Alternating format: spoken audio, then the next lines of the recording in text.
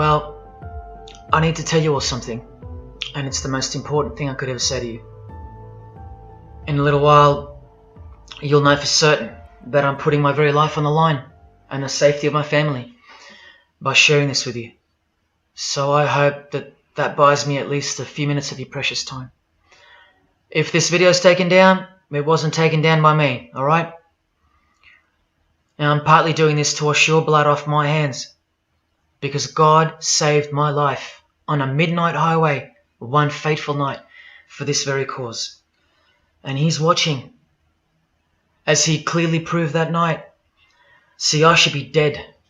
My sleeping driver was hurling us toward a concrete wall at 100 kilometers an hour when an angel of God was sent to wake me up from a deep sleep with just a whisper, and just in time.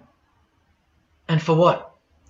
Not so I could win X Factor or buy that dream Porsche or marry that dream girl, but for this, for these words, for this moment, so I can tell you something, so I can warn you about something. Nothing could be more important than this. So cancel that movie you wanted to watch, skip that gym session. Don't scroll down to the next post. Just stay with me. Stay with me. Now, don't worry about the quality of the video or the audio. Just focus on the content. Listen to my voice and trust your eyes. Most of you won't care for the shocking thing I'm about to expose to you, because no one cares. No one cares. Not my exes, former friends, former bandmates, work colleagues, parents, family members, strangers. No one cares. But still, I'm doing all this for one person. One single human being out there. God is calling you, and He's looking for the last ones before the storm. And if you think you know where I'm going with this, please keep watching, because the most important part of this video comes at the end. Now, everything you're about to hear is a fact, and I'll prove it to you. I will leave no room for doubt. And nothing can stop what's coming.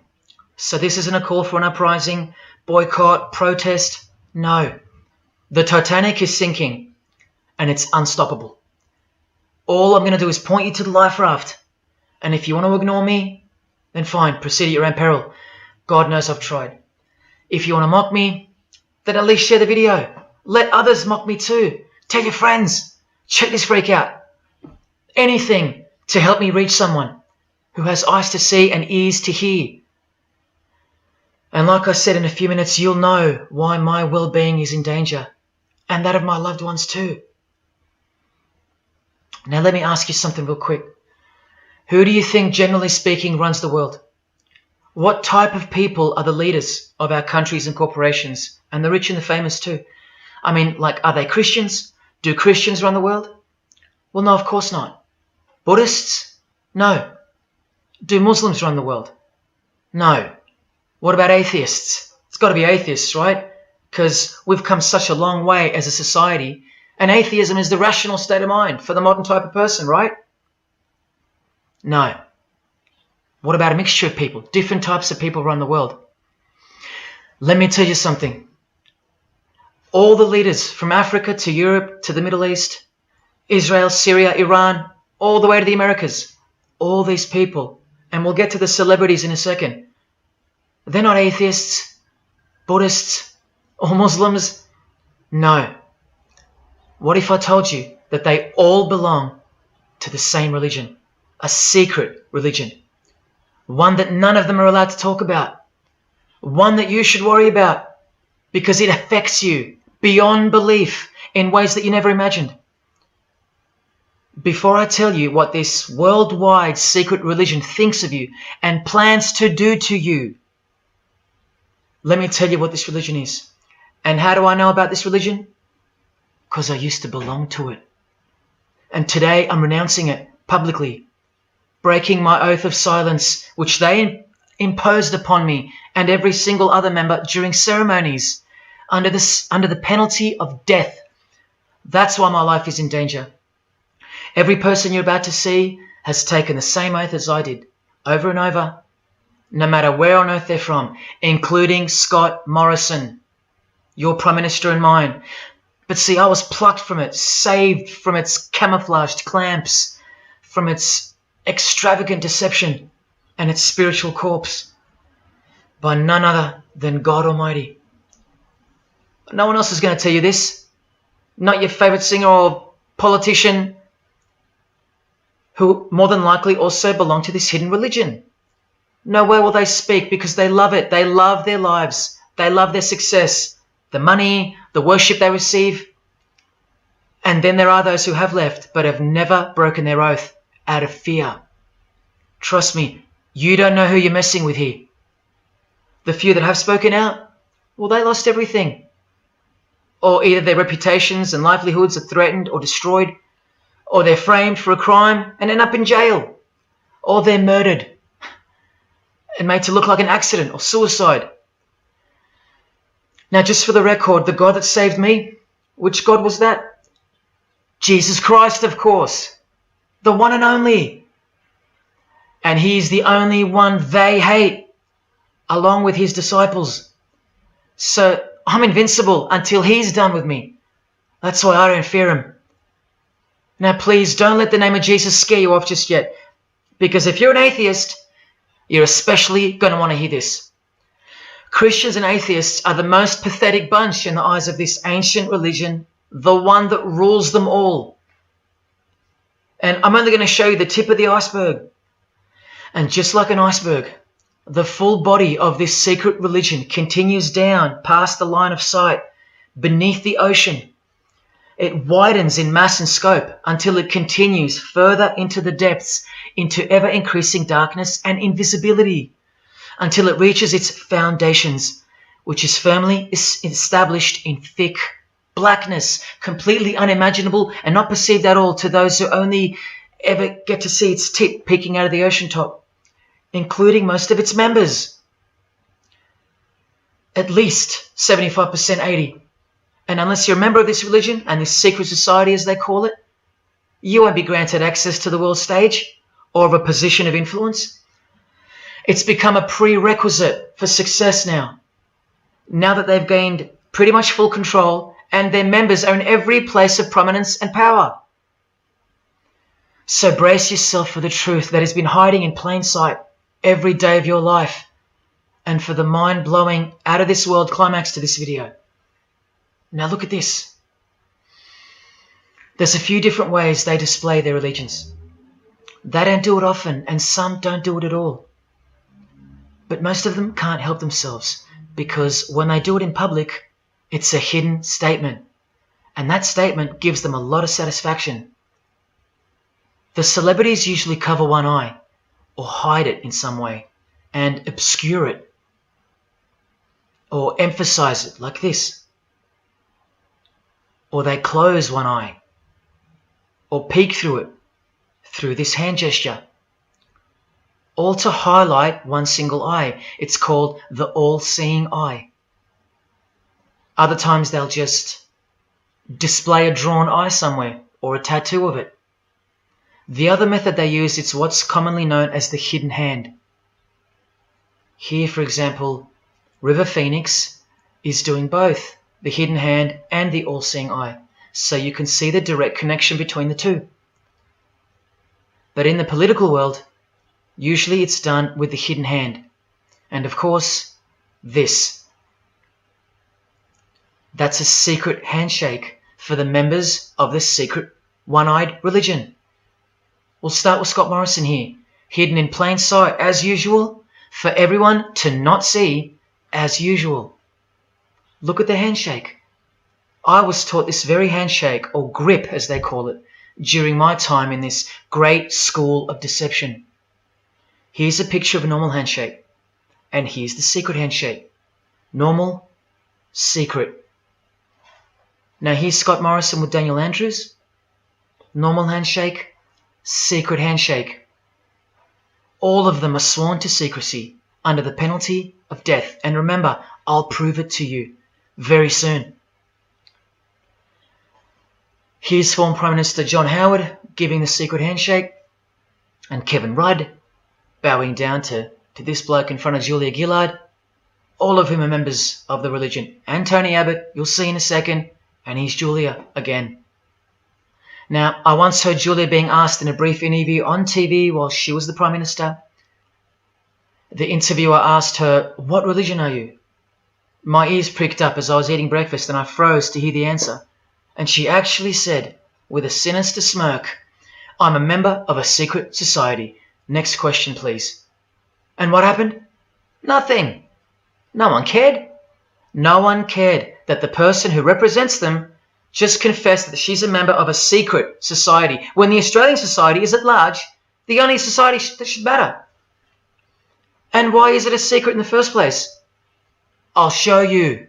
Very soon you'll know their beliefs, and you'll know their master plan, and you'll know why they take such extreme precautions with such hideous oaths of silence under the unbelievable penalties, including death, to stay hidden from the public. So what's the name of this religion? Well, I'll tell you right now. But keep in mind, the magic word you're about to hear only hides the true religion inside of itself. That's how it's secretly flourished to spread like a cancer around the world. It's a religion within a fraternity. The name of the international fraternity, the one that camouflages, conceals, and cloaks the secret religion inside it, is this: Freemasonry. This is their official symbol, the square and compass, sometimes with a G in the middle, and sometimes with the eye, the all-seeing eye. This is the same eye that these people are referring to. That's where it comes from. The eye is sometimes placed in a triangle, and that's where this comes from, the eye in the triangle. Here's Chris Angel doing it, standing also next to a mate with a square and compass shirt on. Not a coincidence. This is not something Jay-Z invented. This is the religion Jay-Z belongs to, and proudly, as you're about to see. The Freemasons also place the eye at the top of a pyramid because the Egyptian pyramid is integral to their secret system. Here it is on Chris Angel's shirt and Madonna's jacket. That's a Masonic symbol. The Freemasons are sometimes called the Masons for short. It'll all come together and make sense really soon. Here it is hidden in plain sight at the Australian MTV Awards. And this is the MTV headquarters, by the way. Trust me, there's no doubting this. Here's the same eye in a pyramid on a Crowded House logo. Yes, initiated Freemasons. Here's the eye on the Harbour Bridge for a New Year's Eve gig. And I wonder what that eye could be referring to. So what's the connection? The religion is the connection, the secret religion. And you'll see. Prepare yourself for an incredible revelation and the amazing climax that comes at the end of this video. Now this is where the Freemasons are counting on you to lose interest, or roll your eyes and move on. Because in their beliefs, the uninitiated, meaning you, are ignorant and stupid compared to them. You're technically called the vulgar and the profane. Please prove them wrong. Prove them wrong. And stay with me just a little longer. Now the secret identity of this one eye lies in the heart of this religion that lives, breathes, feeds and grows deep inside of Freemasonry. And Freemasonry camouflages it very successfully. So it goes undetected and undisturbed until it ultimately fulfills a thing called the great work. That's what they call it. And they will succeed very shortly. Nothing can stop it now. And I think some of you can sense that something's coming. And who do we trust more than anyone in the world right now? This bloke.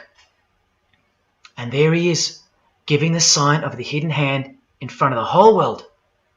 The hidden hand sign is technically called the sign of the master of the second veil in Freemasonry. Veil, get it? Meaning hidden. Now, am I saying that this thing that's happening in the world isn't real? No. I'm saying this. Spoken like a true Freemason. And do you remember this guy? A safe place and a dangerous place. We must treat this new world order, this new world of COVID, we must treat this new world of COVID even in our own homes. So what is this New World Order that he accidentally mentioned? It's common language in Freemasonry, and it has been for a long time.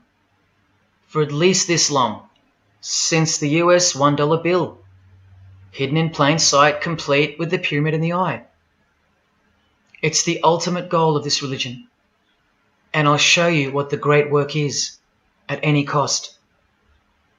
And Australia, like every other country, is now up to its neck in this pyramidal, one-eyed, occult religion. You think there's nothing hidden on our own money? What about this shadow of a bloke? Who's he hiding in the background? Well, these numbers right here will tell you. And I'll show you that too. Did you know there's a giant pyramid in Australia? You want to see it?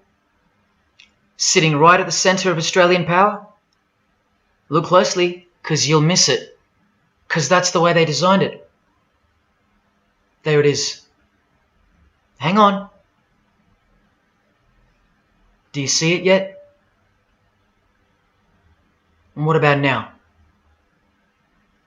That is the frame of an Egyptian pyramid, which we can now firmly call a Masonic pyramid, complete with a missing capstone.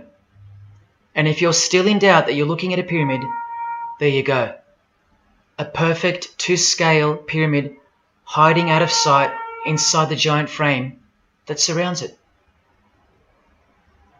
This is going to be so unbelievable to you that you probably won't believe it. Or if you're that far gone, if you really have lost touch with your own soul, you won't care.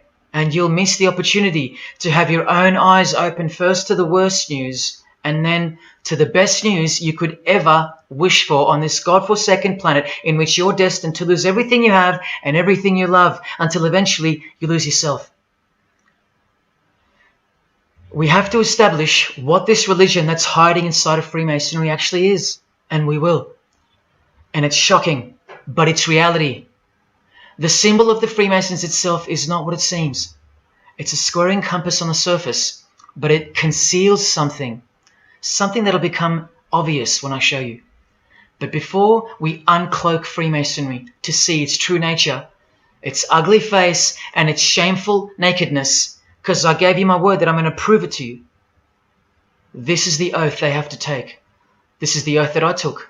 And your favorite actors and singers, just about all your heroes, just about, even some of your relatives, who probably have no idea what Freemasonry is or was, and why they took such gruesome oaths. So for those who are going to say, my grandfather was a Freemason and he was a great bloke, or don't the Freemasons run that retirement home? Just wait. Because I'm talking to Freemasons here as well. And don't you worry, they're going to come out of the woodworks. But they're all under the oath of secrecy. Don't forget that, no matter who they are. Adele, Neil Finn, Chris Angel, or Scott Morrison. The oath comes first. And here it is. This is taken from an official Masonic publication, not intended for the public. This is Duncan's Ritual of Freemasonry.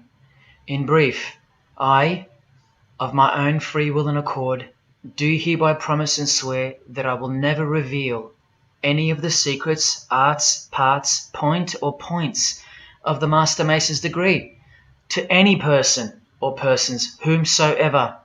This I solemnly, sincerely promise and swear, under no less penalty than having my body severed in two, my bowels taken out and burnt to ashes, so no more remembrance be had of so vile and wicked a wretch as I, should I ever violate my Master Mason's obligation. So now you know what they think of me. I'm a vile and wicked wretch for breaking my oath. So how can anyone ever trust a Freemason when he speaks about Freemasonry? Unless you're speaking to a rare breed like me.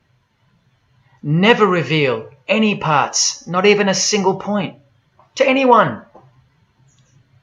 Here's another penalty from another degree, this time from Richardson's Monitor of Freemasonry, a legitimate Masonic publication for instructing and laying out the ritual. binding myself under no less penalty than having my throat cut across, my tongue torn out by the roots, and my body buried in the rough sands of the sea. These are the penalties they swear to. And yes, the lodge has penal authority to execute. This is how they look when they're initiated. They have to remove all their clothing and jewelry, including wedding rings, crucifixes, the most meaningful things to them, no matter what. They have to go, because complete allegiance to the society is required. You're blindfolded at every initiation because you symbolize someone who lives in utter darkness before you receive the light of Freemasonry. And that light will become so obvious to you in a bit. The secret that is being unveiled by incremental degrees to the candidates in the lodge is staring us in the face in daily life. And that truth is pretty scary if all you know and all you have is this world. But they know much more than that. At one point, when the blindfold comes off, this is what you're surrounded by. Blokes dressed like this, holding swords to your face. And that's nothing compared to what comes later. So your own wife or daughter don't qualify for discussion in these matters, unless they too are initiated to the same level as you. So please don't tell me that your grandfather or your neighbour is a Freemason and that there's nothing wrong with Freemasonry. How would you know when they're under oath never to reveal anything to anyone? The whole successful system is constructed by the art of lying to the public and to their own members of lower degrees. And we trust these people? Now here are the illustrations for the signs and handshakes. And you only receive them after the oath has been taken.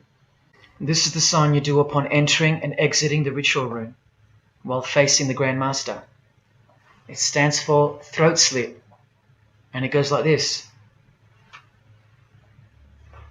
A continual reminder of where you are and what awaits you if you have a change of heart or rebellious spirit. And here you have the illustrations of the secret handshakes. Look familiar? And this is the sign of the Master of the Second Veil. See? Purely Masonic. You don't pick this stuff up off the street. Now this is how it's generally executed in the public arena.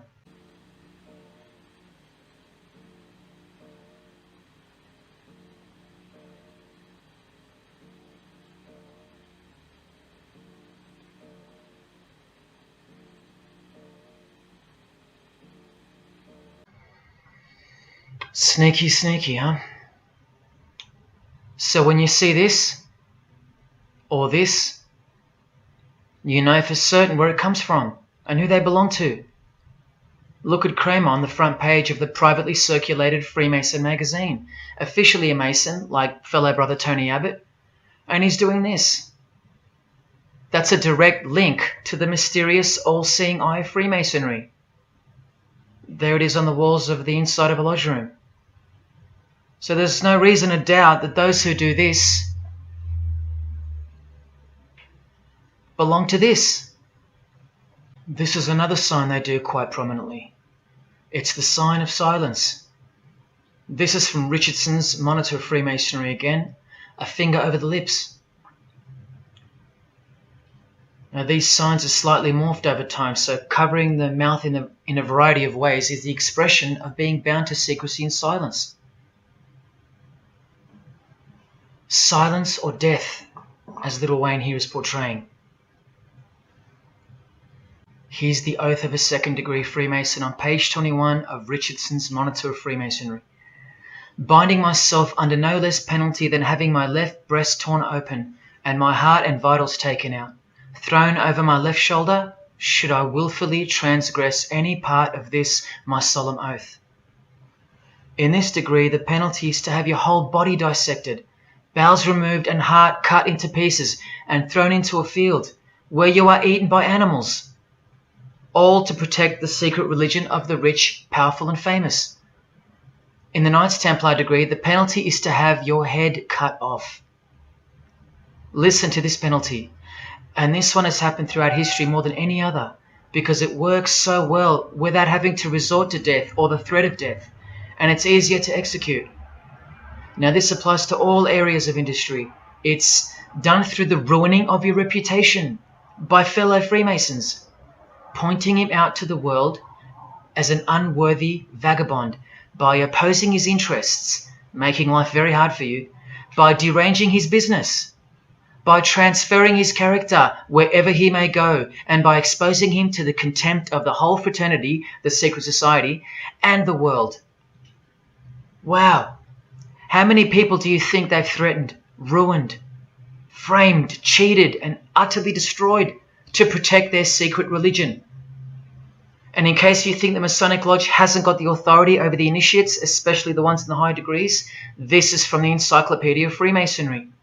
Under mandate, the orders and decrees of the Grand Master or of a Grand Lodge are called mandates, and implicit obedience to them is a Masonic obligation.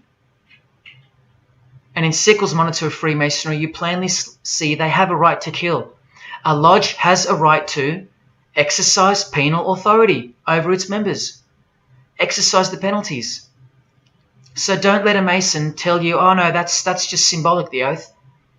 Their laws are above the law of the land, and the proof are the oaths themselves. Because in normal society, you can't ask someone to accept having their throat slit as a penalty in order to be a member of any club or workplace. Unheard of. But not in Freemasonry, not in the secret society world. I told you, you don't know who you're dealing with and what's coming for us all. Here's what they think of the public. Here in speaking to the candidate, it's stated, but have a care not to defile the sanctuary by a spirit of curiosity, meaning don't try to join us just for fun. And take care not to increase the number of the vulgar and profane, meaning don't invite too many outsiders to join because they're vulgar and they're profane. This is more or less an invitation-only fraternity. Here from the Encyclopedia of Freemasonry again, written for Masons only and written by 33rd degree Masonic legend Albert Mackey, stating the same thing. Masonic definition of profane. One who is ignorant of the sacred rites of Freemasonry. One who is not allowed to enter the temple and behold the mysteries. And here, being uninitiated. That's the world at large. And here from this old ritual book written by the same legendary author, in the 33rd degree initiation, the Mason drinks wine from a human skull, which has been the cause for a few to leave Masonry, because they wonder, whose skull is this? In the 30th degree, part of the ritual involves stabbing skulls. Illustrated right here. The process of submitting the member further and further involves things like this. See, the candidate who's seeking admission into the next degree to receive more light has to be humiliated and intimidated. This guy here has his foot on the candidate's head. This is what our celebrities and politicians and the most prominent members of our society have done and continue to do. No one is exempt from this. And this is the intimidating and frightening path that you must take that binds you to the secret society before you are revealed the true beliefs of the religion. So can you see the risks I'm taking? You have to stay till the end. Don't let me down. Don't let yourself down or your fellow man. Believe me, it'll be worth it. Now here's one of the 3 greatest Freemasons of all time, who actually helped construct the 33 degrees or rituals of modern Freemasonry, Albert Pike. A hideous man with a deeply complicated mind, and one who will soon help you to see who they really are. This is how important he is to Freemasonry. He's buried here, in the House of the Temple, a Washington Masonic Lodge, just around the corner from the White House. He was called the Grand Commander, Sovereign Pontiff of Universal Freemasonry, a giant of this secret society, the only Confederate general who has his own statue. And who were the Confederates? The dudes that fought for slavery, not against it, defeated by Abraham Lincoln, who was surrounded by these Freemasons, and who was assassinated by this one, John Wilkes Booth, doing the same sign of the Master of the Second Veil. A Freemason assassinated Abraham Lincoln. Undisputable when you have the eyes to see. Now, Albert Pike writes in his colossal work, which some refer to as the Bible of Freemasonry, called Morals and Dogma, and on page 113 he says, "What can there be in common between the vile multitudes and the sublime wisdom?" That's what Freemasons possess, sublime wisdom. That's what their secret is. It's sublime. The secret I'll reveal to you. Now just quickly, here's Freemason Kanye West. Here he's giving the Masonic grip to his brother Mason Jay-Z. Look at the lapel he's wearing in this picture. It's the same double-headed eagle as on the front cover of the so-called Bible of Freemasonry, Morals and Dogma, written by the Grand Commander Sovereign Pontiff of the religion that Kanye and Jay-Z have been sworn into and thus granted access to international success. His Christian conversion isn't what it seems, and you'll soon see what job he has to do. Now look at what else Freemasonry thinks of the uninitiated, from the words of the Grand Commander himself. The truth must be kept secret, and the masses need a teaching proportioned to their imperfect reason. I hope you're listening, because we're about to get going here. These truths were covered from the common people as with a veil. There's that veil again. And the mysteries were carried into every country. Freemasonry was secretly imported from the East into the whole world to weave its web in the darkness to increase and advance its agenda. The sages, meaning the enlightened ones, always had an esoteric creed, unknown to the vulgar.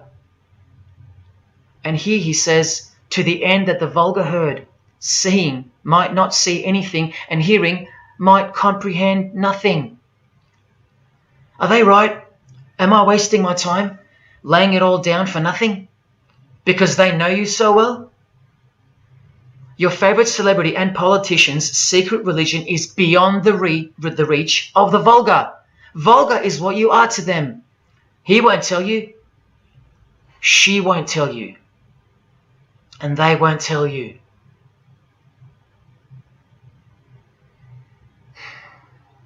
Because the other obscene penalties from the rituals of Freemasonry include having your ear and hand chopped off, or both hands,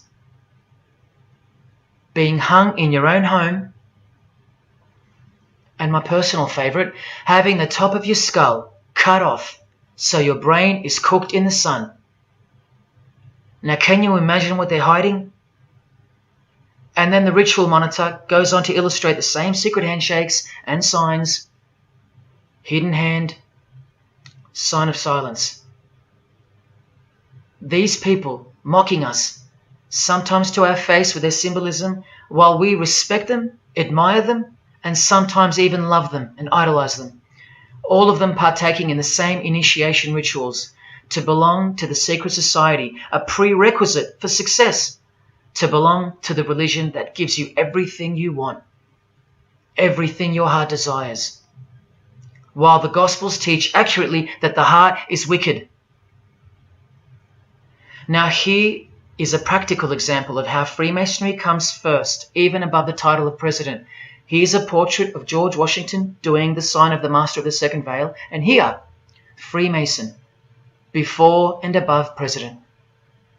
And if you think that's just by chance that they put the word Freemason above president, then here, read this genuine quote from Harry Truman. This should tell you how deep the consequences of Masonic initiation go and what lies deep within. It's Freemasonry above everything else. There's the Queen showing her allegiance over and over. And here's the Queen leaving a very special hospital with a very special nurse. And this was the Queen's father, fully dressed in his Masonic regalia and that God-forsaken apron they wear, which also hides something, just like the square and compass. In fact, what the apron hides is what the square and compass really represents. And it's staring you right in the face. Can you see it yet? Prince Charles, handshake, hidden hand. Prince Harry, Prince William, And here is the Grand Master of English Freemasonry, Prince Edward, also in full gear. What a lovely looking chap. And now he's giving the Masonic grip in front of this stone that was placed there to memorialize his visit to Cape Town Lodge. And what about this guy? Prince Philip, husband of the Queen. Do you remember him saying this? Yeah, and here's the article in case you think he didn't. Initiated member. Do you slowly see what the Masonic mindset is? We are beneath them. And the craziest thing is, if they can turn you into what they think of you, then you deserve what's coming. It's a natural law. It's the law of nature. And I'll soon show you their real Bible, for lack of a better term, which justifies it all, and the one which guides their morals. And it makes a lot of sense, because the power of the deceptive phenomenon of Freemasonry lies in the fact that it contains real truth, intertwined with untruth. Now, this actual book that guides their morals and plans, it isn't written by hand, and it's been around longer than the Bible. So they think it's purer, sublime as they call it. And it's the foundation on which the religion is built upon. And that Bible, so-called, that unwritten Bible, is the key to unlocking its secrets. I'm going to hand you that key. And it's all going to come together like a flood. So they're going to own it all by their own words and actions. And they're going to introduce us to a new system of life, but only after a number of shocking events take place, which I'm so close to telling you about. But first, I have to tell you the name of the secret religion and the identity of the I.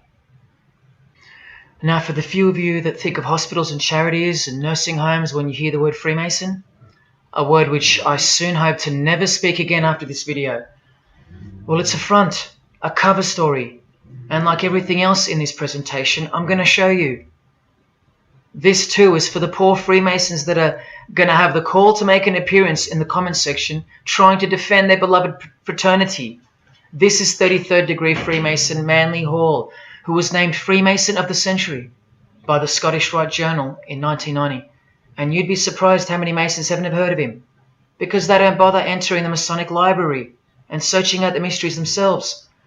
These same Masons think they know something, and they parade themselves on websites and social media, calling people like me, oh, he's just an anti-Mason, anti-Mason. Blind fools at best, deceivers at worst. Well, the Freemason of the Century wrote in this book, and in this chapter, Freemasonry is a fraternity within a fraternity, an outer organization, concealing an inner brotherhood of the elect, one visible and the other invisible. The visible society is a splendid camaraderie of free and accepted men and women, enjoined to devote themselves to ethical, educational, fraternal, patriotic, and humanitarian causes and concerns like hospitals and charities. But the invisible society is a secret and most august fraternity, whose members are dedicated to the service of a mysterious arcanum arcanorum, meaning mystery of mysteries. Now, I wonder what that could be. So once again, don't listen to the lost or deceptive Masons that'll come here trying to cheat you from the truth, telling you that I don't know what I'm talking about or calling me an anti-Mason. Because there you just heard it. There's a Masonry for the majority of Masons, and then there's the real thing, the secret religion, which should shock you when it's announced.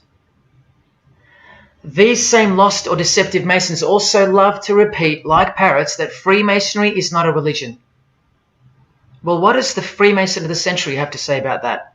From this book, he writes, Masonry is essentially a religious order. Not just a little bit religious, but essential.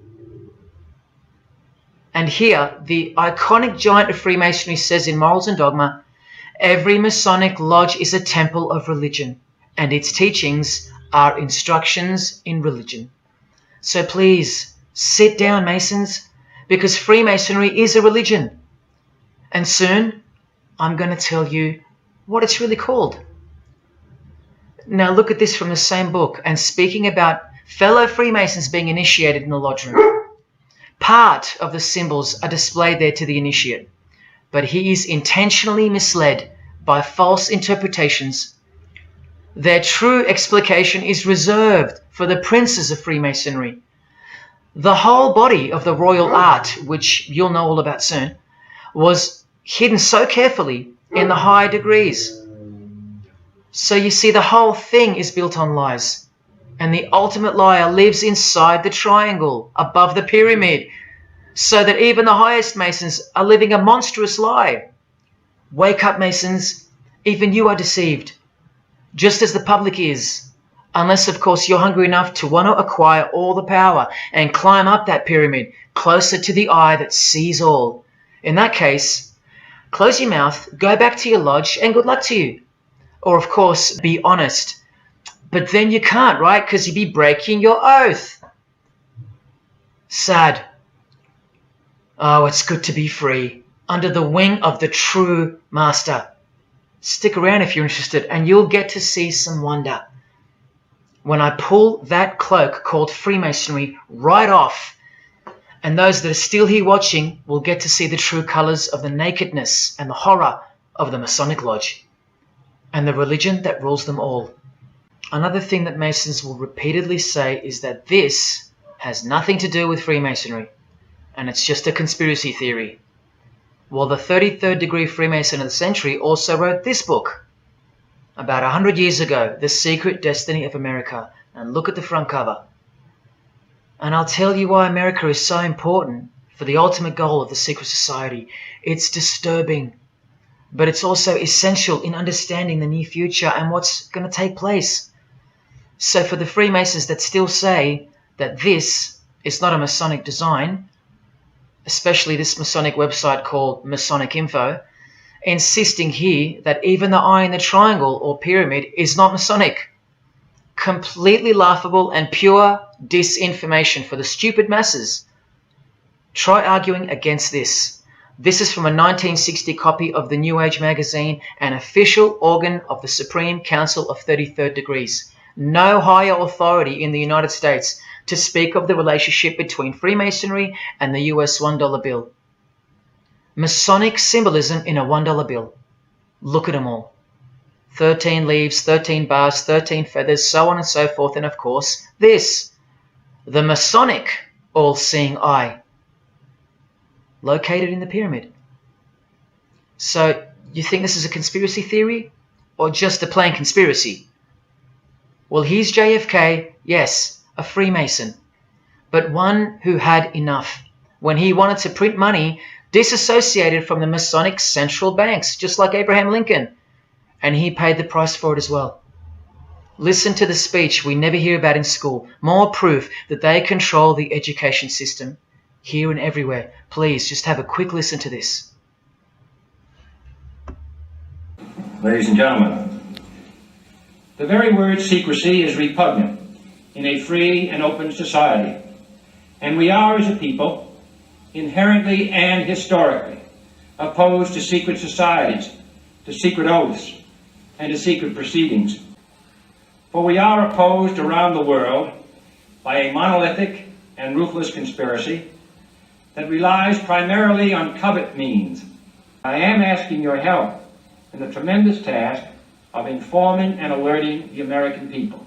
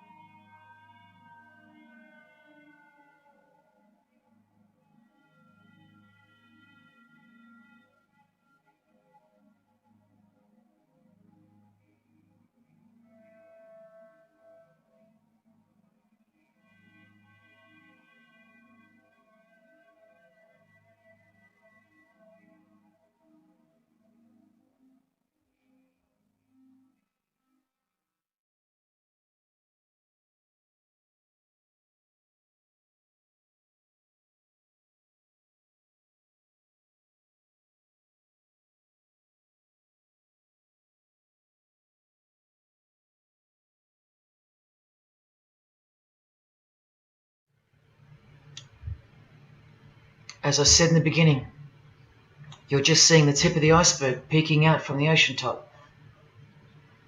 I told you, all personalities in the field of great influence are initiated members of Freemasonry. Otherwise they wouldn't be there. Within 60 seconds of me telling you what international Freemasonry really is, I'll prove it to you. Unequivocally, within 60 seconds. And then I'm going to drive it home, and then I'm going to show you what they're planning with this new age they're implementing, and then the conclusion, which is by far the most important part of this presentation. So when you hear me tell you the truth in just a moment, don't switch off in disbelief because you can't believe that your favorite idol or whoever could possibly be involved, like you know them or something. You don't know these people. You do know that they're under oath never to reveal their beliefs to you. The vile multitude. It's time to trust your eyes now, not your feelings, especially after all that I've shown you. This is why the secret religion is so hidden. This is why it's so ingeniously designed through layers of lies upon lies, cloak upon cloak, and oath upon oath, concealing the truth for its chosen few. What is Freemasonry? What is the most secret yet most powerful religion in the world? Well, that's easy. We live in an evil, evil world. So there's only one religion that befits it. Freemasonry is Satanism in disguise. Now start the clock.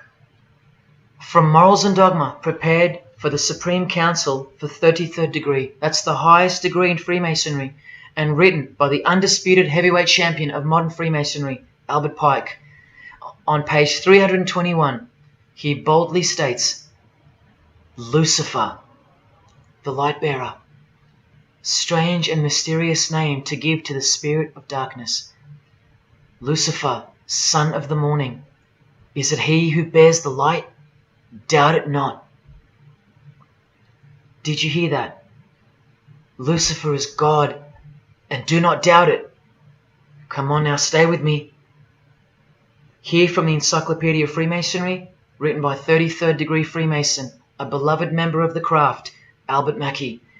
He tells us whose name represents the good principle in Freemasonry's secret worldview. Writing under the Masonic meaning of the word pentagram, he says that the pentagram, depending on its position, represents good or evil. See how he puts the positive aspect in the first position? Good first, evil second.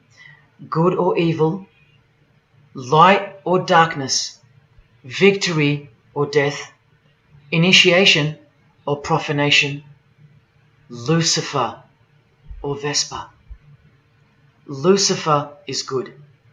Lucifer is light. Lucifer is victory. And Lucifer is true initiation. See, if you're not initiated, you're profane. If you haven't figured out that God is Lucifer, you're vulgar and profane. You're stupid, in their own words.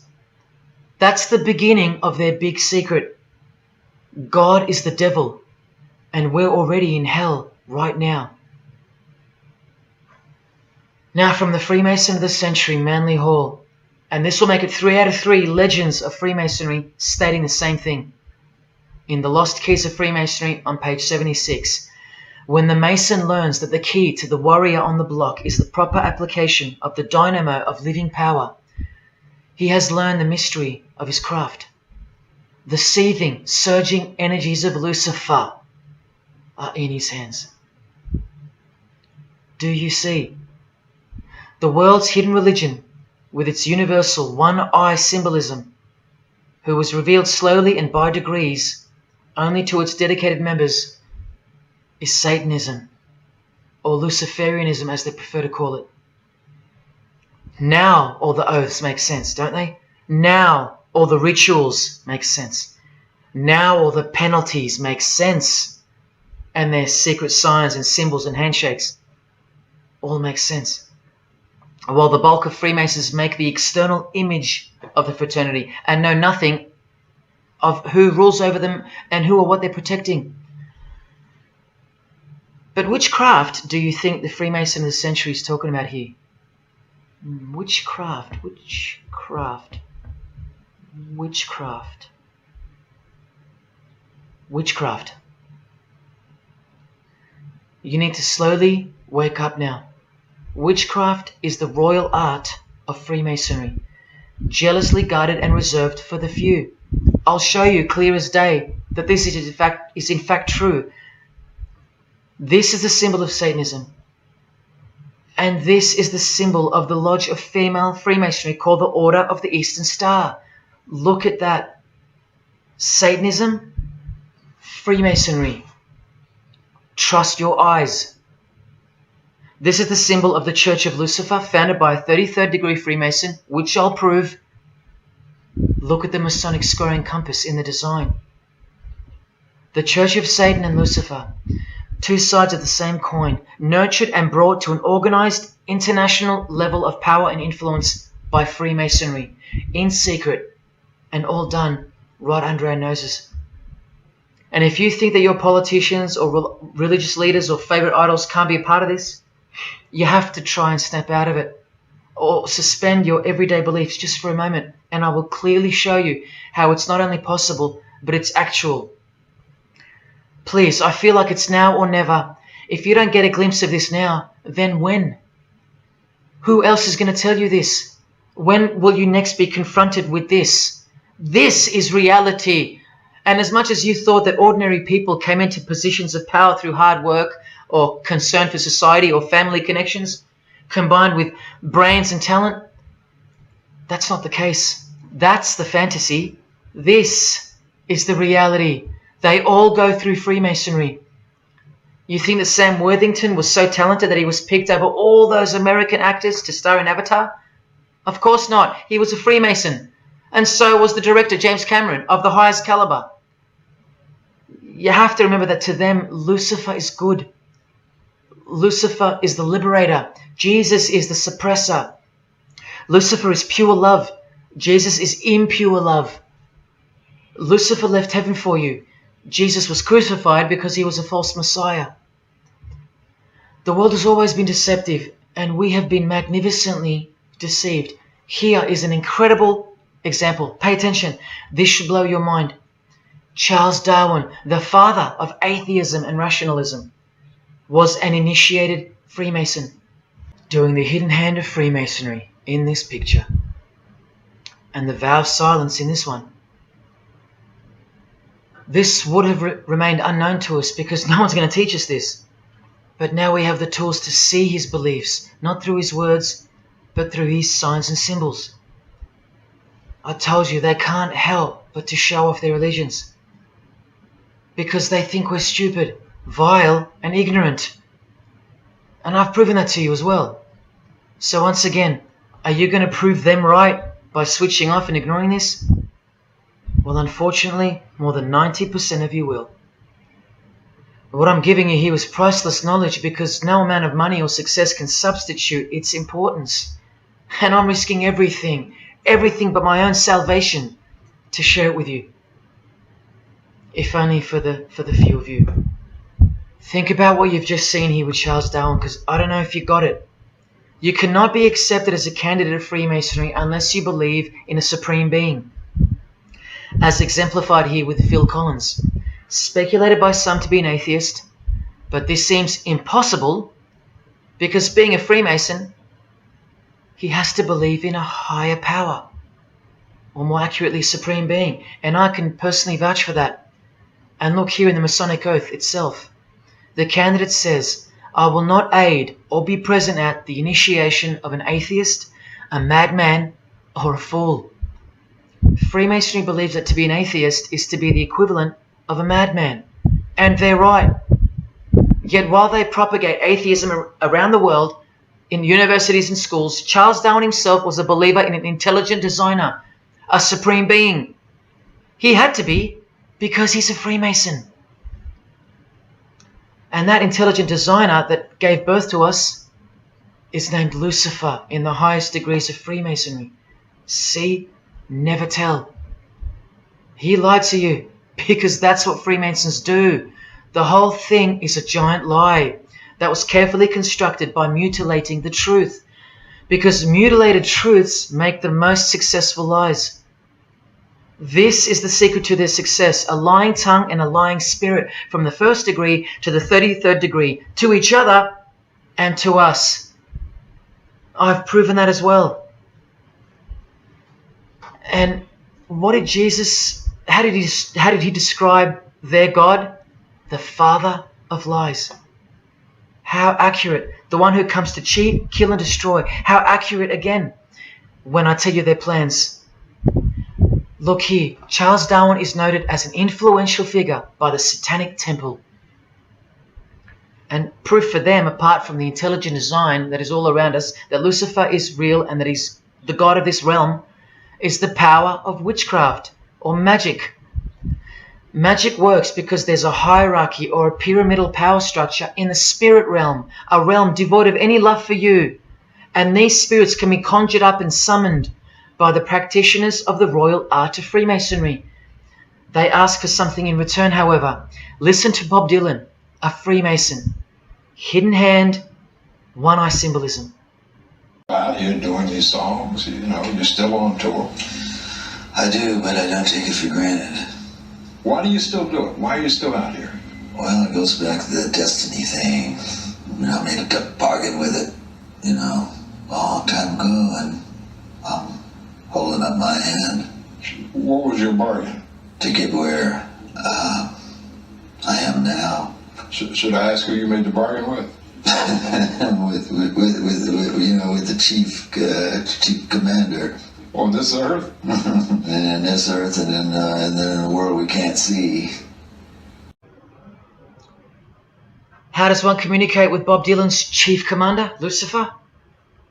By the jealously guarded royal art of Freemasonry, witchcraft. This is from the Encyclopedia of American Religions.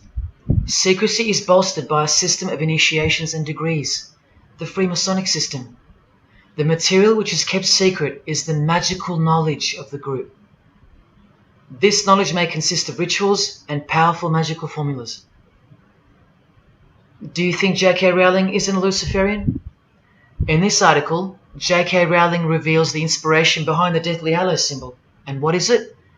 The Masonic squaring compass, with the one eye that all the celebrities mimic. That's the inspiration. They're all members of the secret society. If you think that doesn't prove anything, here she is with her new tattoo. It says Solve Coagula. Also a song title by fellow Freemason Marilyn Manson. And where does it come from? Here, the Baphomet. The image of Lucifer as conceptualized by another Freemason, Eliphas Levi, in his book, The Doctrine of Transcendental Magic. This horrid thing, with breasts, a penis, and a goat's head with two horns, has these words written on its arms, Solve Coagula. The impact of the meaning of these two words should disturb you to soberness when I tell you about them. Because apart from other things, they involve the process in which the new system will be implemented at unbelievable cost to you and I. Here's a statue of the Baphomet at the temple, Satanic Temple, complete with two little kids admiring it. That's J.K. Rowling's religion, Satanism.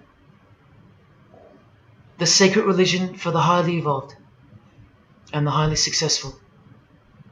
Welcome to the real world.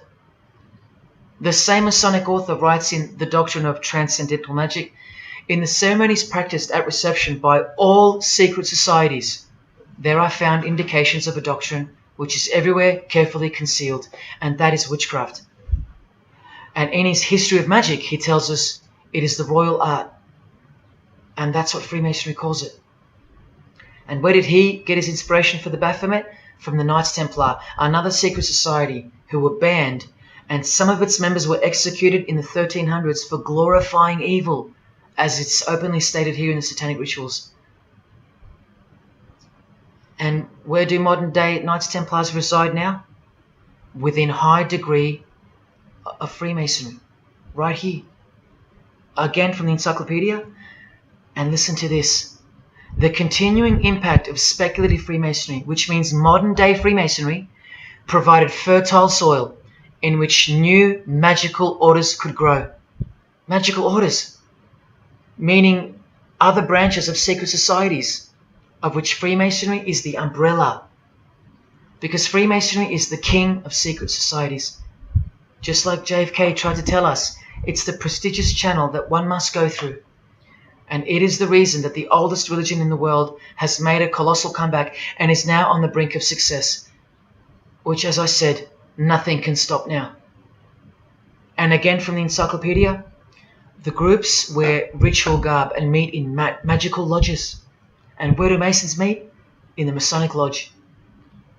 Like here with a magical pentagram on their checkered floorboard. Are you believing your eyes? Or are you making excuses? Here's another statue of the Baphomet at a satanic temple doing the sign of the horned god Lucifer.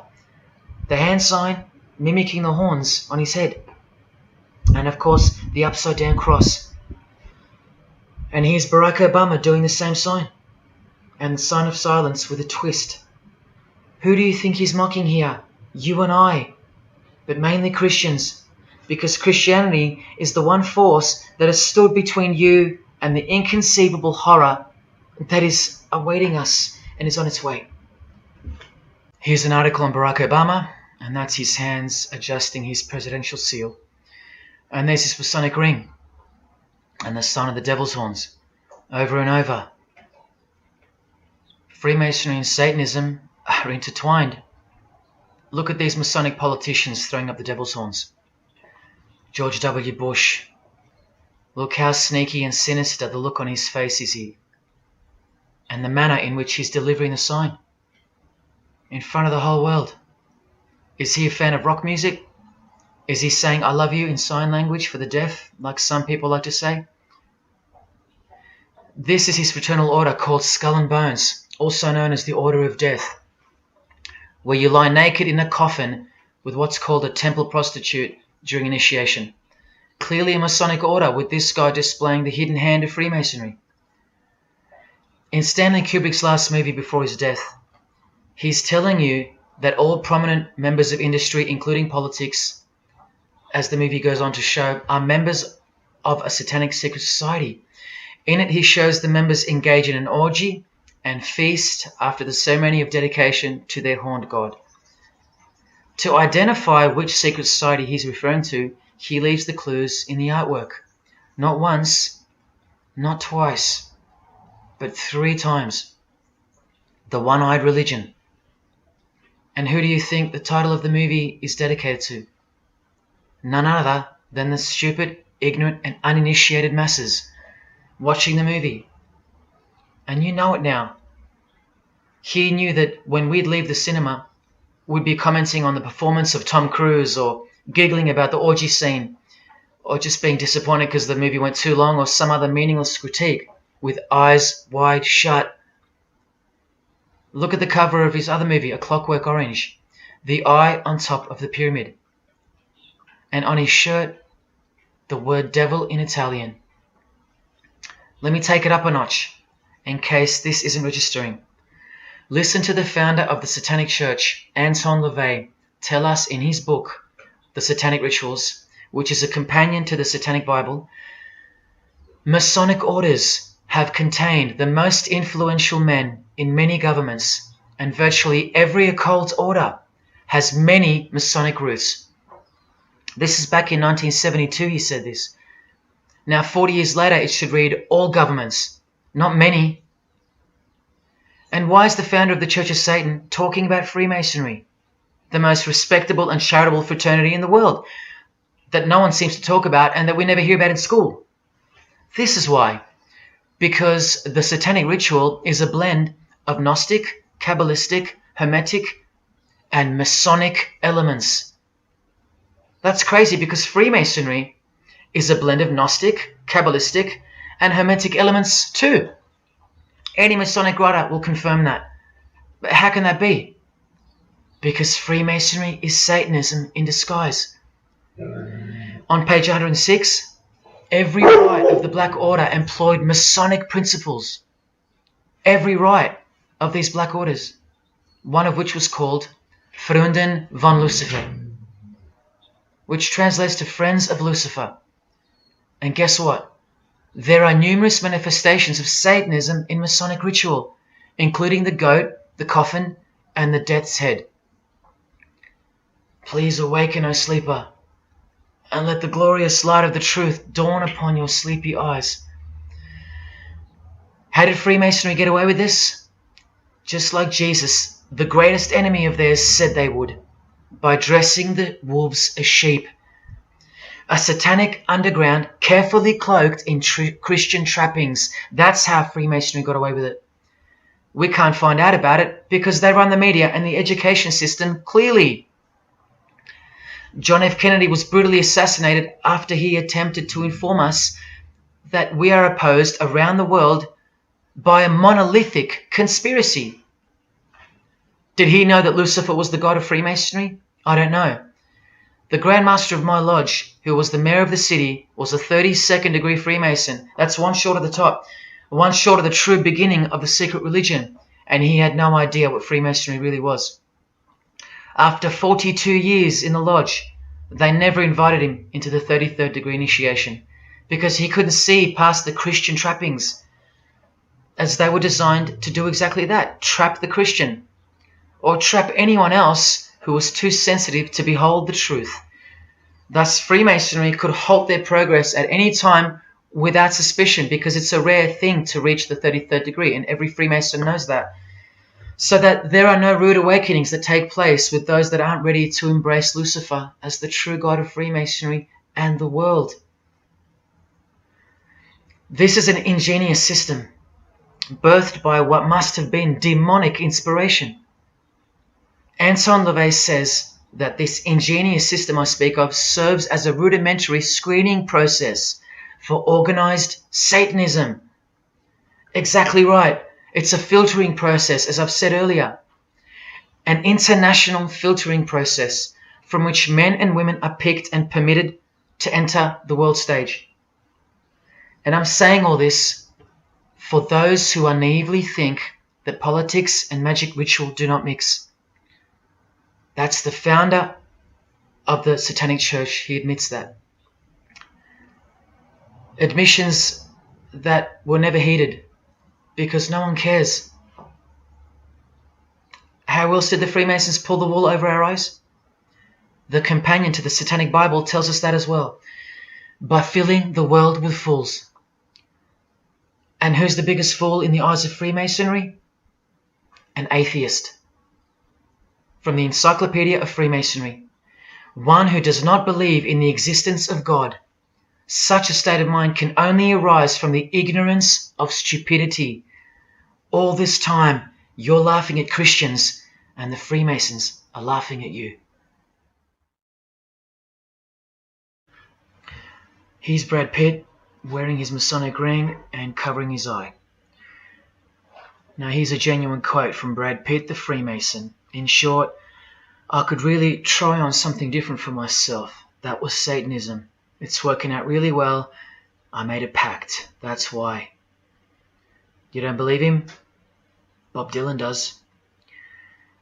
And the hand sign they all do. Allow me to show you what it symbolizes. And now that you know what you know, it should make sense to you. It stands for 666. Yes, indeed. Satan's number, foretold by Jesus Christ. Now just hang on, let me prove it to you. Here it is for all to see on this shirt design, worn by Guns N' Roses guitarist Slash. See the I in the middle of the 6? Repeated 3 times. That's 666. In this one, the design in the shirt is clearly demonstrated by the person wearing it. Another example, the hand sign with 3 6s on the shirt. Here's a movie poster, the hand sign and the 6 on his lapel. Connect the dots. Here's Don Cheadle, the hand sign, and here he covers one eye with the dice. What's the number on the dice that he holds toward the camera? 6.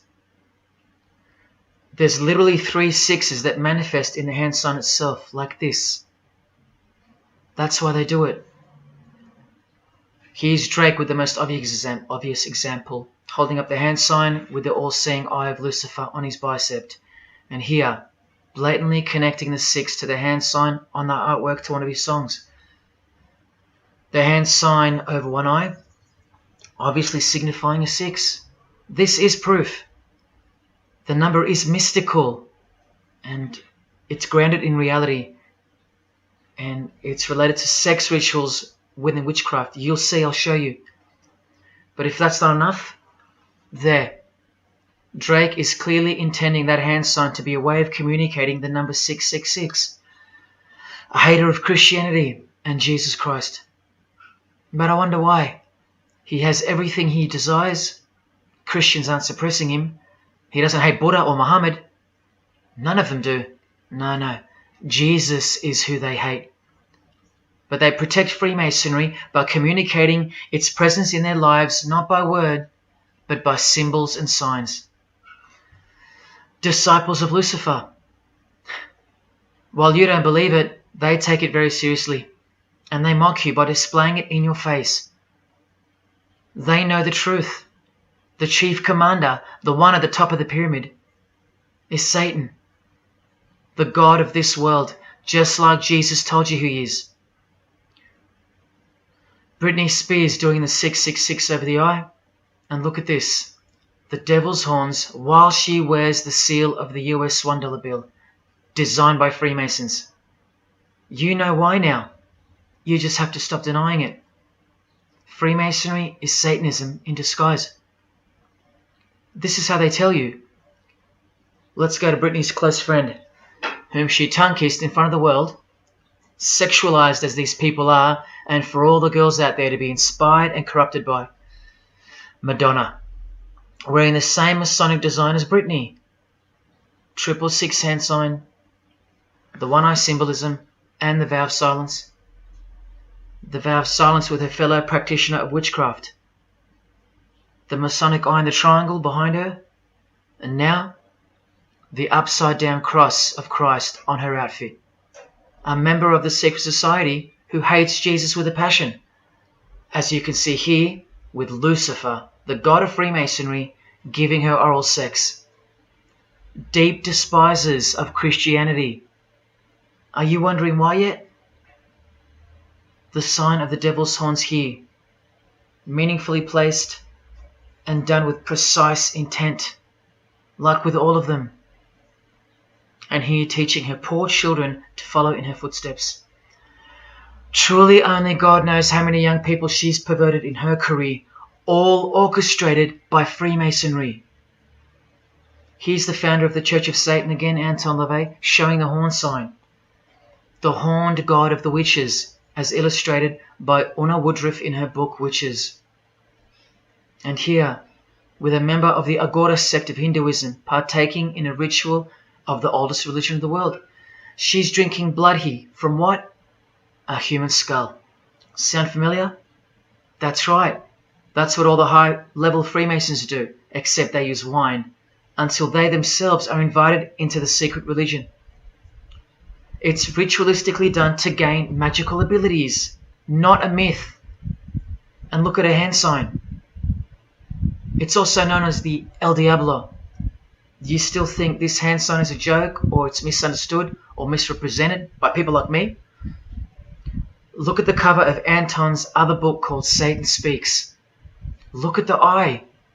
He has one eye emphasized. Can you see? What about the image of Lucifer in the Satanic Temple? Look at the right eye. It's darkened. You ready for this? From the Bible. And this passage is thousands of years old. Woe to the worthless shepherd.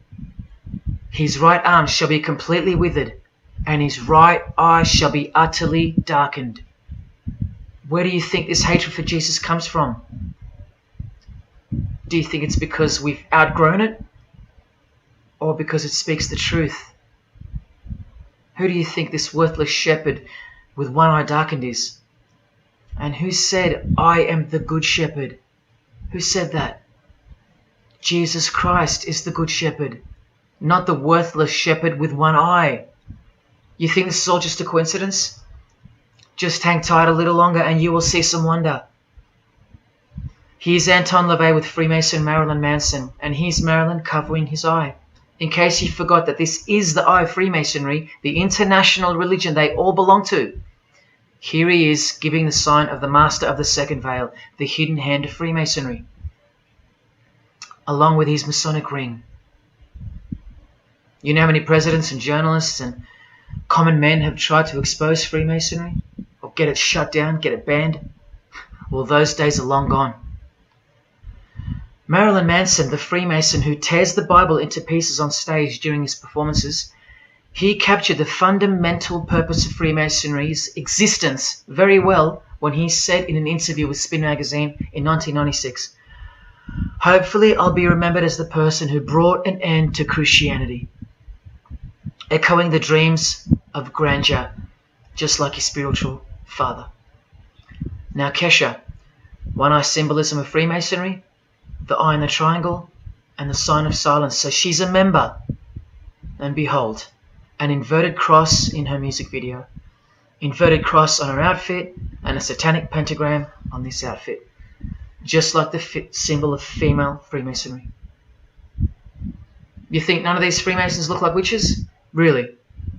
And none of these witches in the making? Remember, 90% of them don't know what they're serving, or what they're doing there, or why they're taking oaths of such silence and such penalty. Avril Lavigne does, showing her allegiance with the one-eye symbolism, participating in lesbianism in a video, influencing the masses, subtly stealing her innocence. And what's on her helmet? One eye. And doing the El Diablo with pentagrams at her concert. Anthony Bourdain with his one-eye symbolism, he was openly a hater of Christianity. And what kind of woman would suit a man like this? Well, a fellow member of the secret society who hates Christianity too, of course, Asia Argento. One-eye symbolism, again and again. The sign of Lucifer's horns, and this pose of his image. Remember the Baphomet. There's Asia mimicking its pose, complete with the finger position. Creatures with breasts and an erect penis and a goat's head. You know, things you find normal now, thanks to international Freemasonry, normalizing evil and filth through multiple levels of and avenues of propaganda and influence, including television, movies, music videos, schools, education, through legislation, through passing of laws to protect the evil nature, and of course through your favorite idols. Chris Hemsworth, just your everyday good Aussie bloke? I'm afraid not. One-eye symbolism and the sign of silence, both of which mean he's taken all the disgusting oaths of Freemasonry under the penalty of death, thus catapulting him over the competition, never to promote Christian values or Jesus Christ again. The 666 hand sign, and now, see how the hand symbol makes sense? Amber Heard, who was married to this Freemason, who's best friends with this Freemason. I told you they only date, marry and associate with their secret society. Here with the 666 over one eye, and this tweet. I think it's a tweet, I don't know. Look at the one eye closed, darkened if you will, and identifying its meaning with the devil's hand symbol. Of course, she camouflages the whole thing with her misdirecting words for the dumb masses. But we can see through that now, right? Oh, look, it's Elon Musk replying. He's a fan of Amber Heard. Or is there more to it? Good sign, he says. The sign of the devil's horns. The fertility god. The sex god. That's what he's referring to. Why on earth would he point that out? You know why. But to be sure, let's go to his wife or girlfriend, Grimes. One eye. And whose eye is it? You know that too now. The God of this world, who hates Jesus Christ just like she does. 2 inverted crosses of Christ and the pentagram. And what about Elon's mother? Of course, all members of the secret society. Most of us who never even knew it existed. Blink-182, initiated member with some of his secret brothers from the lodge. Vow of silence. Sign of the devil. Cyndi Lauper, all-seeing eye. Vow of silence. the sign of the god of this world. Christian Bale, who thanked Satan at an award show, doing the sign of the master of the second veil, the hidden hand of Freemasonry. Ashley Tisdale, all-seeing eye, social media post, and hanging out with her boyfriend, who proudly wears the satanic cross. You think they belong to the same religion? Of course they do. Bonnie Wright, one eye and the satanic horns. John Cleese, I include him here because he's a well-known hater and mocker of Jesus Christ and Christianity. He got rich off it, and he's a proud Freemason, showing his allegiance. Motley Crue, Nikki Sixx, Tommy Lee, Vince Neil holding a cross upside down, and their album cover. Secretly Freemasons under oath while promoting Satanism in the open, doing their job and influencing the masses to hate Jesus and Christianity and to live a life of sin through seduction of their music. Secret Society member Jimi Hendrix hiding one eye and telling you about the secret powers of music. Nirvana, Kurt, bass player Chris, Dave Grohl, Dave and Jack Black making the sign of the pentagram, a geometric tool used in the magical curriculum, and Dave wearing his upside down cross. Hard to listen to all those beautiful songs he's written now. Courtney Love and her daughter glorifying the symbol of Satan, and Nirvana discovering something on a road trip while covering some numbers up. Proud Satanists, all secret Freemasons. Here's Quentin Tarantino. Now that we know what we know, can you see through this picture to reach its true meaning? The all-seeing eye, whose identity is revealed by the hand gesture, which is 666, with the vow of silence and throwing up the devil's horns, which I hope you can finally see means something. Share. Can this get any more obvious now? The sign of the vow of silence being made with the sign of the devil, telling you that the secret which isn't to be spoken of is Lucifer, right there in front of you. Speaking through signs and symbols, like Confucius said, signs and symbols rule the world, not words nor laws. Cardi B, I just want you to see a few connections between the one-eye symbolism, the 666 hand sign, and the horned God symbol. Eddie Izzard, all-seeing eye, hidden hand, and mimicking the horns of the Masonic God. Oh, but men love the darkness rather than light, as the scriptures put it so solemnly. Look at how precise that statement is. With high-ranking Freemasons loving the darkness so much that they define the darkness itself as light. Watch. In MasonicWorld.com, an article by Worshipful Master John Alexander, who has journeyed from the lower degrees to the high and sublime degrees. This is the religion of our leaders and celebrities, so listen. He writes, every ritual from the high and sublime degrees that I've ever read contains the statement, I beg you to observe that the light of a Master Mason is darkness visible. I put it to you, brethren, that this is the most accurate description of Masonic light that you will ever find. Think about what you just heard, because this is what they learn. Masonic light is darkness. And this is before they enter the real religion of Freemasonry, Satanism. That's why in the high degrees the ritual states to the candidate, I beg of you to observe, meaning to ponder, to contemplate what they mean by the statement.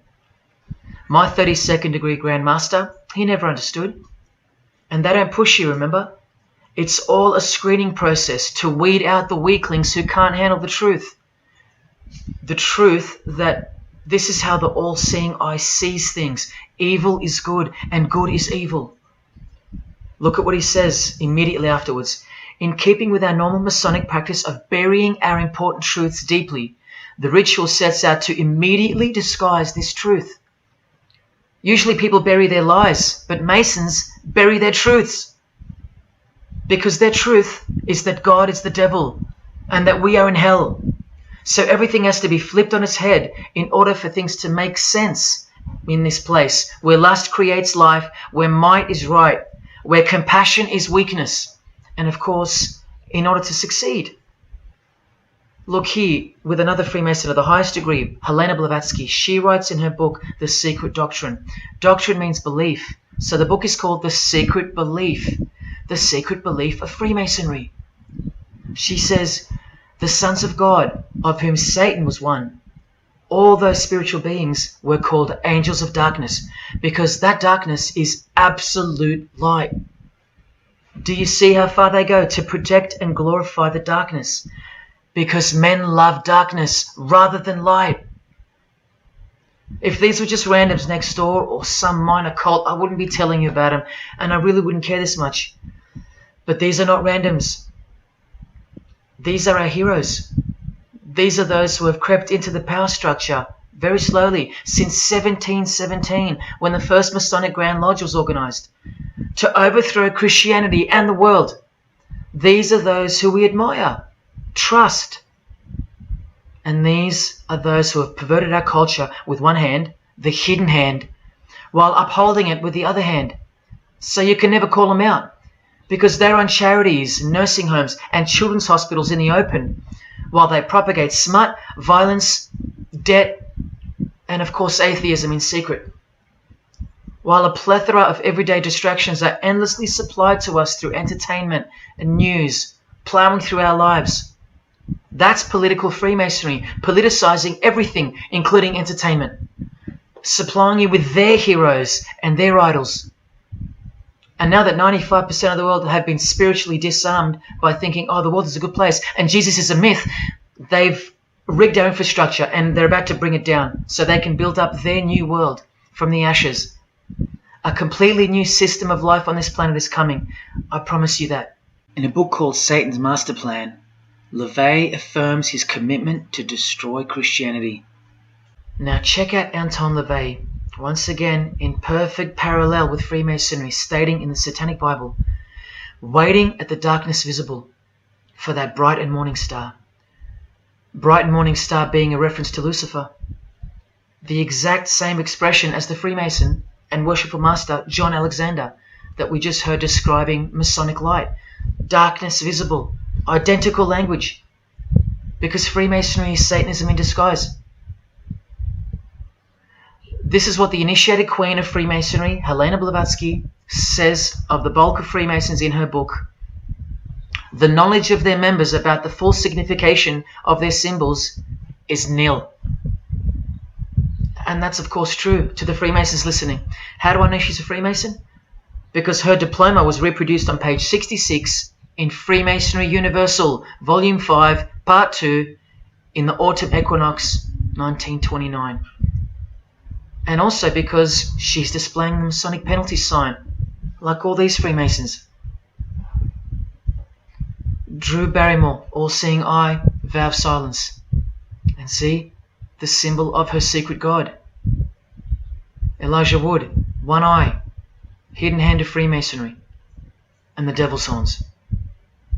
Sammy Davis Jr., the eye of the Freemasons is the all-seeing eye of Lucifer. Because here he is with Anton LaVey, the founder of the Church of Satan. So when you see him hanging with other celebrities like Bill Cosby, can you be sure that they belong to the same religion? Sure you can. I told you they don't hang out with the uninitiated. You think the Rat Pack weren't Freemasons? Well, here's their leader, Frank Sinatra, doing the hidden hand.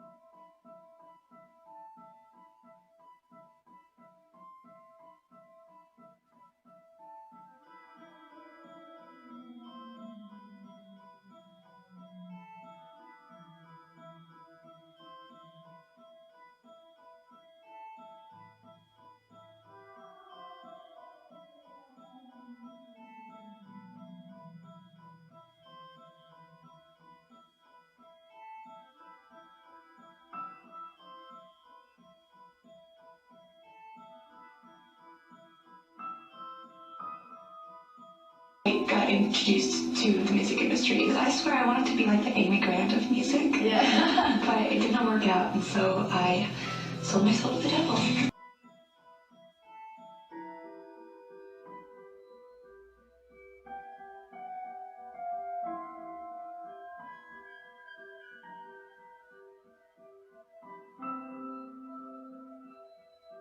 On that, have you considered maybe doing more acting? I only had a few lines. It was fantastic, but I can't really tell you anything else. It was. Sure you can. I know, I can't. It's very secretive. It's a very secret society.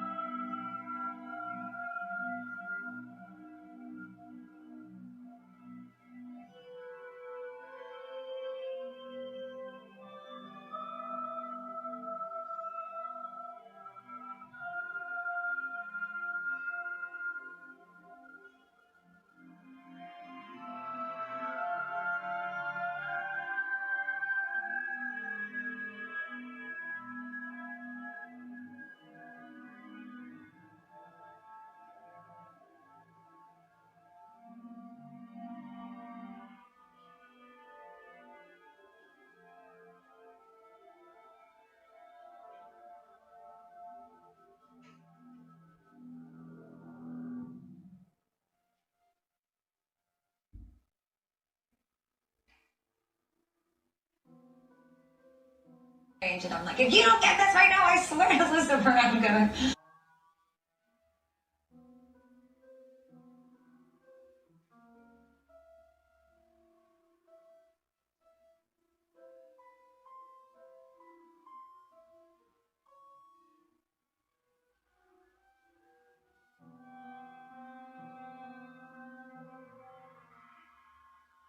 poker facing with your sexuality. When I was making love to my old boyfriend, I used to think about women sometimes. Oh, good Lord. I'm sure he was delighted when you told him. Oh, good Lord. I'm sure he was delighted.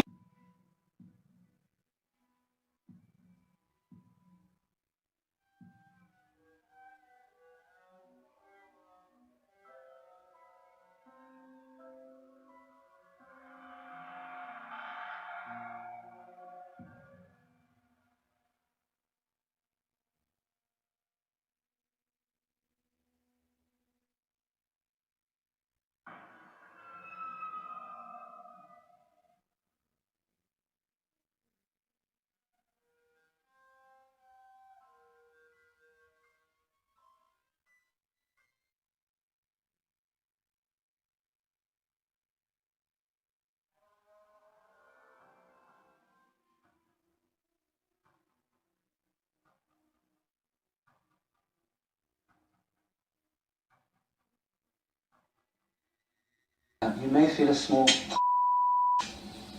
prick.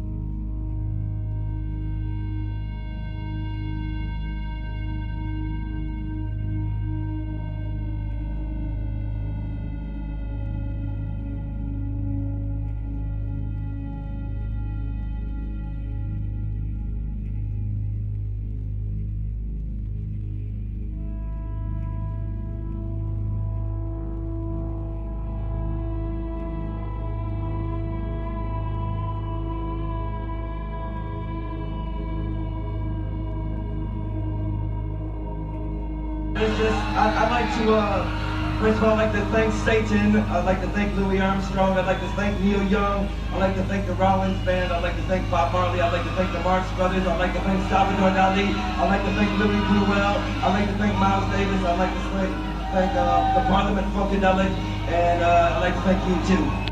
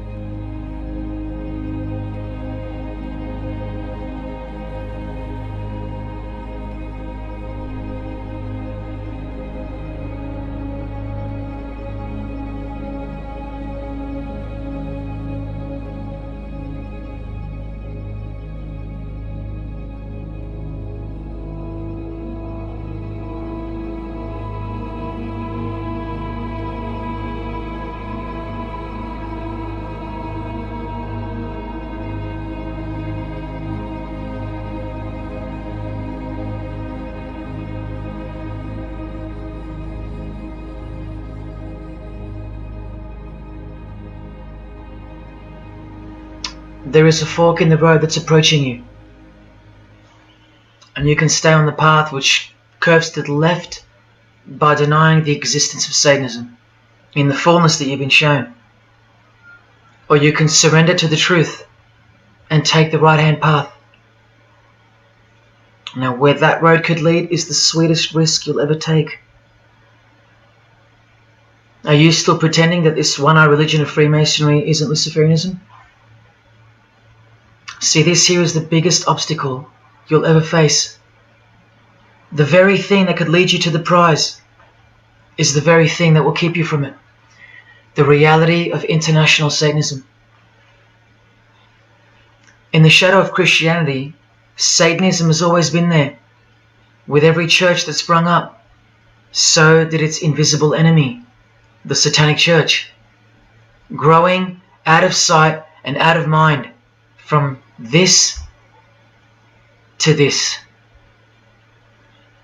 And Christianity has long been deprived of its power, as clearly demonstrable by the absolute lack of preaching against the institution of Freemasonry.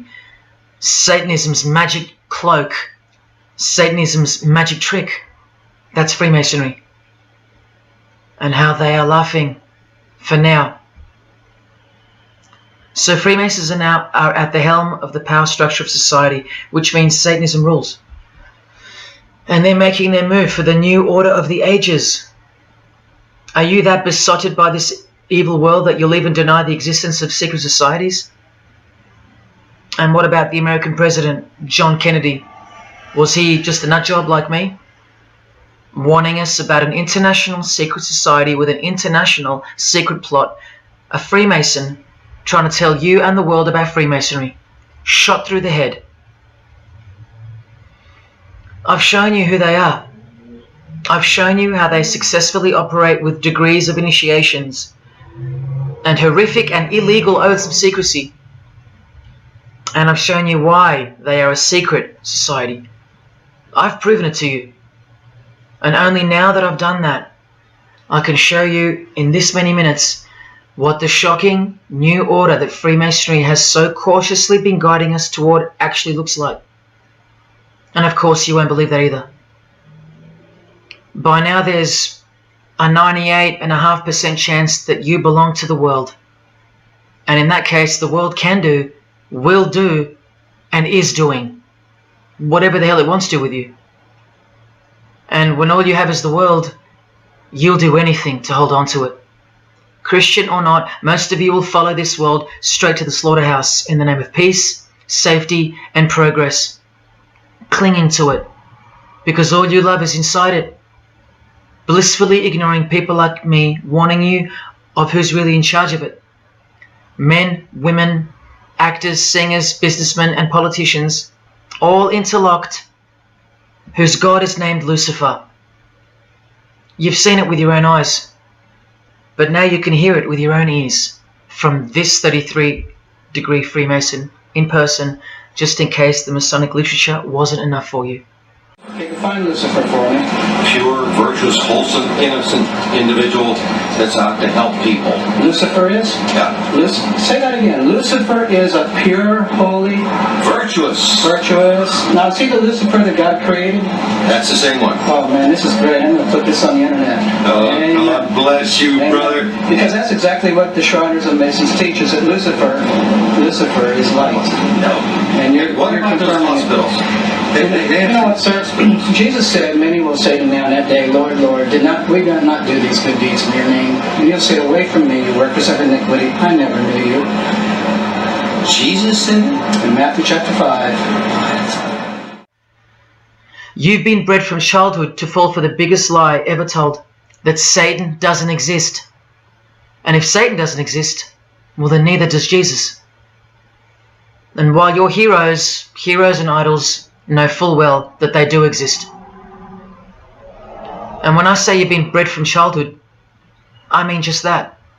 Walter Disney was a high-ranking Freemason. He's a Masonic stamp dedicated to him, and his very exclusive Club 33, which stands for the 33 degrees of Freemasonry. And who's the god of the 33rd degree Freemason, Walt Disney? Or Walter hides the answer in plain sight, because that's what Freemasons do. Firstly, the God of Mr. Disney is wicked. See how they veil evil with a cloak of innocence? What does the word veil itself conceal? Secondly, Walter's God is horny, symbolized by the horned god of the witches. And we all know Walt Disney loves magic, which is witchcraft. So the depictions of sex are hidden in plain sight as well. Remember, lust produces life, not love. So lust is purity, lust is love for the high degree Freemason. And thirdly, he hides the number of his God's name in the open as well. No, that's not a 666 he's seeing interwoven in the design. That would be ridiculous, wouldn't it? Not even when they separate the sixes from the name, all three of them, and place them together for you like this, in plain sight. No, not even then will people see. Do you think things are any better 50 years later? Here's the eye of Lucifer in the Nickelodeon channel, and his lightning flash. Remember what they actually believe about Satan. From Freemason Helena Blavatsky's book, The Secret Doctrine, meaning the secret belief. Who is Satan? He is the angel who was proud enough to believe himself God, brave enough to buy his independence at the price of eternal suffering and torture, beautiful enough to have adored himself in full divine light, strong enough to still reign in darkness amidst agony. Helena Blavatsky is suggested as recommended reading by the Encyclopedia of Freemasonry right here. And the Grand Pontiff of Universal Freemasonry, speaking of Lucifer, Satan and the Devil on page 407, writes that to the initiate, the devil is the instrument of liberty or free will. That's who Lucifer is to them, okay? To show you how little you know of who you're dealing with and the extent of this religion's influence and power, not to mention their plans, let me jump ahead for a minute.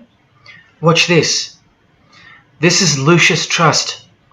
The Lucius Trust is a non-for-profit service organization incorporated in the United States in 1922, and their objective, from Lucius Trust website, dedicated to the establishment of a new and better way of life for everyone in the world based on the fulfillment of the divine plan for humanity. The divine plan. A new way of life. Like a new world system. Like a new order. Now you want to see who they work for? The Lucius Trust has consultative status with the Economic and Social Council of the United Nations. The United Nations, the UN. They consult the United Nations of the world. They advise the United Nations of the world. Now look at this. The Lucius Trust's publishing company was founded in the early 1920s as Lucifer Publishing Company. The Lucius Trust says that the name was probably chosen to honor Lucifer.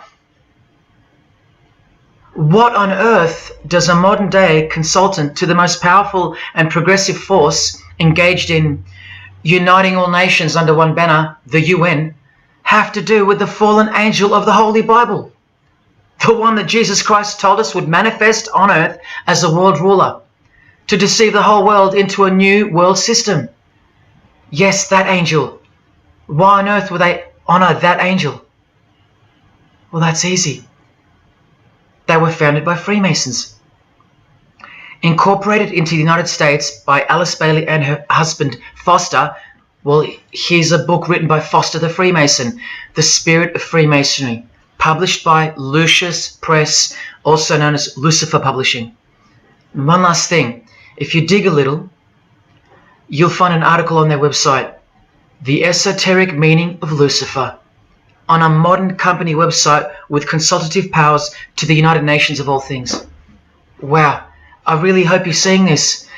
In the article it states that the Baileys had enormous respect for H.P. Blavatsky, who stated in her renowned occult book, The Secret Doctrine, on page 245 in the chapter called Holy Satan. It is Satan who is the God of our planet and the only God. Then the article goes on to say that the Baileys sought to elicit a deeper understanding of the sacrifice made by Lucifer. Everything has been reversed. Evil is good, Jesus is the enemy, and Lucifer sacrificed himself for you, not Jesus Christ, the one who washed the feet of his disciples and the only one they fear. Modern progressive atheists do not influence world events, people. Satanists do. Remember the goal of the Lucis Trust? The fulfillment of the divine plan for humanity. Yeah, the divine plan exposed by Jesus Christ in the Gospels. Hence their war on the Bible and the abolition of it from the school system and even from modern Christian churches who dare not preach from the book of Revelation. Your most highly evolved and contemporary leaders of society secretly believe that in the theosophical perspective, the descent of these solar angels was not a fall into sin or disgrace, but rather an act of great sacrifice. They believe in the fallen angels and their revolt against God as revealed in the Bible, led by the devil, the chief commander of Freemason Bob Dylan, remember? These people make contact with these fallen angels, with the royal art of Freemasonry called witchcraft. Please stick around, let me show you that. How many solar angels does the Bible say followed Lucifer out of this heavenly realm?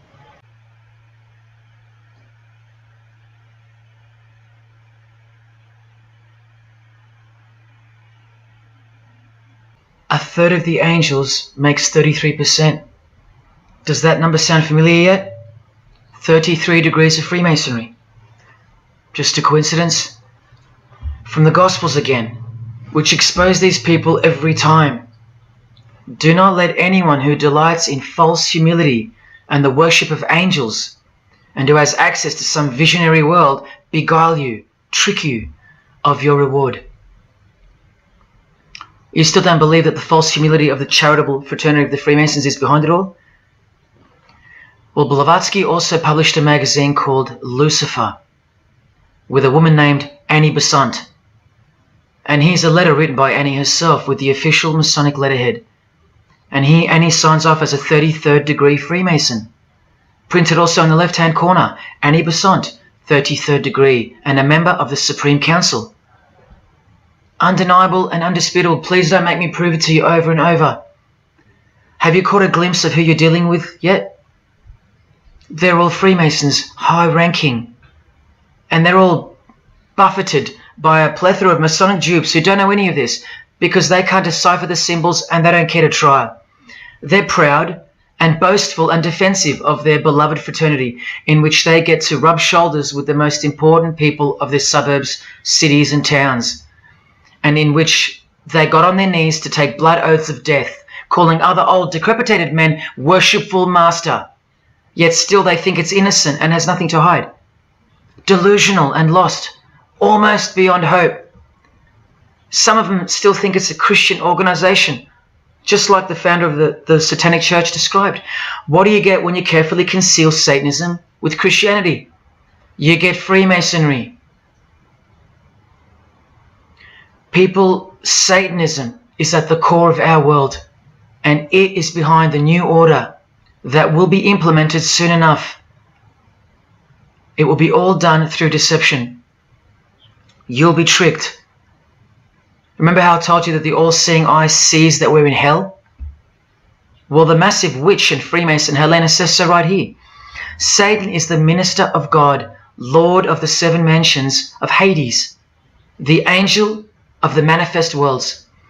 Hades means hell, manifest worlds means earth. This is who you're dealing with. This is the religion and the beliefs of the rich, powerful and famous. And yes, politicians. Do you want to go back to sleep? You can sleep after this?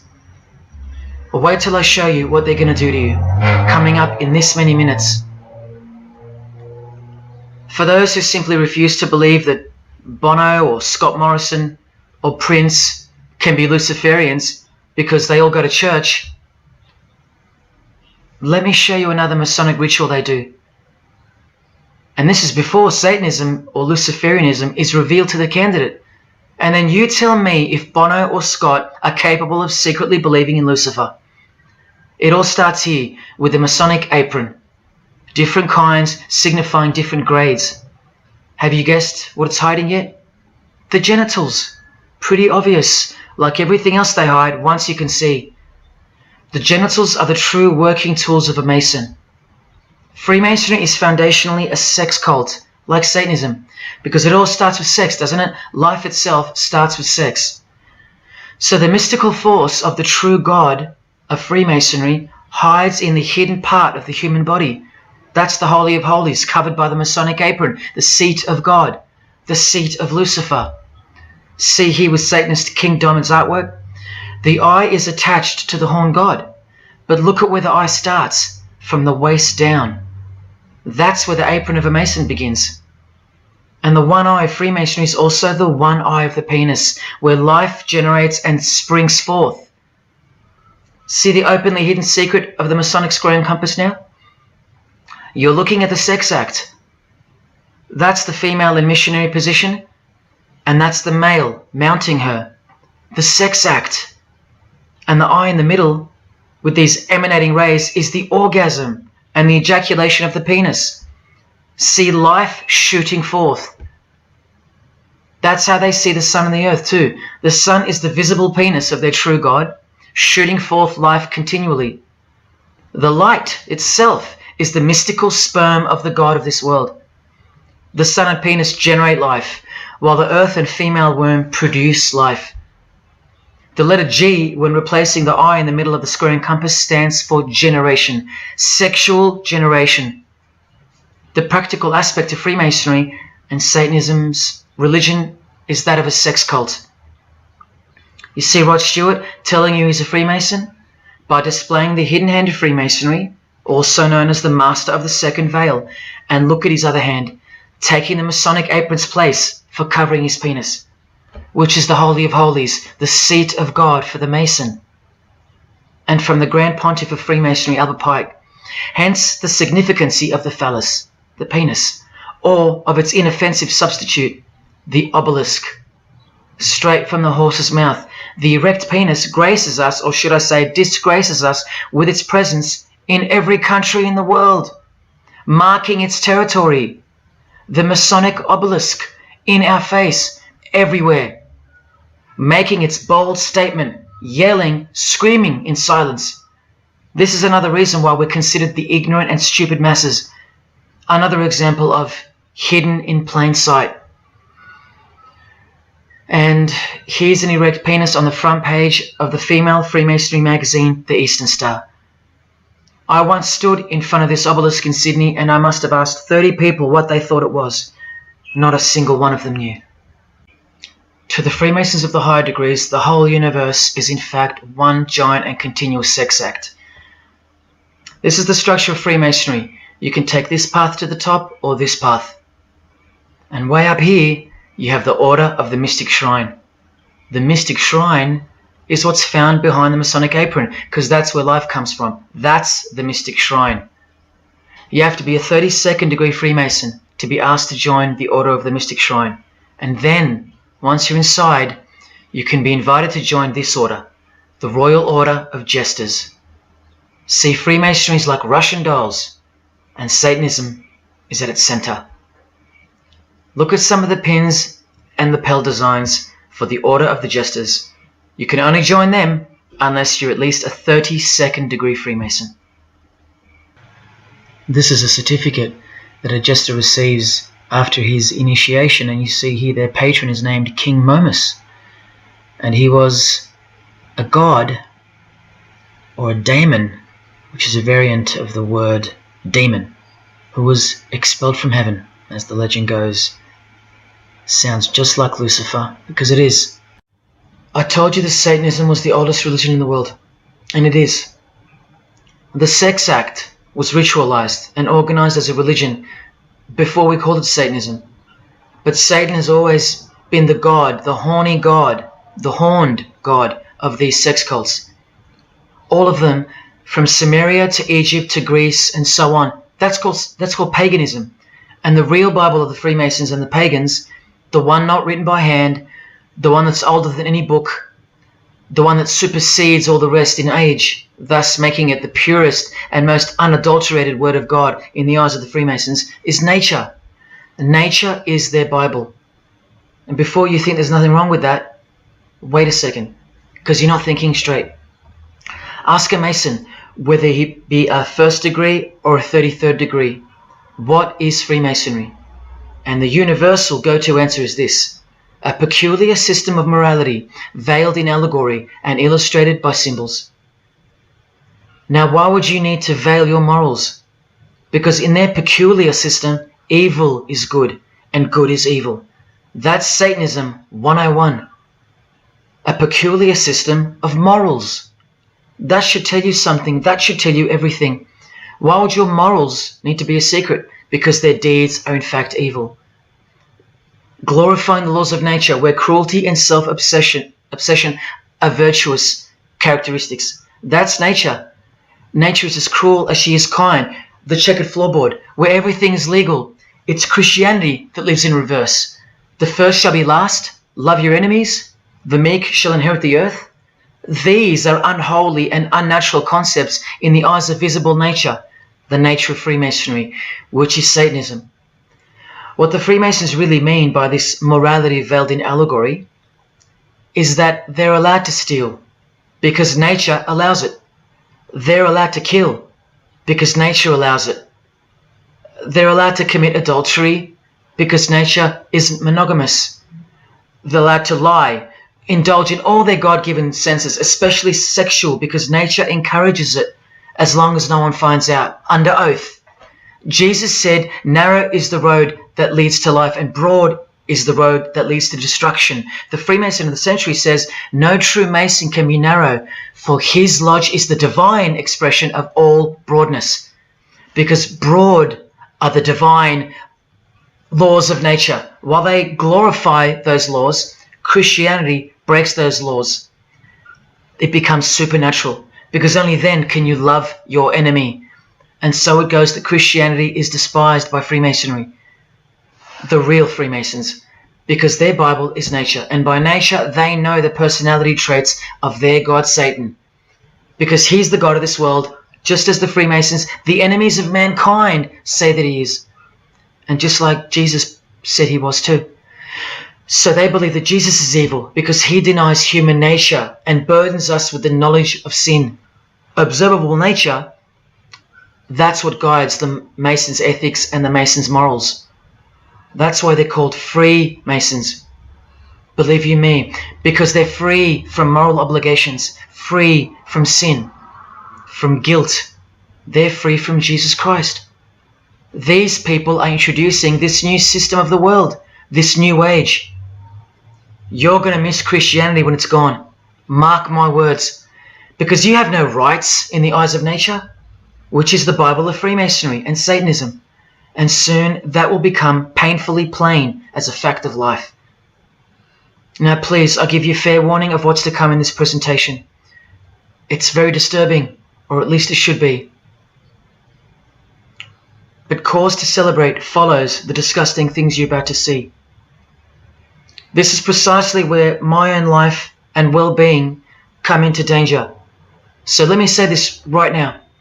If you hear of my sudden death, or of my possession of 0.5 kilogram of cocaine or child porn, or my overdose or my suicide, remember this video. And if something so unfortunate should happen to me, may it serve as a catapult to you and as a remembrance of the conclusion to this presentation, which is this many minutes away. Do I really think they're going to make me pay for this video, for breaking my oaths? Well, seeing as people are so far gone, lost in the illusion that secret societies have constructed around you and inside you, and seeing as they can simply pull this video down, close my account and whatnot, no, I don't think they'll come after me. But if they do, let me say this to the Grand Lodge that orders my demise right now. Jesus wins. So in saying all that, here we go. Is Scott Morrison a Satanist? I'll let you answer that. Here is a ritual that Scott and every Freemason from this guy to this girl have performed. there is one Masonic apron you'll never see being worn. This one. And when I bumped into it, I thought it was a fake. Until I found this in Richardson's Monitor of Freemasonry, official Masonic literature, written for Masons only. On this page, what is that head doing there? You'll find out in a sec. Let's read the description of the apron worn in this degree. Speaking of the initiates, it states, they wear white aprons sprinkled with blood red and lined and bordered with black. On the flap of the apron, a bloody arm holding a dagger, and on the apron, a bloody arm holding a bloody head by the hair. Now this is why there's an illustration of a decapitated head. And this is going to become to a bone-chilling conclusion. So during this ritual, the candidate removes the blindfold and discovers a basin of water with a tumbler beside it. He is also astonished to find a human head lying on the floor. The master of ceremonies returns and directs the candidate to take up the knife in his right hand and the head in his left. Yes, this pope, this rock star, this pop star, this actor, this actress, and this beloved Prime Minister. This is what they've done. All of them, hands down. And you thought all you needed to be is talented to succeed? No, you need to belong to the secret society called Freemasonry. And believe me, when you belong to them, you belong to them. Now you tell me, can these people end up believing in Lucifer? Is that really a stretch? Carrying around a bloody head? Swearing to have your brain cooked, tongue torn out from the roots if you ever reveal anything? No, the stretch is that you think they couldn't believe in Lucifer. That's the stretch. Lucifer, the one who sets you free, remember, from sin by sinning. Can you now see the bloody spirit of Freemasonry lurking behind the veneer of charity and the veneer of Christianity? Because Scott Morrison goes to church, apparently. The Pope is a Christian, apparently. But look at these people. So-called Christians, or Christians, gathered around a giant erect phallus in the middle of the Catholic square. This is Freemasonry, the demolition of morals, the creation of hypocrisy, and the demolition of true virtue. These minds are directing the future. Now, to be fair, I don't know if these heads are real heads.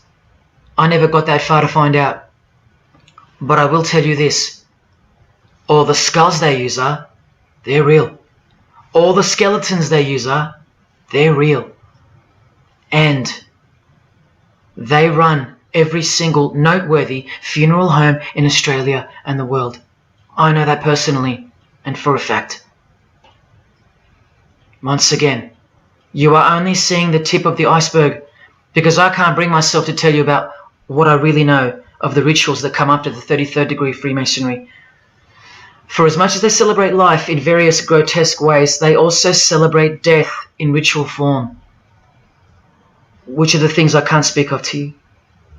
They have to celebrate death in order to prove that they can see things through the all-seeing eye, the one that sees above evil and above good, the checkered floorboard, where things kill each other to live, where life is cruel, where morals are broad.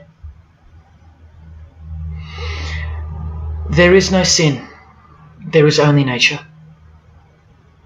See, these Masonic rituals are designed to desensitize the candidate further and further in preparation for the raw truth of Satanism, the truth which is plainly stated by the Grand Pontiff of Universal Freemasonry.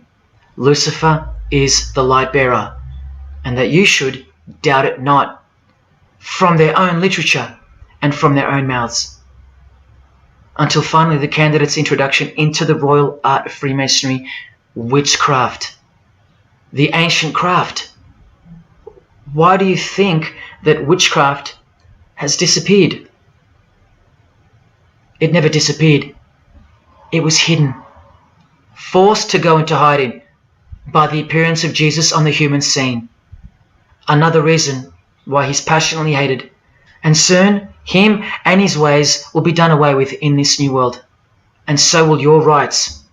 You still don't believe me? You're still doubting all the evidence, like the Freemasons are counting on you to doubt.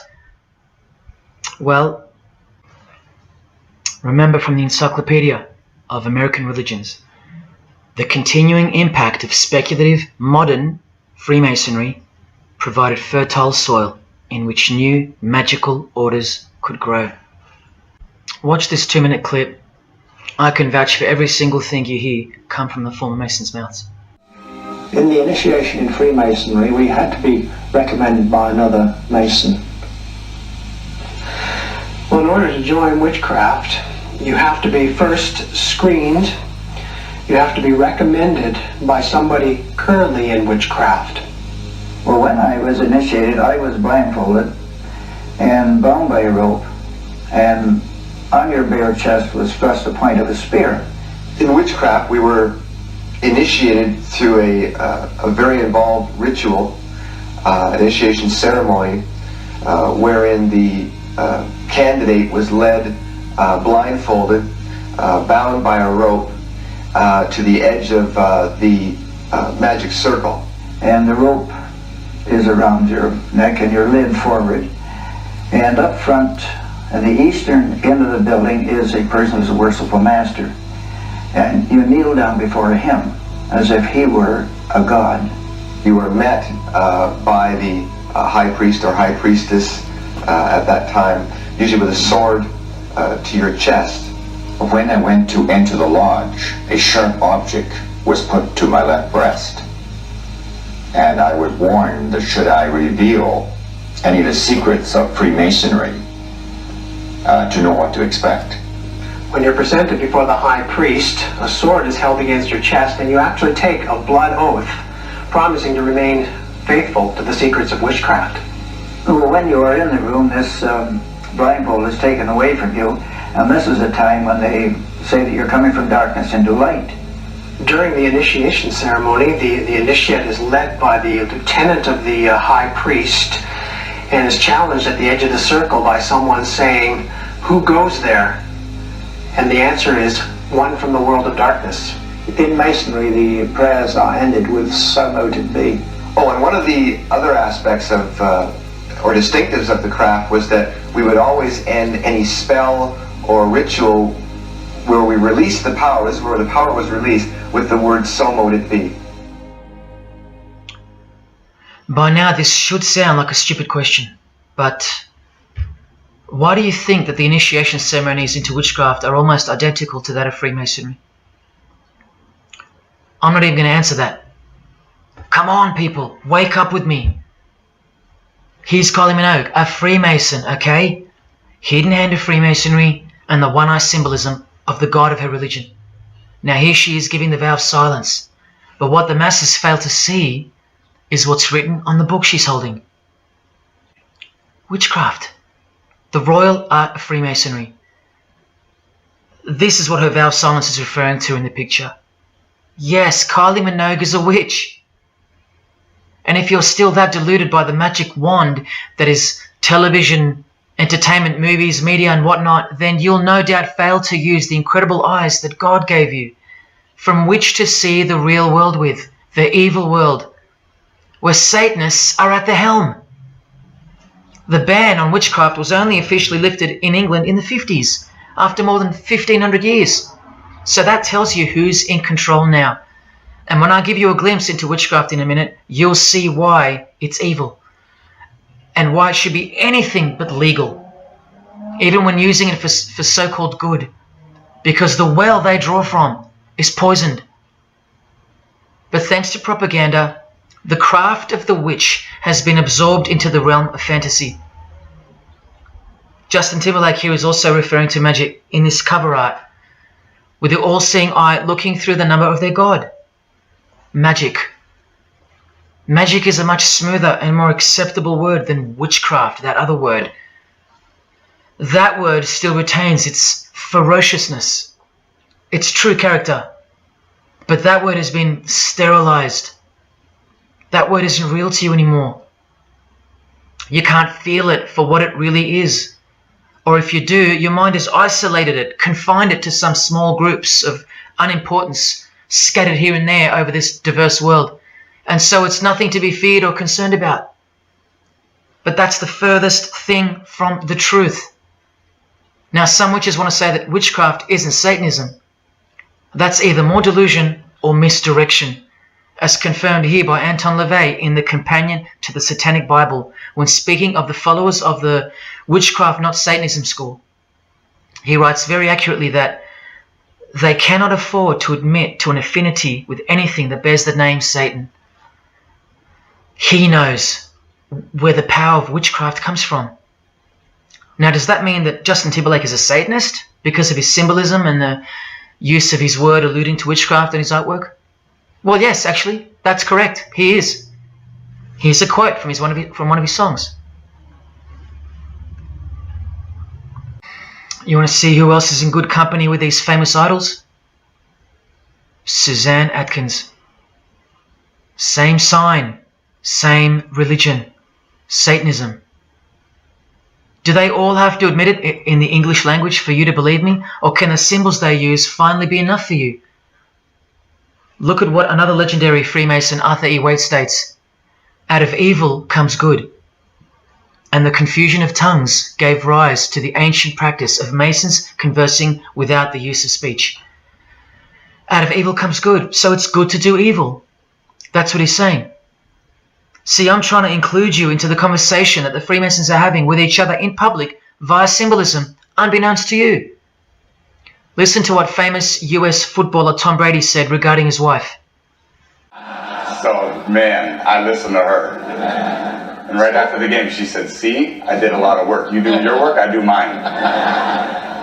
She said, you're lucky you married a witch. I'm just a good witch.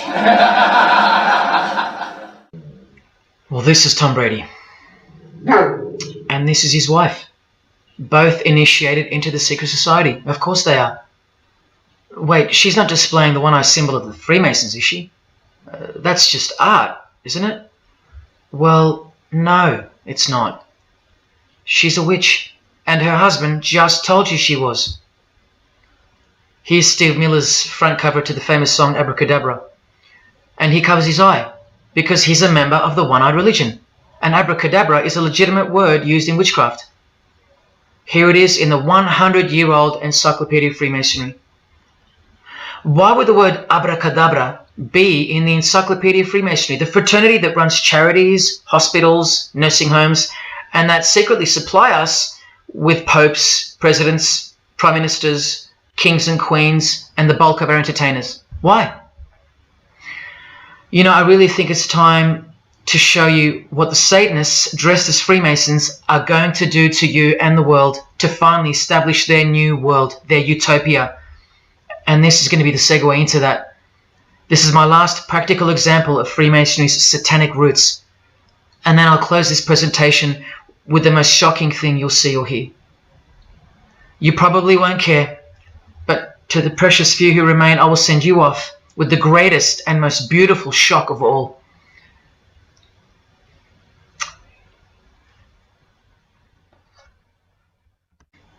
This is Jay-Z inside his Masonic Lodge. You can see the Masons in aprons in front of him. This is where Jay-Z takes his sick oaths of silence, kneels down in front of other men, and calls them Most Worshipful Master, an appalling title to give to a man on this planet. Jay-Z the Freemason writes songs like this. This one's called Lucifer. And in Empire State of Mind he writes, Jesus can't save you. Life starts when the church ends. Oh, but he can save you, Jay-Z. He can even wake you up just before you collide into a concrete wall doing 120 kilometers an hour. I should know. This is fellow member of the craft Alicia Keys, who sings on the track. Here she is, showing her allegiance and wearing the broken and bloody cross of Jesus Christ, the occult peace sign, pure hatred for Jesus. There is peace when your conscience has been killed, seared to sin, and you can indulge to anything, a false and temporary kind of peace, no doubt. Here's a shot of Jay-Z's clothing line, purely Masonic, The Craft. Well, this is the craft he's referring to.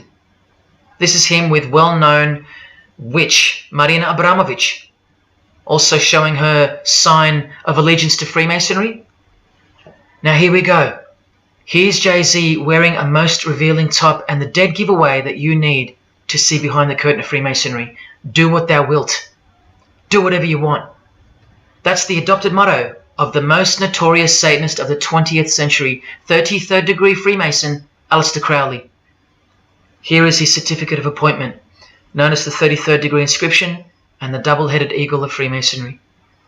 And here, next to his name on the certificate, including the symbol for a Grand Commander of Freemasonry, as shown in their encyclopedia.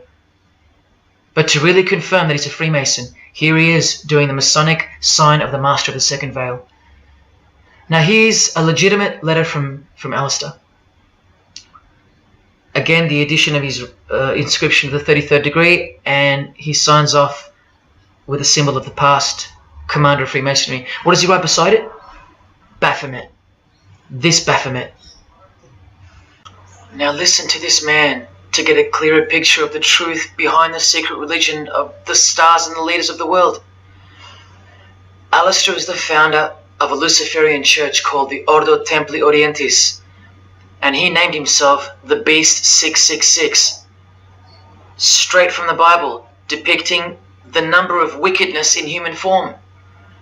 In his what's called Libers writings, he says, "With my hawk's head, I peck at the eyes of Jesus as he hangs upon the cross." Do you see the hatred? You think they don't hate you too? Keep watching. And from the equinox, with the all-seeing eye of Freemasonry, this illustration. What does it mean? The writer himself explains. The picture is symbolic of the new eon, the new age. From the blasted stump of dogma hangs the hag with dyed and bloody hair, Christianity.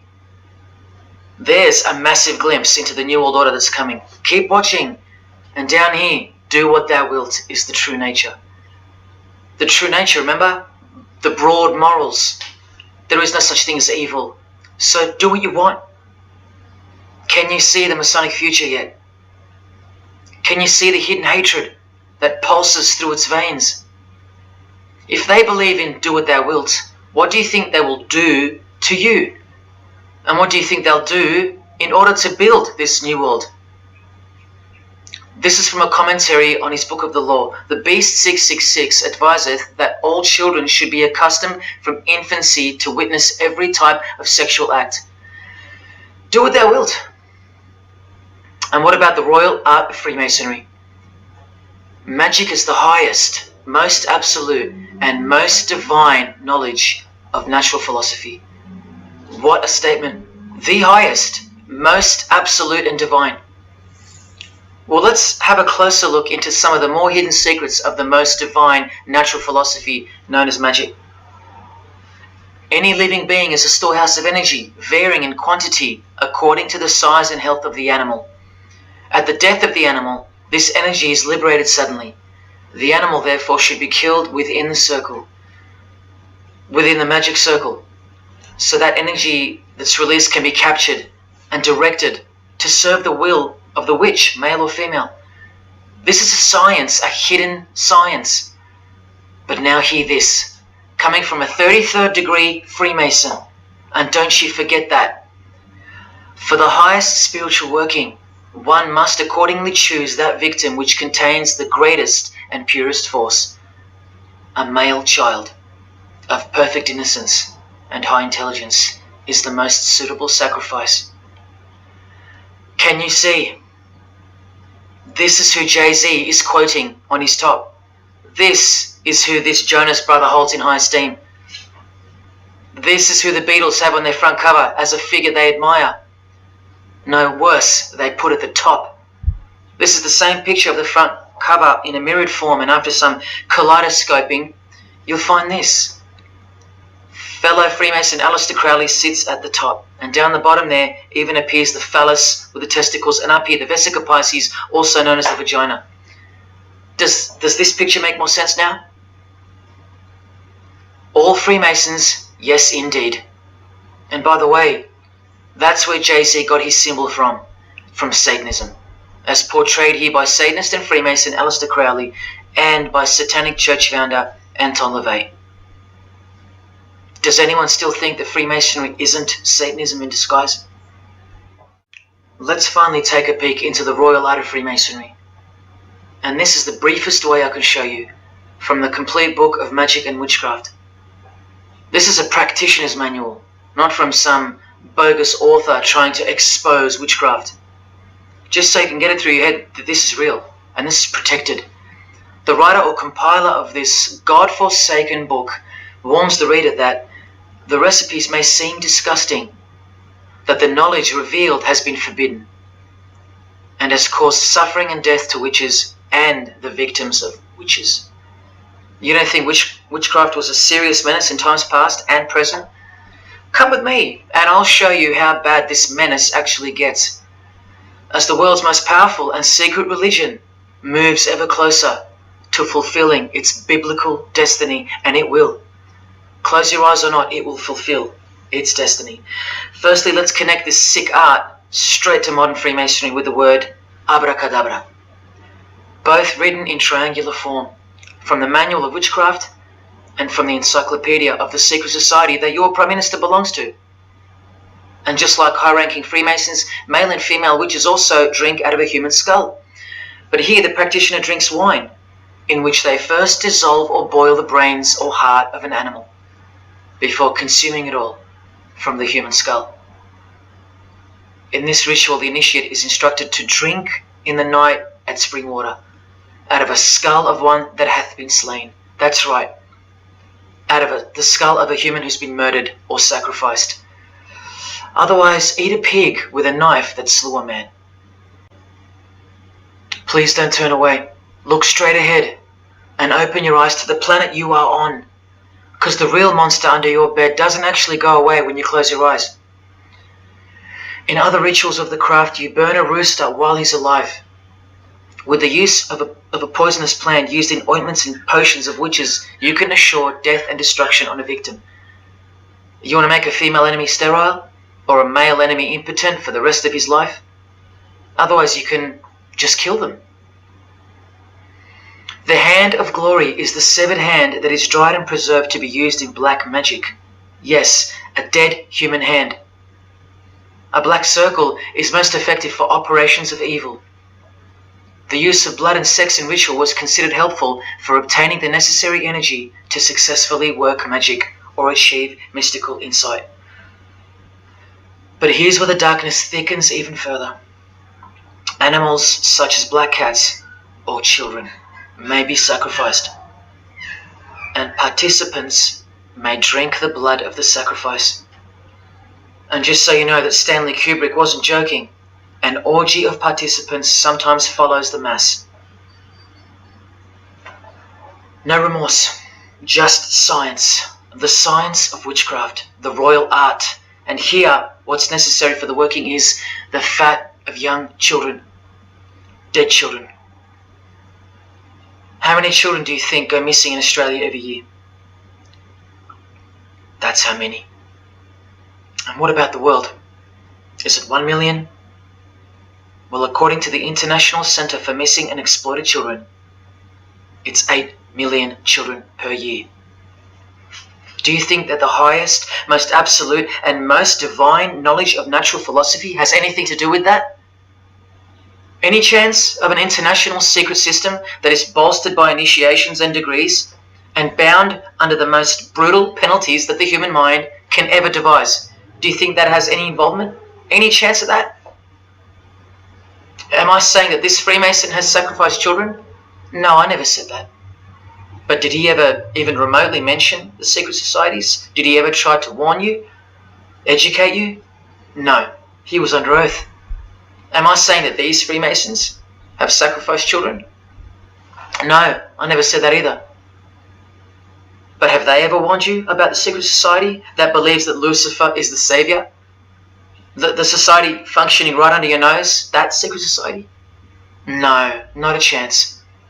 Julia Gillard admitted she belonged to one, but that's about it because they're all under oath. So where does this ancient craft originate from? It originates from the spirit realm, from spirit beings. That's who taught mankind the royal art before civilization began. In this chapter, The Rites of Satanism and Witchcraft, the manual explains that a typical satanic Sabbath was, number one, a homage to the devil, usually performed as the osculum infami, also known as the kiss of shame, which is so shameful that we'll just put it this way. The ritual involves kissing the hindquarters of the devil, the rear. Surely this is far removed from anything to do with Freemasonry.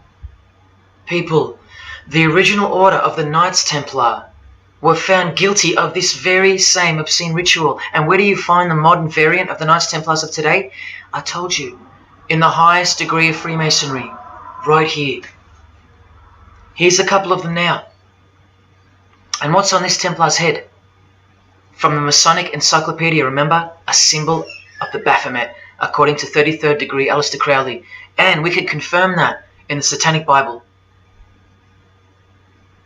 That's exactly what's hiding deep inside of Freemasonry. I'm only showing you this to show you the reality of Satanism and the demonic realm, the world you can't see. On this earth? And in this earth and then in the world we can't see. Look here. The hierarchy of demons occupies a more important place in both black and white magic rituals. Both black and white. This is where the power of witchcraft comes from. And this is the reason these bizarre rituals actually function and actually work.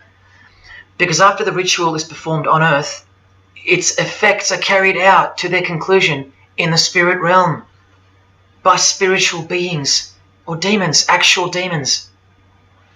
The reality that is hidden from you. Because if you found out that Satan was real, then that would have to make Jesus Christ real too. And he is the one they hate. And if Jesus Christ is real, that changes everything. And this is how much they hate him. The prayer that Jesus taught his disciples is performed backwards. The high priest is sometimes naked. A prostitute assists him, and a naked virgin, who may later be deflowered, is the altar. Everything that is sacred is defiled, and everything that is filthy is honored as pure. Because of their burning hatred of Jesus Christ, just as he's hated by the fallen angels that they worship. It gets worse when you hear what they use as a substitute for the bread that Jesus broke and told his disciples to eat in remembrance of him. A wafer which initiates me with this, this, and this. Or the name of Satan may be written upon it. And this isn't even witchcraft, this is just a ceremony announcing who they love and who they hate. So is Satan real? It continues to state in the hierarchy of demons at the very top, Satanakia, whose title is the Commander-in-Chief. What did Bob Dylan, the Freemason, call the one he made a bargain with? Should I ask who you made the bargain with? with the chief commander. Same title, Commander-in-Chief, Chief Commander. Are you following? But watch this. In case the darkness is getting a little too thick and encompassing for you, let's shine a little light. The true light that only the Gospels can supply. Speaking to us humans and revealing something about Satan, the Gospels state, you follow the spirit of the age in this world system as dominated by the commander of the spiritual powers of the air. Satan, the god of this world, the commander. You still think the Gospels are wrong or fake? See, Satanists know that the spirits also live in the air, just as the Gospels reveal. You can summon any of these demonic spirits by name if you possess the royal art. Who do you think this figure on the front cover represents? A magician who is inadequately prepared and cannot attain his desires may seek the aid of Satan. That's who this is. Now that you know, hopefully for a fact, that these are at the top of the human food chain. Do you think they'd be fooling around with stupid fairy tales? No, witchcraft and Satanism is absolutely real, hence their earthly power. This demon here fifth in the pyramid structure, holds the title of Inspector General. And what's the title of the highest degree in Freemasonry, who exists in every local lodge in every suburb, a suburb near you? Inspector General. Same title as the living demon. Do you believe me now? You can even conjure Lucifer himself, or be Beelzebub, who the Gospels call the Prince of the Devils. Both of whom are listed as superior spirits in this book of witchcraft and magic. I can show you so much more from this disgusting book, but I'll cut it off here with the seal of Saturn, a demonic sigil from the complete book of magic and witchcraft. And this is his seal. Can you see? Do you see? This is the society that lives amongst you, above you. The one-eyed religion of Freemasonry, hidden right in front of those who have their eyes wide shut. I'm going to now show you what that world that they are building from the ashes of the one you're currently living in looks like. But lastly, to drive this business of blood sacrifice home, here's American rapper Azealia Banks with the 666 hand sign, and now over the all-seeing eye in her video, the eye in the triangle of the Freemasons on her shirt, and the devil's horns, her liberator, her master, her commander. And now displaying the secret society vow of silence. Along with that, the last brief glimpse into the highly concealed royal art of Freemasonry. The amount of crap that's about to come off my floor right now, guys. Oh my 3 years worth of brujeria. Yes, you know I gotta scrape all the up. And what does brujeria mean? You know what it means. Witchcraft. Azealia Banks, the witch, with her eye in the triangle shirt, and the logo of, for example, the Grand Lodge of Freemasonry in Spain. One and the same symbol. The logo of the Fraternity of the Freemasons and the logo of this Church of Lucifer. The one eye. One and the same symbol. Freemasonry has deceived you.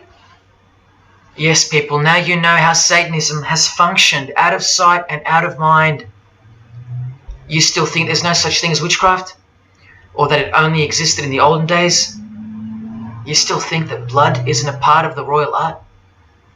You still think that local Masonic lodges of the world are not filtering systems for Satanists and a cloak for organized Satanism with a grand master plan for the world?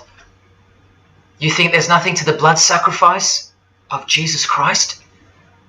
After seeing all this and the Azealia Banks clip, and after realizing that there exists a hidden and guarded science of the art of blood sacrifice, you think there was no science behind Jesus' crucifixion, a deeper reality that we can't see or understand? You think Jesus didn't know what he was doing?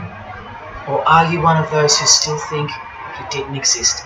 Tell me, how can they hate something that doesn't exist?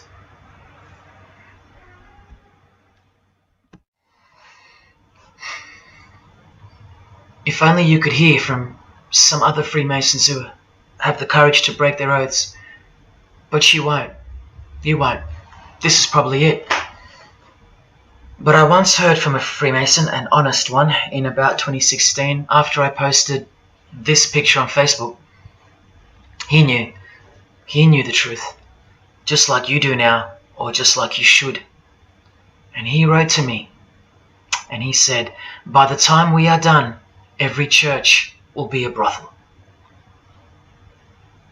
Well, in case you think that that's impossible, this is a fashion show that was held in a church, a real church, and it was organized by high-ranking Freemasons, who you will see now to be Satanists. Designed to be a heart-wrenching mockery and a colossal sign of the times, this event. Just so you know, it's a Masonic production. Here's the inside of a lodge. See those twin pillars? Well, here they are. See the Masonic checkered floorboard? Well, there it is.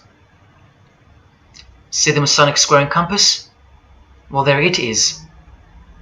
And do you see the eye of Freemasonry? Yeah, there they are. The lower square in the square and compass has been disfigured so that as to not make it too obvious. But now that we've established that, here is the spirit of Freemasonry, as displayed through just a few of the models. This one wears the horns of the Baphomet, the horns of Satan, with his all-seeing eye in the background. More horns. This model wears the all-seeing eye, as does this one. And this disgusting thing with another huge all-seeing eye of Lucifer in the background. Then there's this, with a satanic pentagram on her face. And finally, this male model in a skirt with two satanic inverted crosses of Jesus Christ on his top in a church. Oh, the morbid victory of the Freemasons. Unstoppable. For now. When people like Lady Gaga cover one eye while wearing an inverted cross, and you don't see the connection of the one eye symbolism to Satanism, then your observational skills have been compromised. In the span of 2 days, I saw these ads in my local shopping centre, and that alone tells me that the satanic age is here, manifesting all around us, seemingly invisible, while you look straight ahead through the symbols. Just like the initiation process of the secret societies themselves, society at large must be incrementally introduced and seduced into further depravity and self-love. And haven't we been slowly but surely perverted over time, degree by degree, until we think that men dressing as women is beautiful and healthy, anal sex is a form of expressing love, the sick world of pornography is considered as liberating for women and men, and protected by free speech. In California, babies are allowed to be aborted after birth because it's a woman's choice, and that's not considered murder. A world where we should applaud young children like Desmond is amazing, cross-dressing while he dances for gay men at a gay bar on a podium because he's paving the way for the kids of the future. And we should get shamed, fined, and even jailed if we point out that this is sick, sinful, and dare call it evil, which is what it is. What spirit is behind Desmond is amazing? Oh yeah, an evil spirit, no doubt about it. You think Freemasonry and their peculiar morals aren't behind the decline of Christian morality and morality worldwide? It's all by design. The Masonic war on Jesus and the Christian social structure, generally undetected by human perceptions, and still people will write to me and comment on how absurd what I've said is. A cloud over the eyes of their heart. Well, I'll tell you this. There is no bigger axe that has ever been grinded than the one Freemasonry grinds. Because the appearance of Jesus Christ pretty much destroyed their religion, drove it underground, and they will have their revenge. Soon you're going to see it. We've all been initiated into the lowest levels of materialistic Satanism under the banner of secular humanism. I know blokes who think that life's great, mate. Life's terrific. Life's what you make it. Evil, Lucifer, Satan, these are just words that Christians invented to help them sleep better at night. There are no cults. There are no conspiracies. John F. Kennedy's speech about secret societies plotting against the world, that's not relevant anymore. That's history. There's no such thing as Satanism amongst civilized people. Oh, children, when darkness comes to your door, takes your wife, takes your health, your job, your home, your freedom, your children, then you call out, oh my God, this is evil. Why is this happening to me? Well, here comes the darkness. Here comes the evil. You want to know what the New World Order looks like? You want to know what the future holds? You want to know what horror is coming to our planet? As Jesus told us, for then there will be great distress, unequaled from the beginning of the world until now, and never to be equaled again. Ladies and gentlemen, welcome to the Masonic New World Order. These are the mysterious Georgia Guidestones, also known as the American Stonehenge. They are a set of granite monoliths which were constructed in 1980 and funded by an unknown and anonymous group and commissioned by a man using the pseudonym R.C. Christian. On a ledger beside the monument is written, "Let these be guidestones to an age of reason." Here we have a reference to a new age. With this, we get a clue as to the spirit behind the structure. The Age of Reason happens to be the title of a book by Thomas Paine. Now you can colour him any which way you want to, but whichever way, one glaring colour shines through. Thomas was a hater of Christianity. That's the second clue to the spirit behind the Georgia Guidestones. The third is the fact that the Guidestones feature as what could be seen as a replacement to the Ten Commandments of the Christian God with the new Ten Commandments of the New Age. Because I will not steal, cheat, lie, kill, and so on. They're just, well, too narrow for the New Age, for the Age of Reason. Clearly designed to be a take on the biblical commandments, being 10 in number. They are all very vague indeed. But anyone can ascertain the horror that must first take place before this New Age can begin by looking at the first guideline. Because this one's not vague at all. Maintain humanity at under 500 million.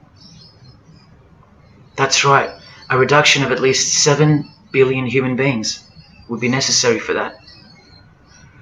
This thing cost the equivalent of $500,000 to build, and the street it's located on is named after it, so that tells you how much reach its creators had.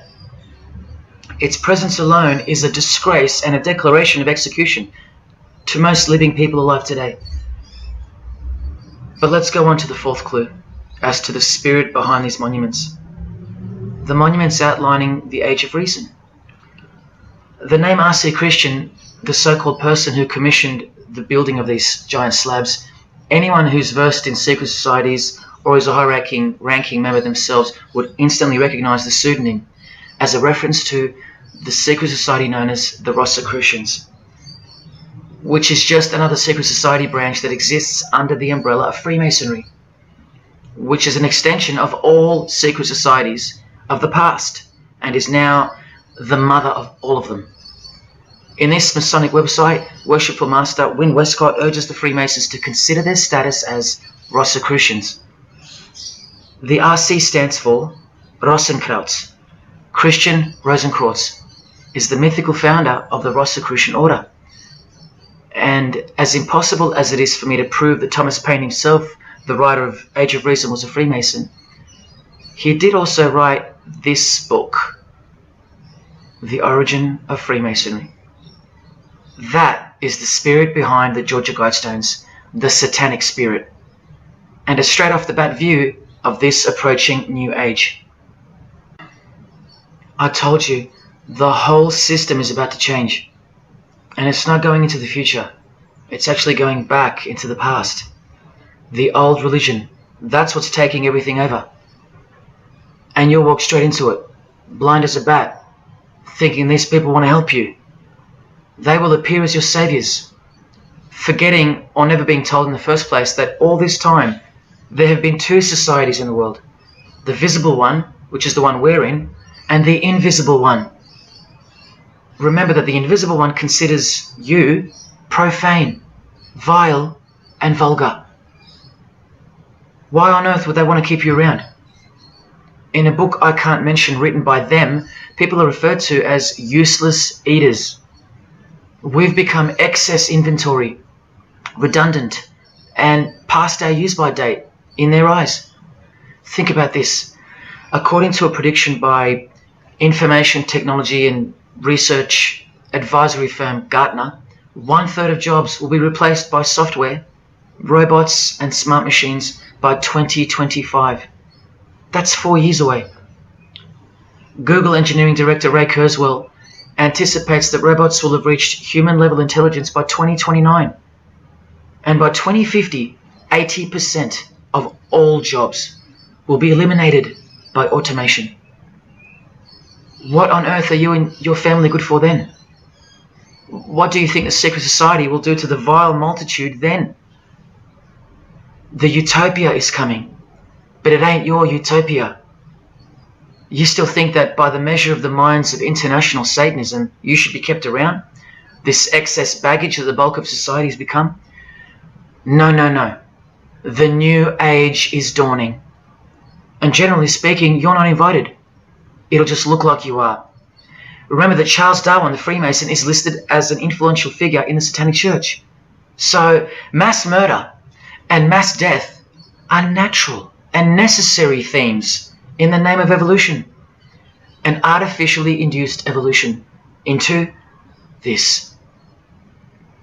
Here's the same image in real life in Eilat, Israel, seemingly unrelated to the seal on the US dollar bill, right? But standing in glory with a Masonic square and compass, telling you exactly who owns this pyramidal symbol, complete with the one eye on top. Same symbol, same designers, worshipping the same God. You should be getting goosebumps by now. Is this a conspiracy led by international Freemasonry? Oh, you don't have to bet your life on it, because your life has already been placed as a bet on your behalf and without your knowledge, but with your permission, because all of the information is hidden in plain sight. In your face is where it's hidden. You're going to lose this battle unless you've been hidden in Jesus Christ, the only one who warned you that the new age is a trap and that it is the climax to this epic drama being played out on planet Earth. Now hang on, brace yourself, because I ain't going to let you down. This is a magazine called The New Age, but if you press rewind, you can find its source. Supreme Council of 33 Degree, Freemasonry. This one stretches way back to 1922. See the twin pillars of Freemasonry? Look, this is 19th century Freemason and New Age pioneer Helena Blavatsky on the cover of this edition.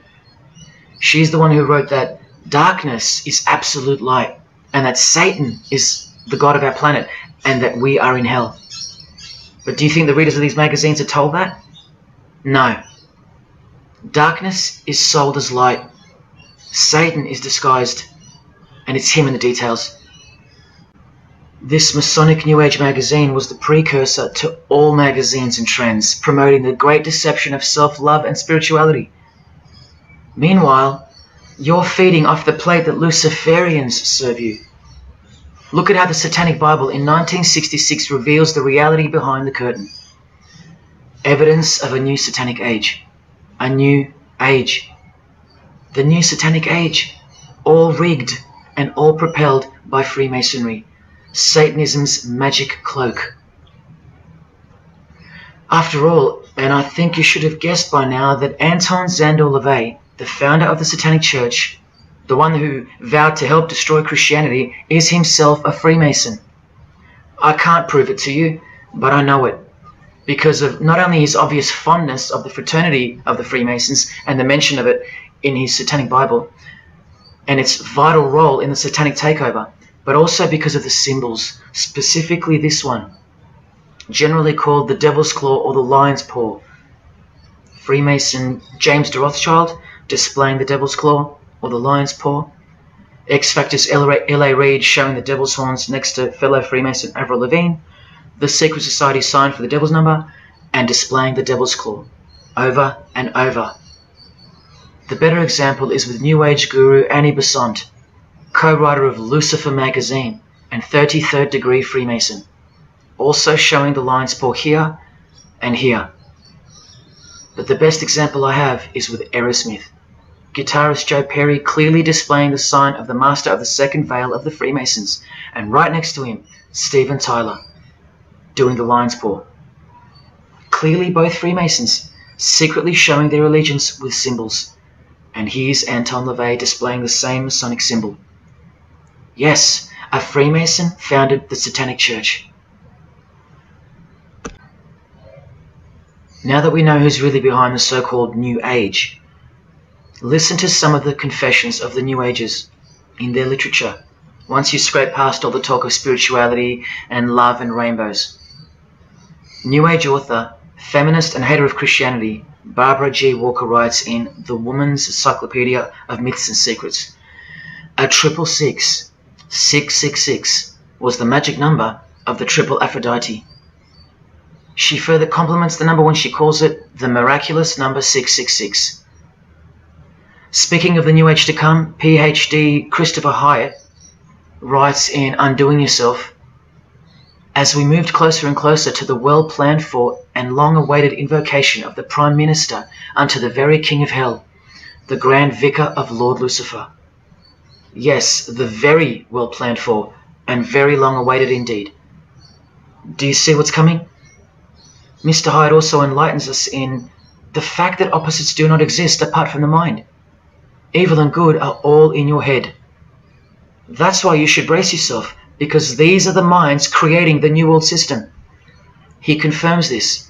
The New Age will require new men, men of high consciousness and fortitude. All of our present dogma models will crumble. He means the Christian and the Christian social structure will crumble.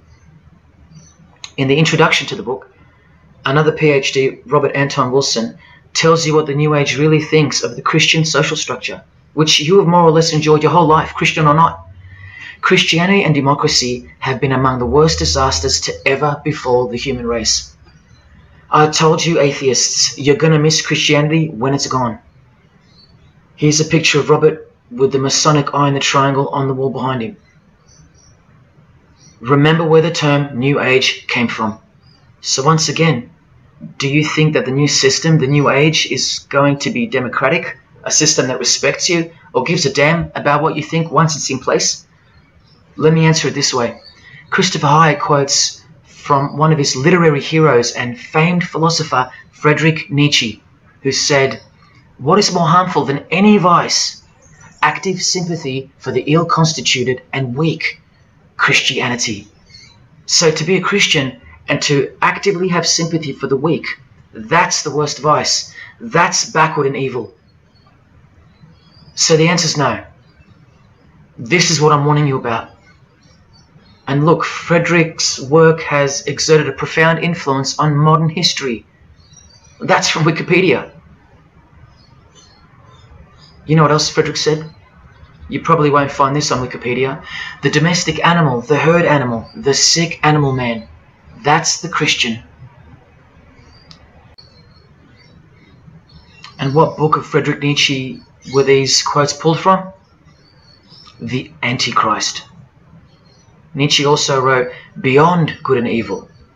That's how the all-seeing eye sees things, remember? So does Christopher Hyatt mention mass murder and depopulation in his book? Sure, here you go.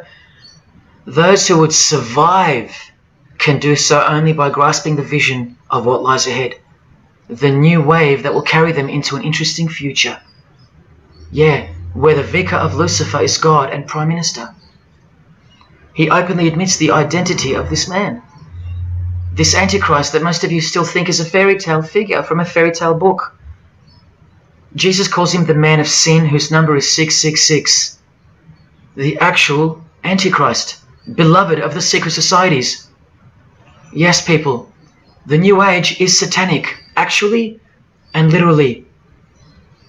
On the front cover of this book, in which Christopher was co-writer, you can clearly see the eye in the triangle of the Freemasons above the Baphomet. Christopher admits in another book that both satanic cults and Christian fundamentalists are closer to seeing the truth than most normal people. Yes, indeed, how true that is. In Coming World Changes, Harriet and Homer Curtis speak of a prophecy they received from a mysterious spirit titled King of the World. Now, I wonder who that could be. Think not that any country in this broad world can escape. And they also speak of the long-expected great teacher, the king of the new one-world government. The victors will remain as the seed of the new race to people the new land, for the new sixth great race. This is the race that Luciferian Lady Gaga referred to. All part of the plan. In Threshold to Tomorrow, New Age author Ruth Montgomery writes on page 206 that only those open to the reality of one world will be around to enjoy it. Sounds like another vague suggestion for mass murder. Vera Elder Stanley's book title implies much the same thing: initiation of the world. That's right, it's coming. You think Vera hasn't been initiated into the secret one-eyed religion? What else has she authored? How about the finding of the third eye, the all-seeing eye? New Age author John Randolph Price writes in The Planetary Commission, in question and answer form, how do you define the Antichrist? The answer is pretty amazing.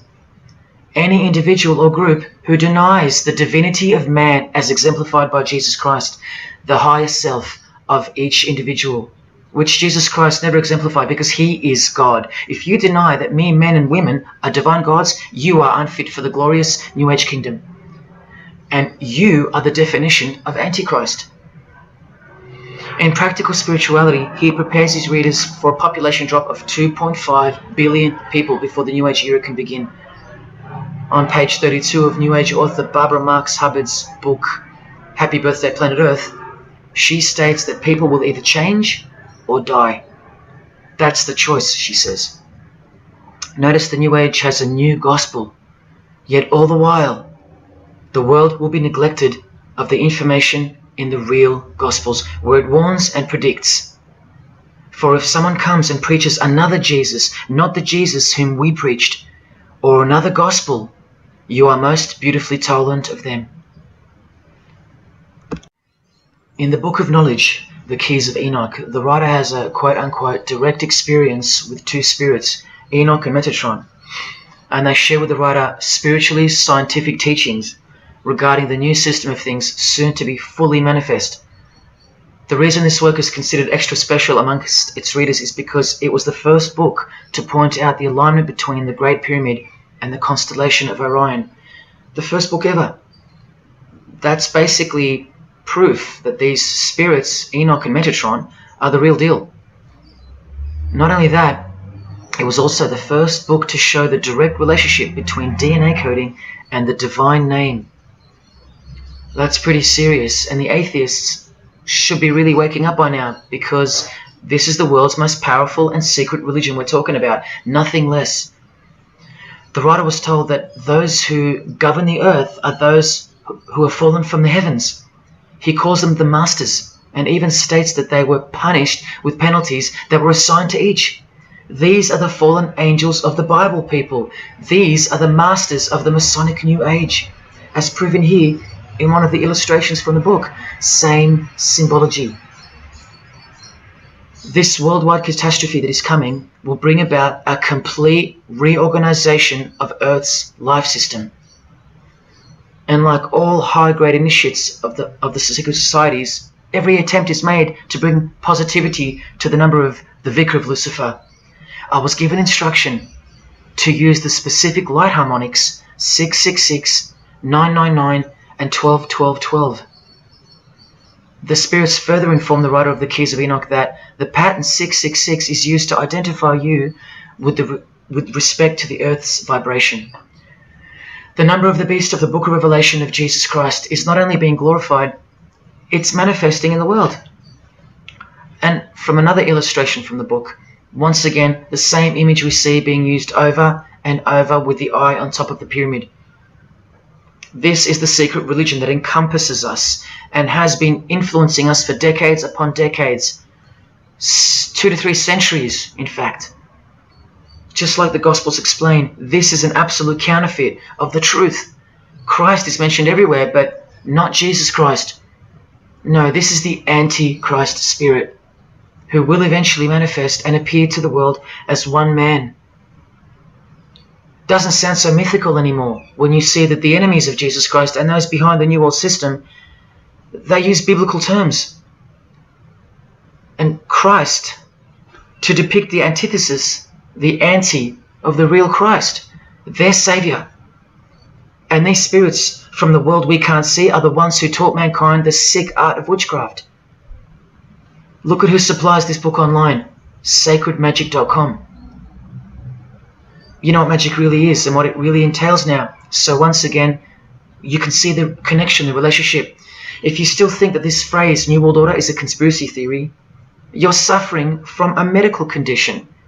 On the Lucius Trust website, the consultants to the European Union, you find the statement that the New World servers are occupied with the task of inaugurating the New World Order. In the same article, this shocking admission is made. 2/3 of humanity will stand upon the path at the close of this age, and with that, 1/3 will die, or to put it surreptitiously, will be held over for later unfoldment. That's the Lucius Trust. The word Lucius being the replacement for the word Lucifer, who works hand in hand with the EU, the European Union, stating that 2.5 billion human beings are planned to be killed off. All predicted by Jesus, and only Jesus. And if you still think I'm joking or misleading you about what these people are and what they plan to do, here's a book written by the founder of the Lucius Trust, the Freemason Alice Bailey, Education in the New Age, where she, well, educates you about mass population reduction. When a form proves inadequate or too diseased or too crippled for the expression of that purpose, it is, from the point of view of the hierarchy, no disaster when that form has to go. Death is not a disaster to be feared. The work of the destroyer is not really cruel or undesirable. Do you see? Did you hear that? Through the all-seeing eye of Lucifer, the destroyer, for the purpose of the new world, death and mass murder isn't evil, it's good. And Alice Bailey in The Labours of Hercules also tries to re-educate us and protect that God-forsaken number, predicted in the Gospels to be associated with evil. The number of the physical plane activity is called the number of the beast. This idea seems to have a horrible fascination with many, but what it really means is that Virgo is the symbol of triplicity. 6 on the physical plane, 6 on the emotional plane, and 6 on the mental plane. Not 666 at all. And one more time, from the consultants to the European Union, from their website Lucius Trust, to prove to you that these people are all working toward and waiting for the world leader. The coming of the Avatar and the advent of the coming one are the keynotes of the prevalent expectancy. After everything I've shown you, are you going to ignore this? Or worse, are you going to trust these people, of whom were predicted to this very condemnation 2,000 years ago? Right down to a one-world system, depopulation, and to the man who will carry the number 666, and with it, implement a new system in which you won't be able to buy or sell unless you receive a mark in your hand or forehead. And what's just been announced by Business Insider? Cashless society. Due to this, by 2024. This is the manufactured trend for the world. And you better believe it's fulfilling biblical prophecy. You know that book that's been ripped out of schools and hysterically discredited? Why do you think there's a single eye displayed on all the covers of George Orwell's dystopian novel 1984? It's because the one-eye religion is the one in permanent control, where democracy and Christianity have been utterly extinguished and the remaining population live in a whole new level of permanent communism. It is well known that George Orwell himself had ties with the Fabian Society, which is a secret society complete with degrees of initiation. Tucked away neatly somewhere under the wing of Freemasonry, the Fabian Society's logo used to be this: a wolf in sheep's clothing, which is exactly what Freemasonry is. And it was a metaphor for gradually advancing socialism. And socialism is communism for slow learners. This level of denial on our part has been brought on by mass propaganda, because everything has been weaponized to work against you and God's truth. Education, entertainment, and economics. You're a slave to each one. And Freemasonry is the slave master. Listen to the Grand Pontiff of Universal Freemasonry tell you about it in Morals and Dogma.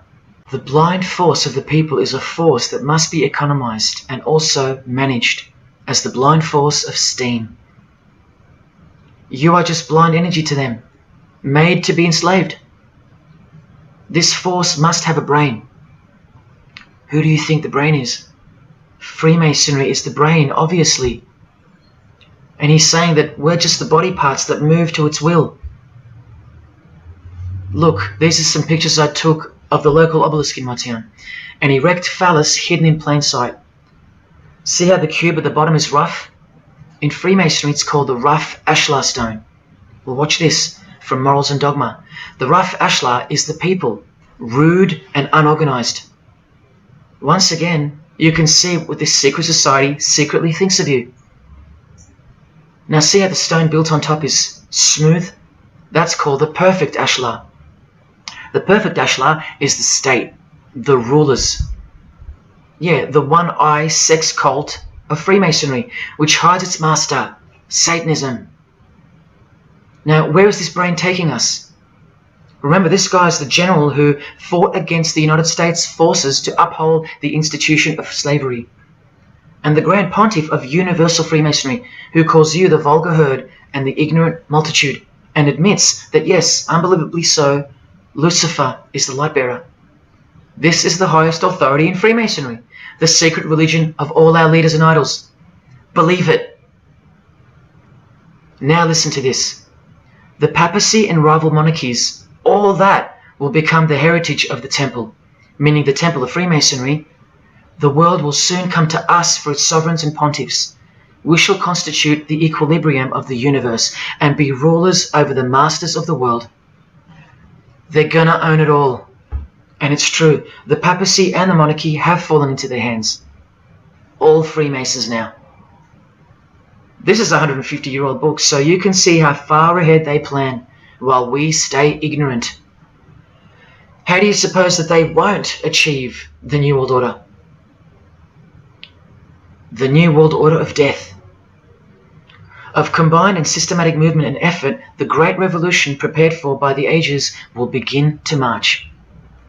The future is all planned for by them, and the revolution prepared for by the ages is coming, and it'll look like a natural occurring event, just as current events seem natural. Lastly, from his other book, Legenda, and reading from the ancient and accepted Scottish rite of Freemasonry, Albert writes, and thus the warfare against the powers of evil, meaning Christianity, that crushed the order of the temple in the 1300s, goes steadily on, and freedom marches ever onward toward the conquest of the world. The conquest of the world, guys. And this is their method. Ingenious as it is, the double-headed eagle, the left and right paradigm. Whether you are pro-abortion or life, prefer Macca's or KFC, Ford or Holden, vote Liberal or Labour, shop at Coles or Woolies, go for the Parramatta Eels or the Canterbury Bulldogs, always the two most opposing forces, the result always feeds the one belly. The two heads always serve the same Masonic beast. Do you get it? That's number one. Number two is the horribly magnificent motto of their double-headed eagle, Ordo ab Chaos. That means order out of chaos. It's the ultimate way to achieve your sinister goals while looking like a hero. With one hand, they create beautiful and noble things. With the other hand, the hidden hand, they destroy and pervert. Then the helping hand comes back in to save or fix things again, alternating from one to the other, while nudging toward a predetermined goal, until finally reaching that goal that's set in mind in the first place. All the while, you never knew that the same hand that's saving you is the same hand that was destroying you in the first place. Order out of chaos. Their order out of their chaos. Another way to look at it is this. Z creates or exploits a problem, then attributes blame to others. Y reacts by asking Z for protection and help to solve the problem.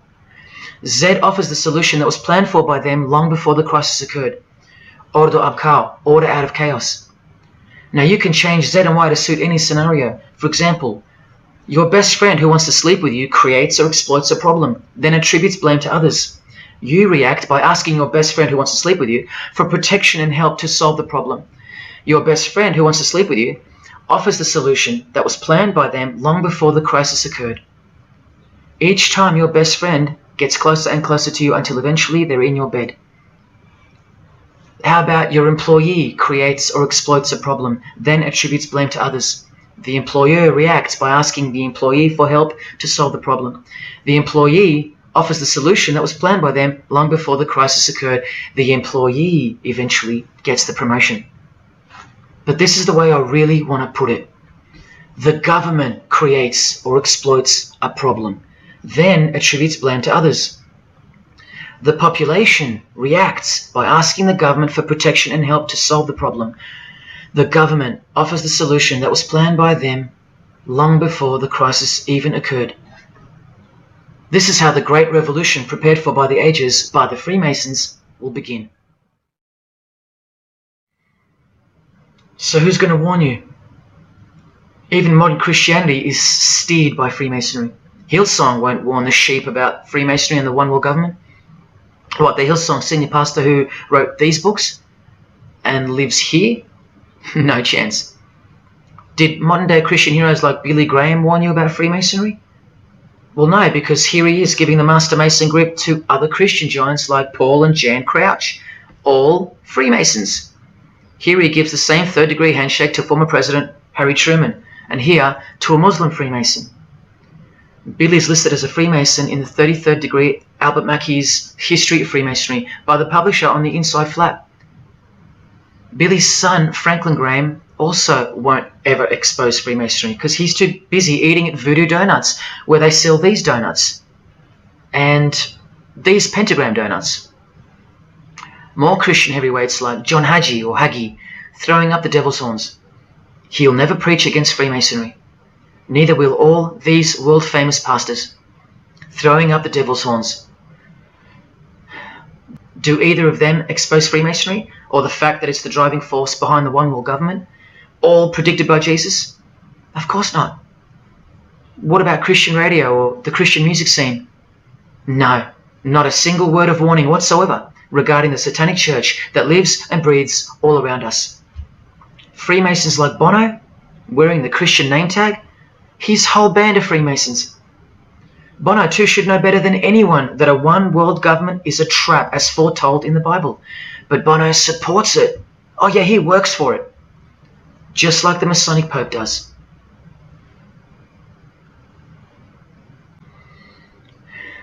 Even if by some freak chance they didn't know any better. No disciple of Jesus can bend their knee to another man in the Masonic Lodge, calling him master and swear to keep secrets. Look what they call each other from the Encyclopedia of Freemasonry.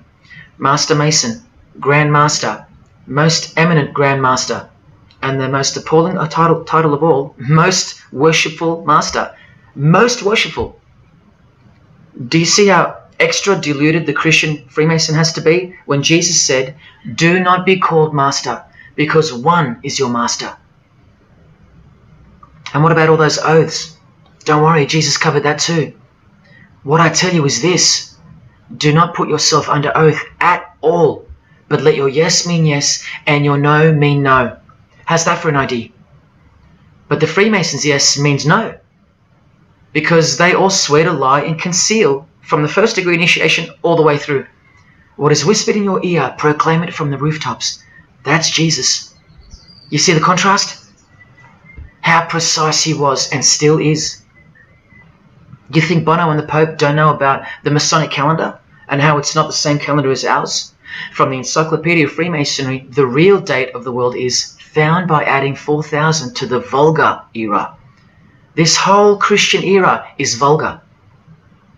So the year in the Masonic world is actually 6021. And this abbreviation is in French, the Vulgar era, beginning since the year of the Lord, since the year of Jesus Christ. That's how they feel about the current age, which is coming to a mind-blowing end by design. Now, do you think Freemasons aren't capable of mass murder? Well, Joseph Stalin murdered approximately 20 million people, and he was a Freemason, displaying the sign of the master of the second veil of Freemasonry. Vladimir Lenin was the leader of the Bolshevik Party, and he paved the way for the mass murder of 60 million people, mostly Christians, and he was a proud Freemason. And ladies and gentlemen, this is Adolf Hitler, a Freemason, clearly giving the grip of a Master Mason. And here he sits next to his military leader, Hermann Göring, who is also displaying his allegiance to Freemasonry with a hidden hand. He even displays the Masonic triangle, just like fellow Masonic brother Jay-Z. The mind of Hitler surrounds you now. It just hasn't pounced yet. The mind of Hitler isn't isolated to some portion of the world anymore. It now encompasses you. Hitler is everywhere. Far more clever than you can imagine. Evolved and sleeping in your bed. It's easy to say that's impossible. Once upon a time, 70 million Germans adored him. Once upon a time, Hitler was named Man of the Year by Time magazine. You've been fooled by the satanic machine. Please don't try to get inside to the mind of Freemasonry. It's like trying to understand Satan himself. You can't, and you don't want to. Freemasons will make friends with their most hated enemies. They will cross-dress their morals to move closer to their goal. They'll make the English language void of any meaning by turning everything inside out and upside down to camouflage its objectives. They will simultaneously create charities along with the greatest machines to ever destroy the hearts of men, like pornography. They will sell their souls to gain the world. They are a dichotomy, a paradox, a lie that loves to speak the truth and a truth that loves to lie. They are a snake eating their own tail, consuming what they produce. Freemasonry is hell dressed as heaven, death dressed as life. Its God is an angel of darkness dressed as an angel of light, and 90% of its membership is a shield, lost in its symbolism. Freemasonry has become the ally and the opposition. Who are the biggest voices on so-called climate change in recent years? Which is more order out of chaos? Al Gore, a Freemason, and Greta Thunberg, from a Jesus-hating secret society family. Freemason and former Russian President Mikhail Gorbachev said this in 1996. Yes, the whole world is under the control of the evil one, like the Gospels say. Freemasonry controls the opposition, with the most popular conspiracy theorists, Alex Jones and David Icke, both banned, yet both secretly Freemasons, who will lead you in every direction except into the arms of the ultimate power of the Gospels. Every noteworthy religion is comfortably caught in the Masonic net, because they all stem from a lie. Here's the Dalai Lama with a bunch of Freemasons. He just loves hanging out with famous people. Here he's throwing up the devil's horns with Freemason Gene Simmons. But there's no way the Dalai Lama can be a Freemason, right? Well, here he is displaying the hidden hand of the Freemasons next to George W. Bush, a fellow brother. That's right, the Dalai Lama is a Freemason, under an oath of silence and sworn to secrecy. Are you going to wake up now? Here he is with his students in his temple. And what's behind him? This symbol. Can you see? The pyramid with the emanating eye on top, symbolized by a sun, which you know now is the phallus of the god of this world, shooting forth his generative light, his mystical sperm that gives life, and whose one eye transcends good and evil, both of which are just illusions of the mind. Understanding this comes by initiations, and yes, tantric initiations are used in Tibetan Buddhism. Gerald York was the Dalai Lama's emissary, his personal representative to the West, and he was personal friends with 33rd degree Freemason and Satanist Aleister Crowley, who wrote 20 essays named Aleister Crowley, The Golden Dawn, and Buddhism. And he also served as a consultant to the movie Lucifer Rising, the Dalai Lama's representative. See how the eye can also be represented by the sun, caught behind the moon in this movie poster. That's just like the Dalai Lama's logo. And here's a scene from the movie with the Masonic square and compass hidden in plain sight. Look at the symbol of Buddhism, and look at the floor inside every Masonic lodge, symbolizing opposites and equilibrium, which creates life, and where evil is not what it seems, it's necessary. Why do you think the New Age author Christopher Hyatt, who writes that the Grand Vicar of Lord Lucifer is soon to be crowned Prime Minister of the world, notes in that same book his appreciation of Nietzsche, the man who states that the Christian is the sick animal man, the Zohar, which is witchcraft, and Buddha. These are the people he appreciates. Why does he lump Buddha into the same basket? I'll tell you why right now. Because in his highest manifestation, the Buddha, seeing the illusionary world through the all-seeing eye, his third eye, would not interrupt a rape if he happened to walk by, so as to stay detached from the karmic cycle. Whereas Jesus, knowing everything and more than the Buddha, would sacrifice himself, because he was born to destroy evil, not transcend it. So tell me, who would you rather have walk by if you were being raped? A transcendental meditator or Jesus Christ? Whatever you think of me, you'll have to reconcile the fact that all the leaders of the world, from Scott Morrison to the Dalai Lama, belong to the very same secret society as Adolf Hitler did, Freemasonry. The secret religion no one speaks about, for good reason, and by good I mean very, very evil. What do you think is going on here? I've told you almost exactly what's going on. We're in a lot of trouble, because in the land of the blind, the one-eyed man is king, and Hitler, Stalin, and Lenin combined will be child's play compared to what's just ahead. Now here's a point-blank picture of the future and the reality of their most brutal truth from the 33rd degree Freemason Aleister Crowley's The Book of the Law. We have nothing but the outcast and the unfit. Let them die in their misery. Compassion is the vice of kings. Stamp down the wretched and the weak. This is the law of the strong. Do you see? Can you see the future yet? Now please pay attention from his other book, Magic in Theory and Practice. This is what all the degrees of initiation are for. And this is what it takes for them to create the New World Order. He speaks of the initiation in the true order of the Rosy Cross. Rosy Cross being another name for the Order of the Rosicrucians. Remember the guys that built this? Now this is a 33rd degree Freemason speaking. It is extremely desirable that he should have attained an absolute degree of moral emancipation. That is purity of spirit and perfect understanding. I've shown you this over and over.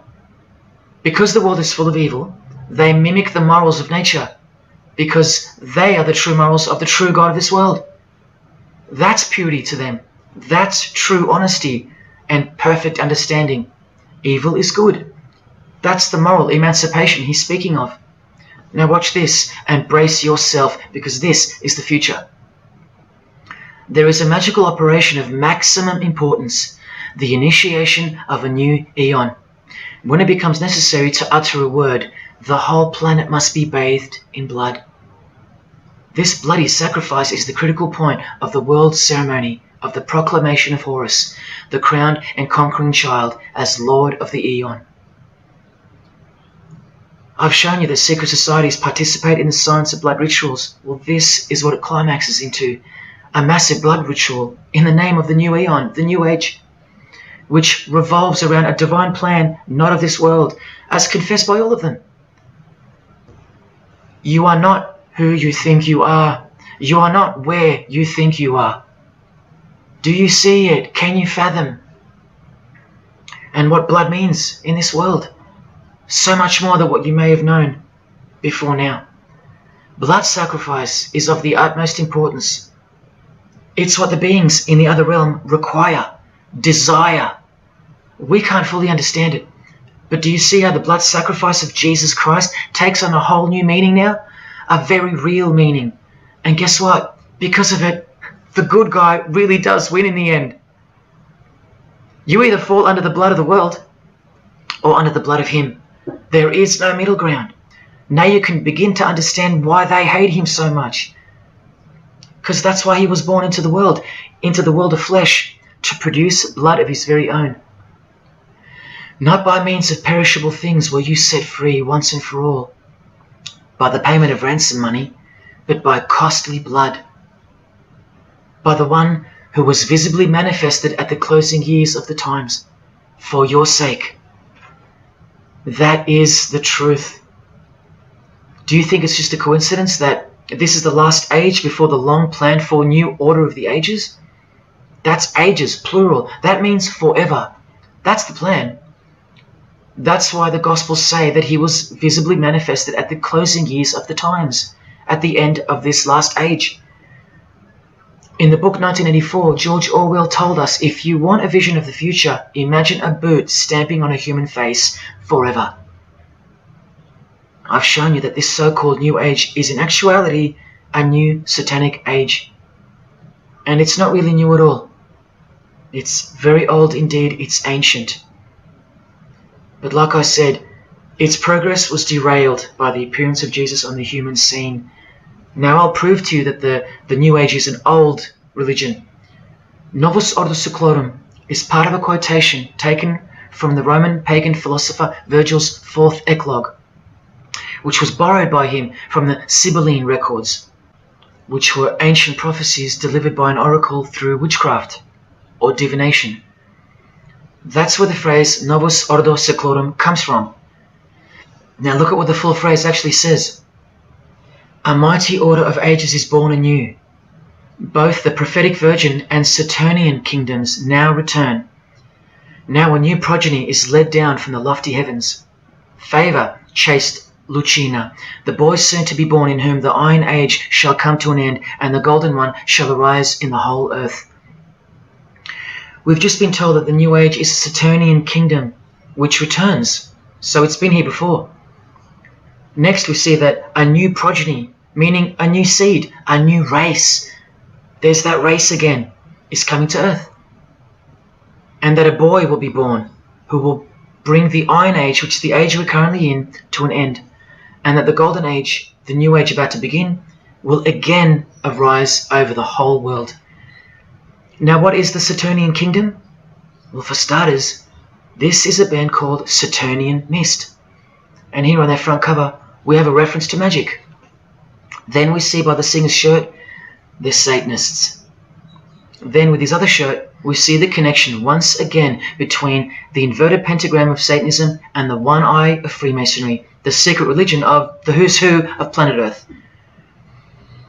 Freemason and Satanist Marilyn Manson has a song called Saturnalia, and on a satanic website on ritual offerings for demonic bindings, we find that Satan is Saturnian in nature. Here on the front page we see the inverted pentagram under the head of the Baphomet, and right next to it, a version of the square and compass of the Freemasons, of which a lodge is located near a suburb near you, no matter where on earth you live. The Satanic Church hidden in plain sight. Now let's go straight to the source so you can see for yourself the nature of the New Age Saturnian kingdom found in the full quote of the Freemasons' New World Order seal. From this book, which is a factual study of the single most influential occult organization in modern Germany, the Fraternitas Saturni, or the Brotherhood of Saturn. We learn of the path of the Saturnian initiate, which is outlined in detail with the meaning of all 33 grades, 33 degrees of Freemasonry. This is the very same thing, the same objectives. All secret societies work for the same goal because they all have the same spirit. The only difference between Freemasonry and this Saturnian fraternity is that your local Masonic lodges are veiled and camouflaged filtering systems for future Satanists, from which all influential figures of society are chosen, where the real religion begins at the 33rd degree. Whereas with orders like the Saturnian Brotherhood, there is no filtering system. As such, you're a student of Satanism from the first degree.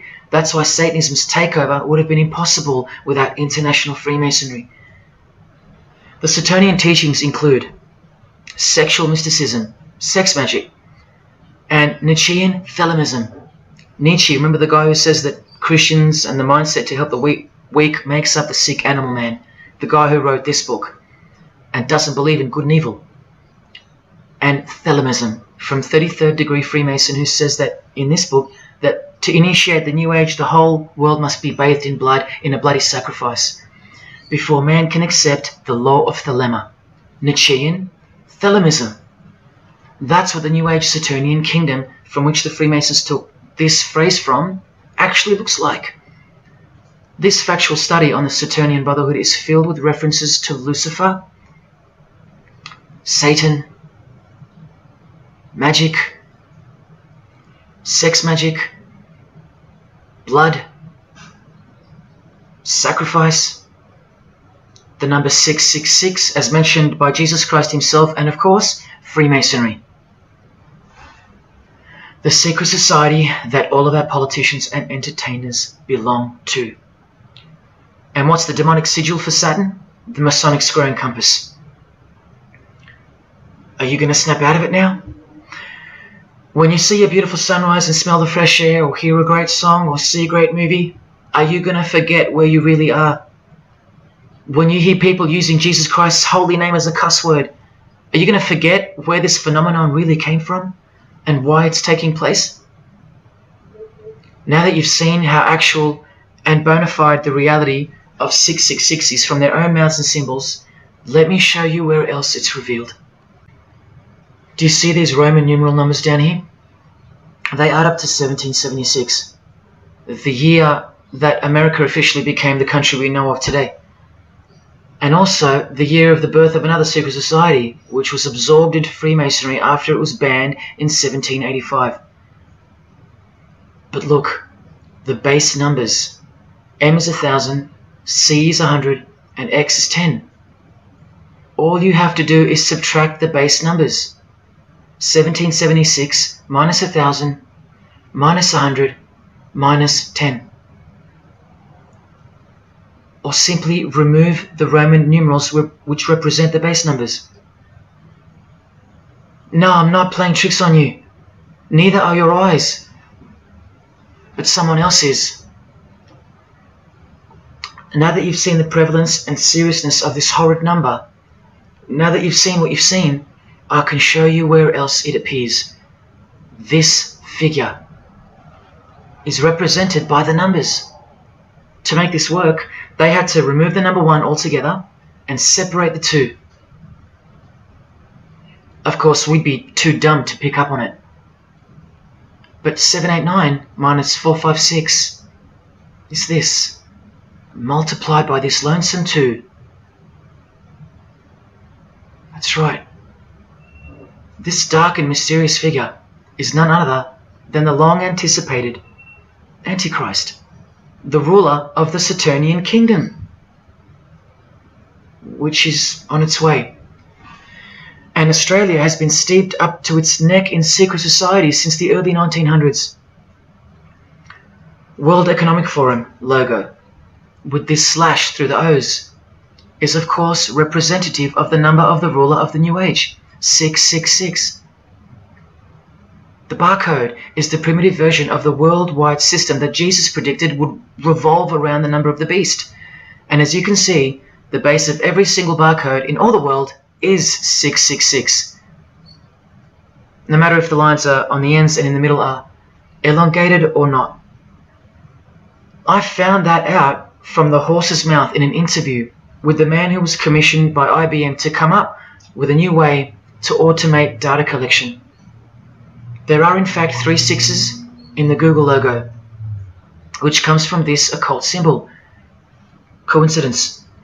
And he found in a Masonic lodge the square and compass symbol appears in the middle of a hexagram, which is a symbol used in the royal art of Freemasonry, witchcraft, as shown in this book.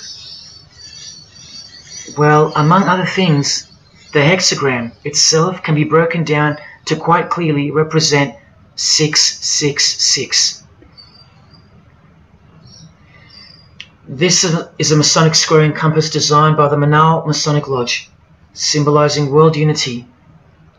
Up the top you find the logo of the United Nations. Well, there are 33 segments in the UN logo, symbolizing the 33 degrees of Freemasonry.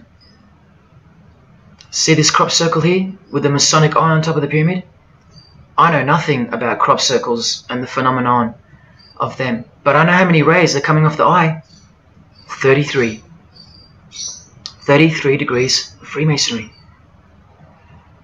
Don't forget that the highest authority of Freemasonry already admitted to be the designers of the pyramidal seal in a 1962 edition of their magazine, The New Age.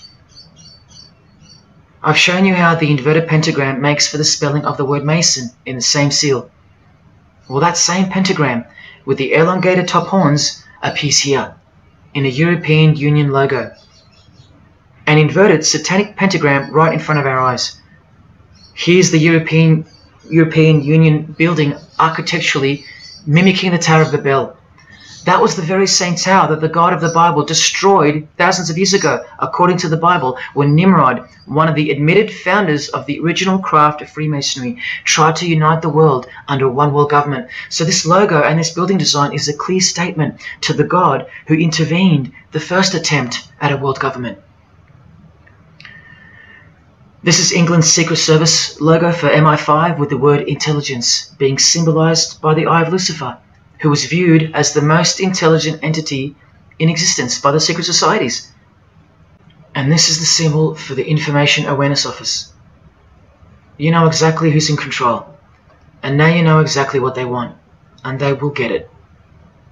In a 1962 article written by former US President and Freemason's wife, Edith Roosevelt, in the New Hampshire News, and speaking of the spiritual counterpart building for the United Nations, called the Temple of Understanding, she writes that the symbolism planned for the building dates back to the black magic practiced by the high priests of ancient Egypt, and that the building will contain a giant eye.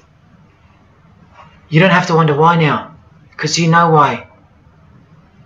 This clothing designer is fully aware that the one-eye symbol is synonymous with Satan and hatred of Jesus. Does this movie poster make any more sense to you now? Well, are you ready for the second biggest shock of all? Whatever you think of what you're about to see, please come see me on the other side of this so I can show you something. This clip only goes for a few minutes. And keep in mind, the only reason I'm showing you this to you is because the writer and director of the preview of this movie-style documentary was murdered, along with his wife and his little daughter and his dog, all before the production could begin. The murder was made to look like a murder-suicide, the news of which never made national broadcasts, just the local news. Case closed, nothing to see here.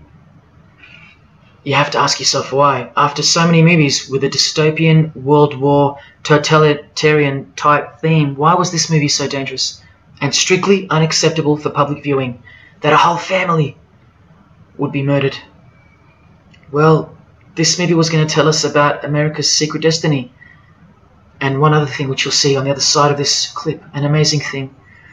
As titled by Manly P. Hall over 100 years ago, what's the secret destiny of America? Well, it's this.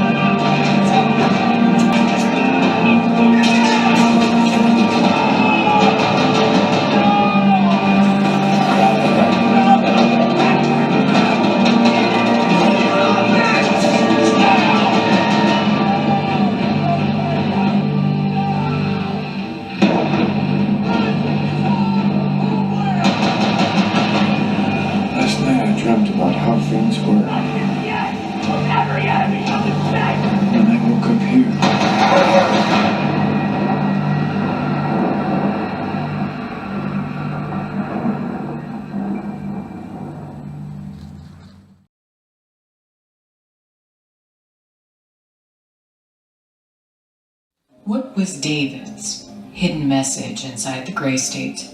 And could it be the reason for his death?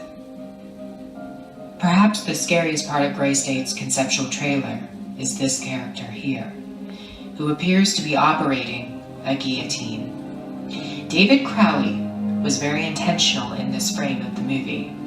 He added something that I believe he wanted the people to know about. Who is the identity of this executioner? If you look closely, you will see that this terrifying character is wearing something around his waist. It appears to look like an apron. The executioner wears a Freemason apron, complete with the all-seeing eye, the compass, and the 2 pillars. I do believe David Crowley is trying to tell us something. He is telling us that the organization behind the French and American revolutions, the organization behind the Italian Revolution of 1830, the organization that outlined a plan to overtake the Vatican in a document called the Alta Vendita, the organization behind the Trail of Tears and the deaths of thousands of Native Americans under Freemason Grand Master Andrew Jackson, the organization behind the Ku Klux Klan in the United States post-Civil War and its rebirth in 1915, the organization behind Hiroshima and Nagasaki during 33rd degree Freemason Harry Truman's presidency. These are men with a radical revolutionary agenda throughout the entire world because they worship and follow a radical revolutionary deity. The first to have led a revolt against the Most High Lord.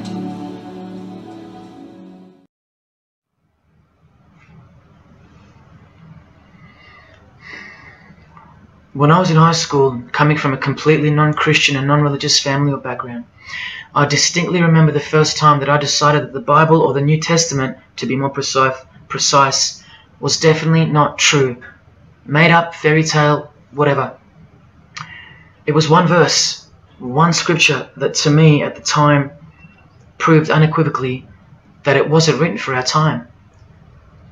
A prophecy that was impossible to be fulfilled. Here's the verse. And I saw thrones, and they sat upon them, and authority to administer justice was given them. And I saw the souls of those who had been beheaded, because of the testimony they bore of Jesus, and because of the word of God. No way could guillotines be introduced as a form of execution in the 21st century, right? No way. Proof that the Bible was a prehistoric book written for prehistoric people. And this is long before he woke me up on a midnight highway to spare my life from a high-speed collision into a concrete wall.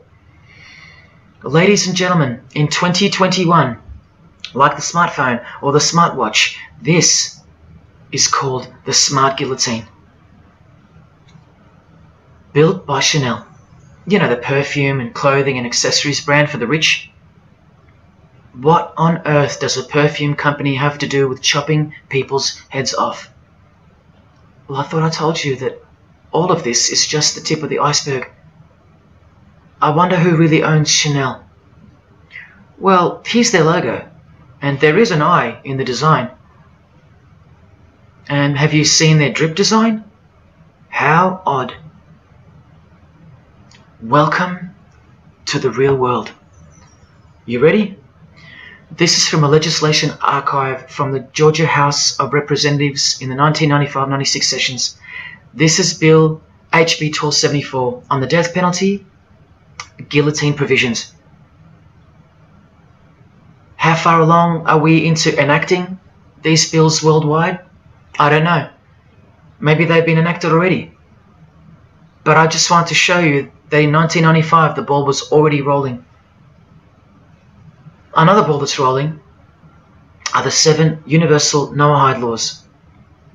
They sound great from the outside, designed so to conceal some terrifying details on the inside.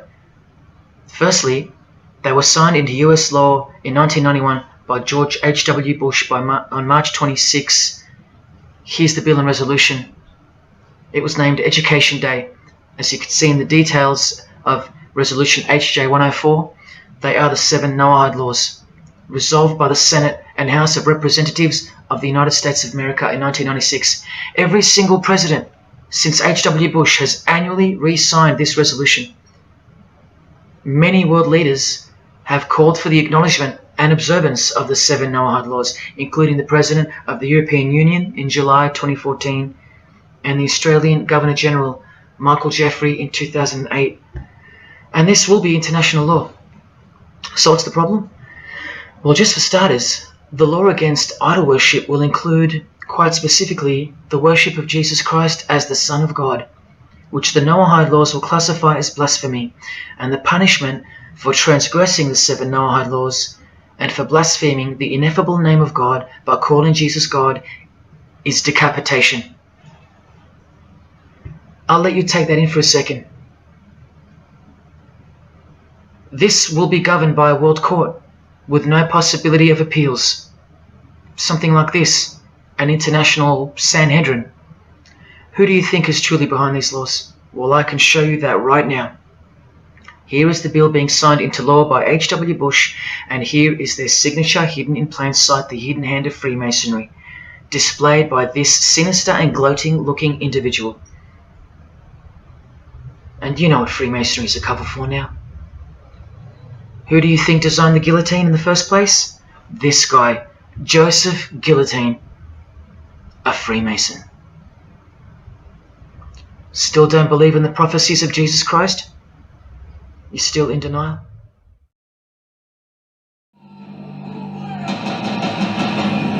Last night I dreamt about how things were. And then I woke up here.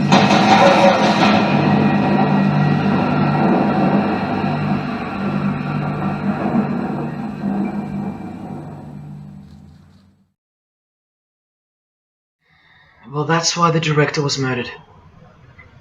And his wife, daughter, and dog. I think of them often, and sometimes when I need spiritual sobering up, I think of that fateful and evil night where that beautiful Christian family were brutally eliminated. If you think he wasn't onto something, well, he paid the greatest price to share this with you. Prophecy will be fulfilled. Listen to the words that come right after the execution by guillotine scripture in the Gospels. And I saw those who were such that they did not worship the beast, nor his image, and did not receive his mark of identification upon their forehead and hand. Remember this mark in the video? I'm not saying that the director knew what the mark would be, but based on the symbology, he knew who would be behind it. Look at the triangular symbol of the Freemasons. The Masonic triangle around the eye, and the Brotherhood of Saturn. Now look at the front cover of the book written by New Age author Maurice Nicoll. The mark. Same symbol. Identical to the symbol used by J.K. Rowling, who said its design was inspired by the Freemasons. Who has this tattoo, which represents the Baphomet. Well, Solve Coagula is the process in which they will bring this New World system to life. It's identical to the Masonic motto of order out of chaos. Solve means dissolve or destroy, and coagula means to bring the elements back together into a new and higher form, a new and higher system. Jesus described it as the beast system, and one way or another, we will be marked as a form of identification in order to participate. But first, chaos must ensue. A deep Masonic truth, which is mostly true anyway, is that destruction precedes construction. It's like having to destroy a tree in order to create a table. The same principle applies to creating the New Age. That's why I know that the process which involves the creation of a new system must involve the destruction of this one. Now, this is the last referenced work I'm going to use to show you who will be the head of that system, that one world government. A book by David Spangler, considered as one of the founding fathers of the modern New Age. He also has an intimate relationship with the United Nations, as shown in a 1975 document which was uploaded to the UN archives in 2006. Please pause to confirm that, where you can find his name listed under the board of directors for the Planetary Citizens Group. In his book, Reflections on the Christ, David Spangler, remember, one of the founding fathers of the New Age and a member of the board of directors in a United Nations sanctioned program, repeatedly upholds and honors the entity known as Lucifer. He tells us all about what is required to step into the New Age. Well, mainly, what's required is a new understanding of the angel Lucifer. He writes that when this great project of evolution began, man went forth as consciousness to learn his divinity, and Lucifer went with him. It is important to see that Lucifer, described as an angel, a being, a great and mighty planetary consciousness.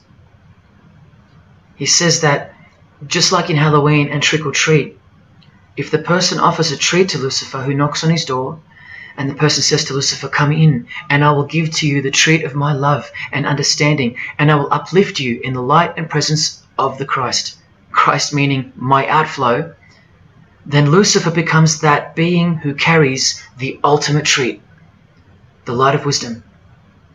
Lucifer represents experience. Lucifer is literally the angel of experience. The Luciferic element becomes the true revealer of light, the angel of light. The light that reveals to us the path to the Christ comes from Lucifer.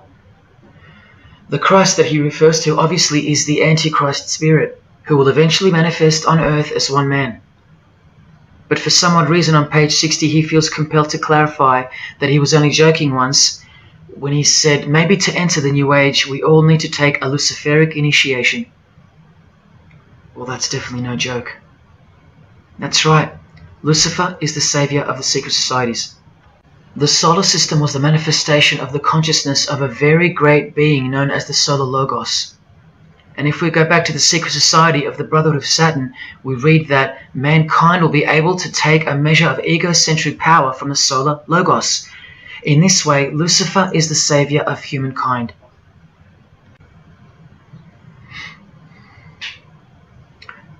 Do you see who you're dealing with? These are the people above you, the rich, powerful, influential, overflowing in all areas of those who are steering society, and they're about to reach their destination. Who showed you? Who told you? Who warned you? Jesus Christ did. Oh, those pesky Christians. In the animation Flushed Away, the villain Toad conspires to genocide all the rats in the sewer world and replace them with a superior species, a new species. No one is aware except for this one rat who's briefly seen in the beginning. He's a Christian rat, a nut job, carrying around a plaque, as some real-life Christians used to, warning everyone of the impending doom that is upon them. What's the twist that's hidden in plain sight for no one to see? Well, the villain Toad, planning the New Age, wears the ring of a Freemason. This ring. And he wears it exactly on the finger that a Master Mason should. It is worn on the third finger of the right hand. There is one who predicted it all, and they know that.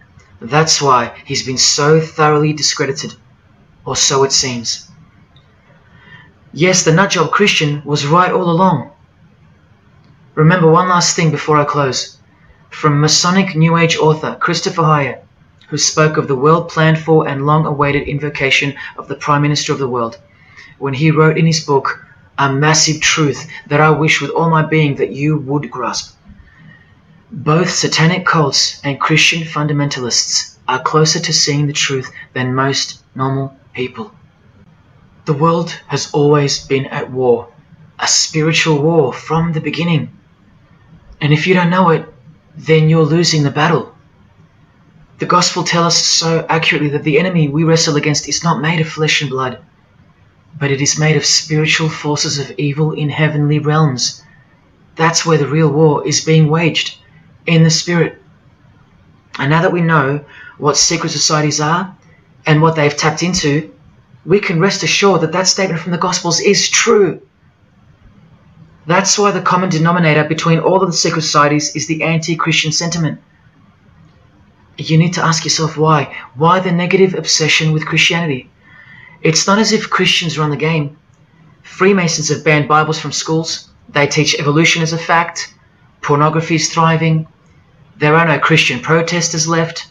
Homosexuality is rampant and protected, and Christianity is buckled. Which church preaches against Freemasonry? Which church is telling you about Satan and his hidden church, which has permeated every vein of society? So why do they hate Jesus if they're at the top of their game?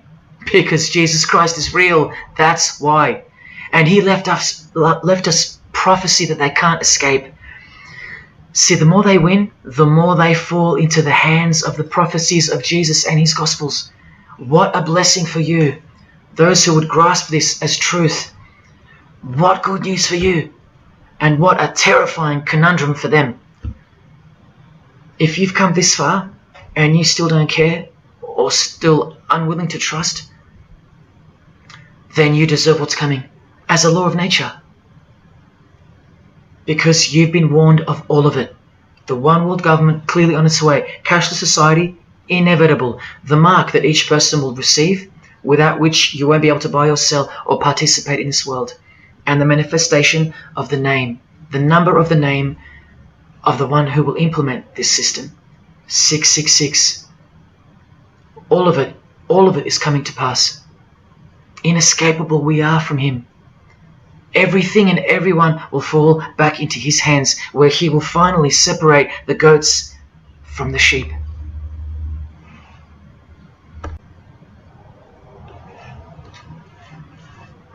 Now watch the Bible destroy Freemasonry like no other book in 2 minutes. Regarding their lodges and obelisks, their heart is faithless. Now they must bear their guilt. The Lord will break down their altars and destroy their sacred obelisks.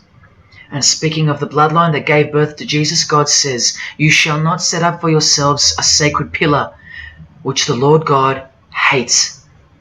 See what you're up against, Freemasonry? While Freemasonry meets and speaks in darkness and secret, Jesus said, "I have spoken openly for all the world to hear, and in secret I've said nothing."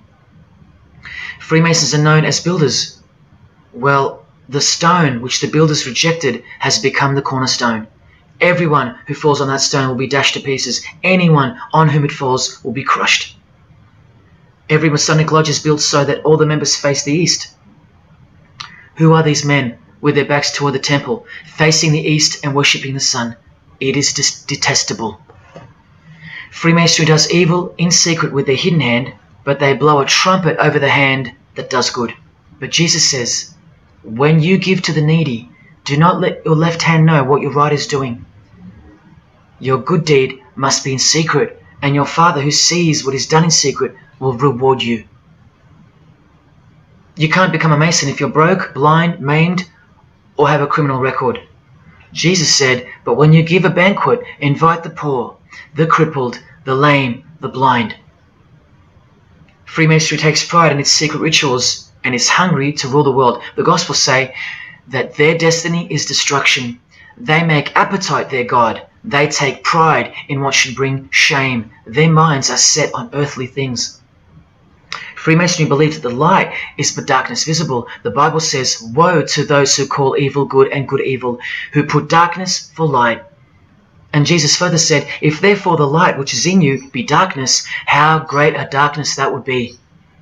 Freemasons spend their whole lives taking gruesome oaths of secrecy. Jesus said, but above all things, my brethren, stop the practice of putting yourselves under oath. Freemasonry is built upon a hierarchical system, a pyramidal system. Jesus said, for everyone who exalts themselves will be humbled, and whoever humbles themselves will be exalted. We could go on, but we're going to end on this one. Exclusively written for the practices in the lodge room of political Freemasonry. A troublemaker and a villain who goes about with a corrupt mouth, who winks with his eye, signals with his feet, and teaches with his fingers, who plots evil with deceit in his heart. He always stirs up conflict. Therefore, the disaster will overtake him. He will suddenly be destroyed. That is Freemasonry through and through. And apart from the man in the mirror, prior to your baptism of the Holy Spirit, Freemasonry is the villain. They do go about with a corrupt mouth as they are sworn to secrecy. They do proverbially wink with the eye, making the one eye. They most certainly signal with their feet and teach with their hands and fingers. In the lodge, I can vouch. And they do plot evil, stir up conflict, in order to further their goal of the New Age and the New World Order, the greatest conflict being up ahead. But thank God Almighty above, the verse also tells us that disaster will overtake them, and they will be destroyed. One frightful and glorious day. You can count on that. Because the only thing you can count on in this world, more than death, more than taxes, is the Son of God.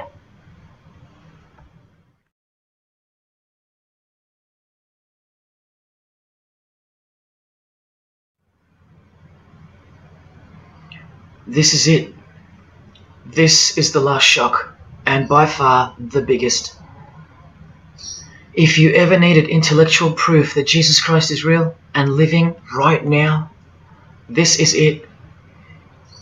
If Jesus and the Gospels weren't true, then Luciferians wouldn't be running the world.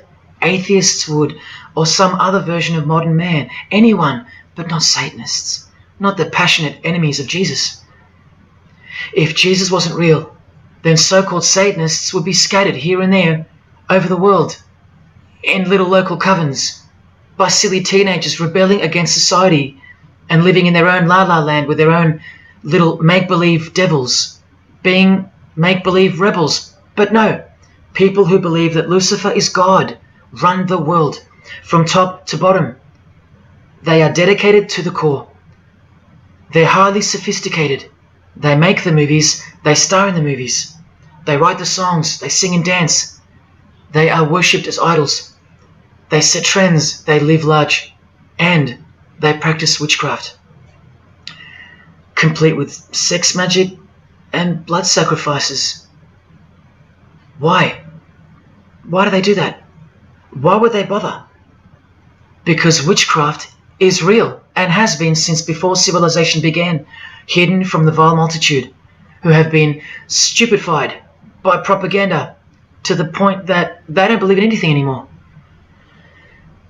And who waged a war on witchcraft on your behalf? God did, the God of the Bible. If Jesus wasn't real, Luciferians wouldn't be building their paradise on earth. Atheists would. If Jesus wasn't real, Luciferians wouldn't be passionately hating him to the point of keeping their existence hidden under penalties of torture and death. Lo and behold, in the 21st century. Yes, if Jesus was a myth, Luciferians wouldn't be working overtime to inadvertently fulfill every prophecy that Jesus gave us. Can anybody read me? What part of Jesus foretold a worldwide cashless system, a worldwide government, and a worldwide religion do you not get? If Jesus wasn't real, why do former Satanists freely admit that only the true Christians are immune to witchcraft? They have no power over the disciples of Jesus. How is that possible? And what about this one that's been going around? If the Gospels were written by the Catholic Church in order to control people, then why didn't they include a Pope in the Scriptures? There's no Pope here. Why didn't they include instructions to obey the priests? There's no priests in the New Testament, except for God himself and all his disciples. We're all priests. If the Gospels were an invention of the Catholic Church, why does Jesus say to call no man Father except your Father in heaven? Yet every priest holds the title of Father. If the Gospels were an invention of the Catholic Church to control people, why were only priests allowed to own a Bible and not the common people? Why did they burn William Tyndale at the stake, a Christian scholar who translated the Bible into English? Are you with me? Please help me understand how you don't believe in Jesus when even your enemies, the high-ranking Freemasons, think that you're stupid for not believing in Satan.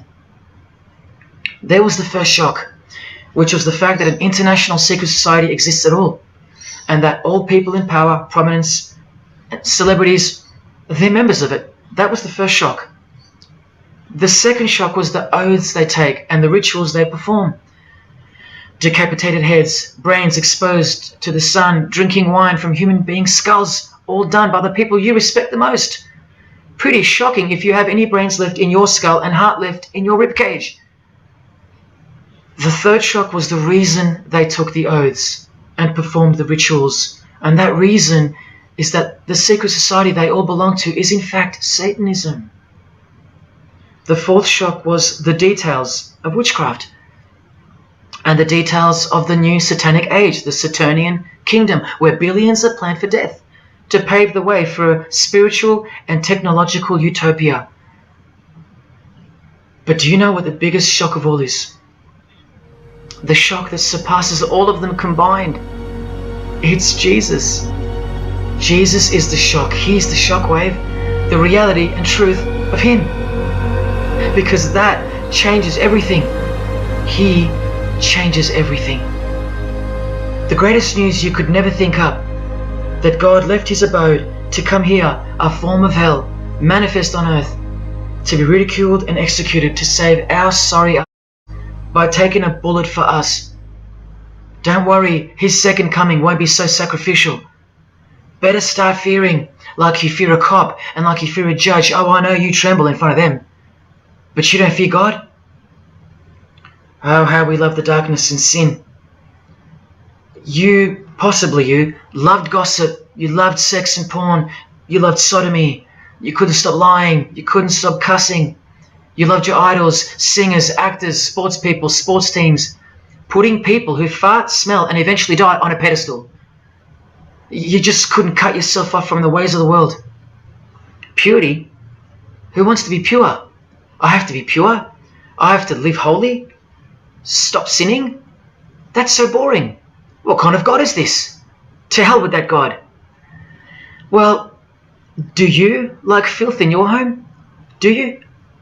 Do you like filth on your carpet, on your clothes, on your face? Do you invite filthy guests over and give them a share in all your belongings and all your power? Do you give them the keys to your house and car? No, you don't. But the Creator, who has the greatest house of all, He should. We can barely earn $1,000 a week, and we don't give that away to anyone. But now God should share His wealth with you, the unclean, the unrepentant. Is it too much to ask your filthy guests to clean up before they enter? To watch their mouths, to control their willy? Is that too much to ask?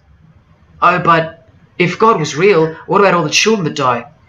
What about them? What are you doing about them? Are you still stuck on which phone you're going to upgrade to or what's for dinner? Why don't you leave your abode, your luxuries and your loved ones and risk it all to go save some children yourself? Oh, but what about all those who've never heard of Jesus? Let me ask you, what's your excuse? I know they have one, but what's yours? You've heard of Him. Every morning you wake up and look at the calendar is a testament to His name, because it's 2021 in Australia, it's 2021 in Brazil, it's 2021 in China, it's 2021 in every single country in the world. So let me ask you, 2021 years since what? Like I said, just waking up in the morning and knowing what day it is a testament to Him.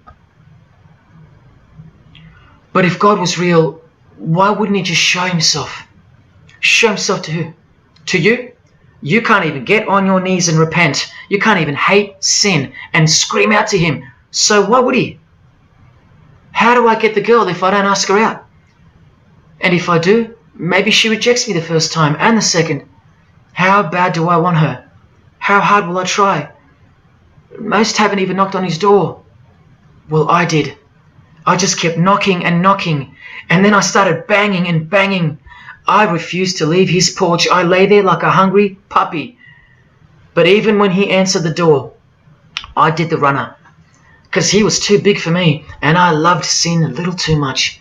Yet He still left the light on for me. But here's the craziest part about people who ask me why He doesn't just show Himself the way they'd like Him to. Their hearts have been so hardened that even if He did appear to them, in 2 weeks they would go back to being their old self, and He knows that. That's why. They might even forget it ever happened. Oh, that was just a crazy day. That was probably all in my head. Oh, how we love to make excuses. But if God was real, what about all the other gods? What other gods? Did Buddha perform a miracle for you? Did he affect a plethora of witnesses? Were his followers stoned to death, sawn in half, eaten alive? Did historians of his era leave any trace of him? Did he prophesy all the kingdoms that would appear on earth, and in what order? Did he foretell of worldwide floods, of enemies that would despise his followers, use his name as a cussword, and eventually attempt to set up a world kingdom? Did his appearance change the calendar from one end of the world to the other, and predict that his appearance would in fact change the calendar? What did the Prophet Muhammad do for you? Apart from stealing Jesus from billions of people and corrupting the Gospels, did he dedicate his entire life to sinlessness? Did he remain celibate so that his blood could make a difference in the hidden realm by the science of sacrifice, which is practiced in secret every day, in order to shield your very soul? No, he didn't. Instead, he had 11 wives. One of them was 9 years old, and he lived like a king, while the real king lived like a slave, and died like one too, and washed the feet of his disciples, while demons trembled at his name and presence, and still do. And let's not even bother with the other pagan gods, Osiris, Odin, Vishnu, all inventions of fertility cults that worship the sun, sex, genitals, death, destruction, agricultural religions. Did anyone else apart from Jesus Christ ever say the words, "I am the truth"? Have those words even ever come out of someone's mouth? I've heard of "I know the truth," "I have the truth," but "I am the truth"? That doesn't even make sense. Unless truth itself was once upon a time born on earth as a man. Well, of course he's the truth. Where are all the heart-wrenching, knee-buckling testimonies about the indescribable power of this Holy Spirit, which comes in to sweep you off your feet and drown you in its tides, changing you forever? Where are all those testimonies? I'll tell you where they are. In the Christian column. That's where. Oh yeah, you'll get them here and there in every genre, but Christian testimonies simply outclips the rest. Where are all the life-changing, electrifying Hindu testimonies? The Muslim testimonies? A Muslim, Buddhist, or a Jew on the street corner, or from the proverbial rooftops, shouting the truth for all to hear, no matter the cost, because they love us that much, because he loves us that much? Where are they? And Freemason testimonies? Have you even heard of one of those? Satanic testimonies? You ever heard of one of those? A Freemason on his knees sobbing from joy because of the overwhelming knowledge that Lucifer loves him? No Mason or Satanist has ever done or heard of such a thing. But the biggest cult in size is the cult of society. Where do you think the word culture comes from? And the TV, the doctors, the idols, the PhDs, the scientists, they are the priests of the cult of society. You atheists think you don't live in a religious world of your own, filled with daily rituals and daily worship? Even your beliefs require faith in what your priests teach you. Evolution, no proof. Age of the earth, no proof. Distance of the sun, all faith-based on what you are told by strangers. You can see the rings of Saturn with your telescopes, but you can't see the buggy on the moon that was left behind in 1969, yet you still believe, because you have faith. Don't you worry, no matter who you are, you live in a religious world, because life is religion. And if you're still in the "I'm not religious" category, think again. You all worship something or someone, and your religion is futile. But for you, for the one, whoever you are, remember the advantage that evil has over good. A little good doesn't destroy evil, but a little bit of evil destroys all good. See this glass of water? One single drop of poison is enough to render the whole lot useless or deadly.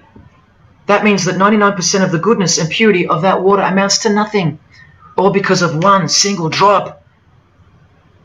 The whole glass is evil. And so it is with the human soul. You better believe it. Does anyone go out with a stain on their face or on their shirt? You think the soul can't be stained? Think about it. Just one lie makes you a liar. So you can't go where life is stained with death? Now, in case someone thinks I'm playing the high and mighty role, I tell you this. I used to be a liar. I used to be a pervert. I used to be a drunkard. I used to smoke all kinds of poison. I used to have angry outbursts, use a filthy mouth, indulge in filthy humour. I used to. Past tense. But no more. He finally summoned me. He called my name for the last time. He took my dog, then my music. He took my band, broke it all, and broke me, flooded me clean. He sent for me. He woke me up from a deep sleep on a high-speed midnight highway with a whisper, an actual whisper in my ear, and only meters between me and a concrete wall with my name on it, because he knew I had it in me. I had it in me to lay it all down, risk everything, so I can take a stand for him, for the Gospels, and for you.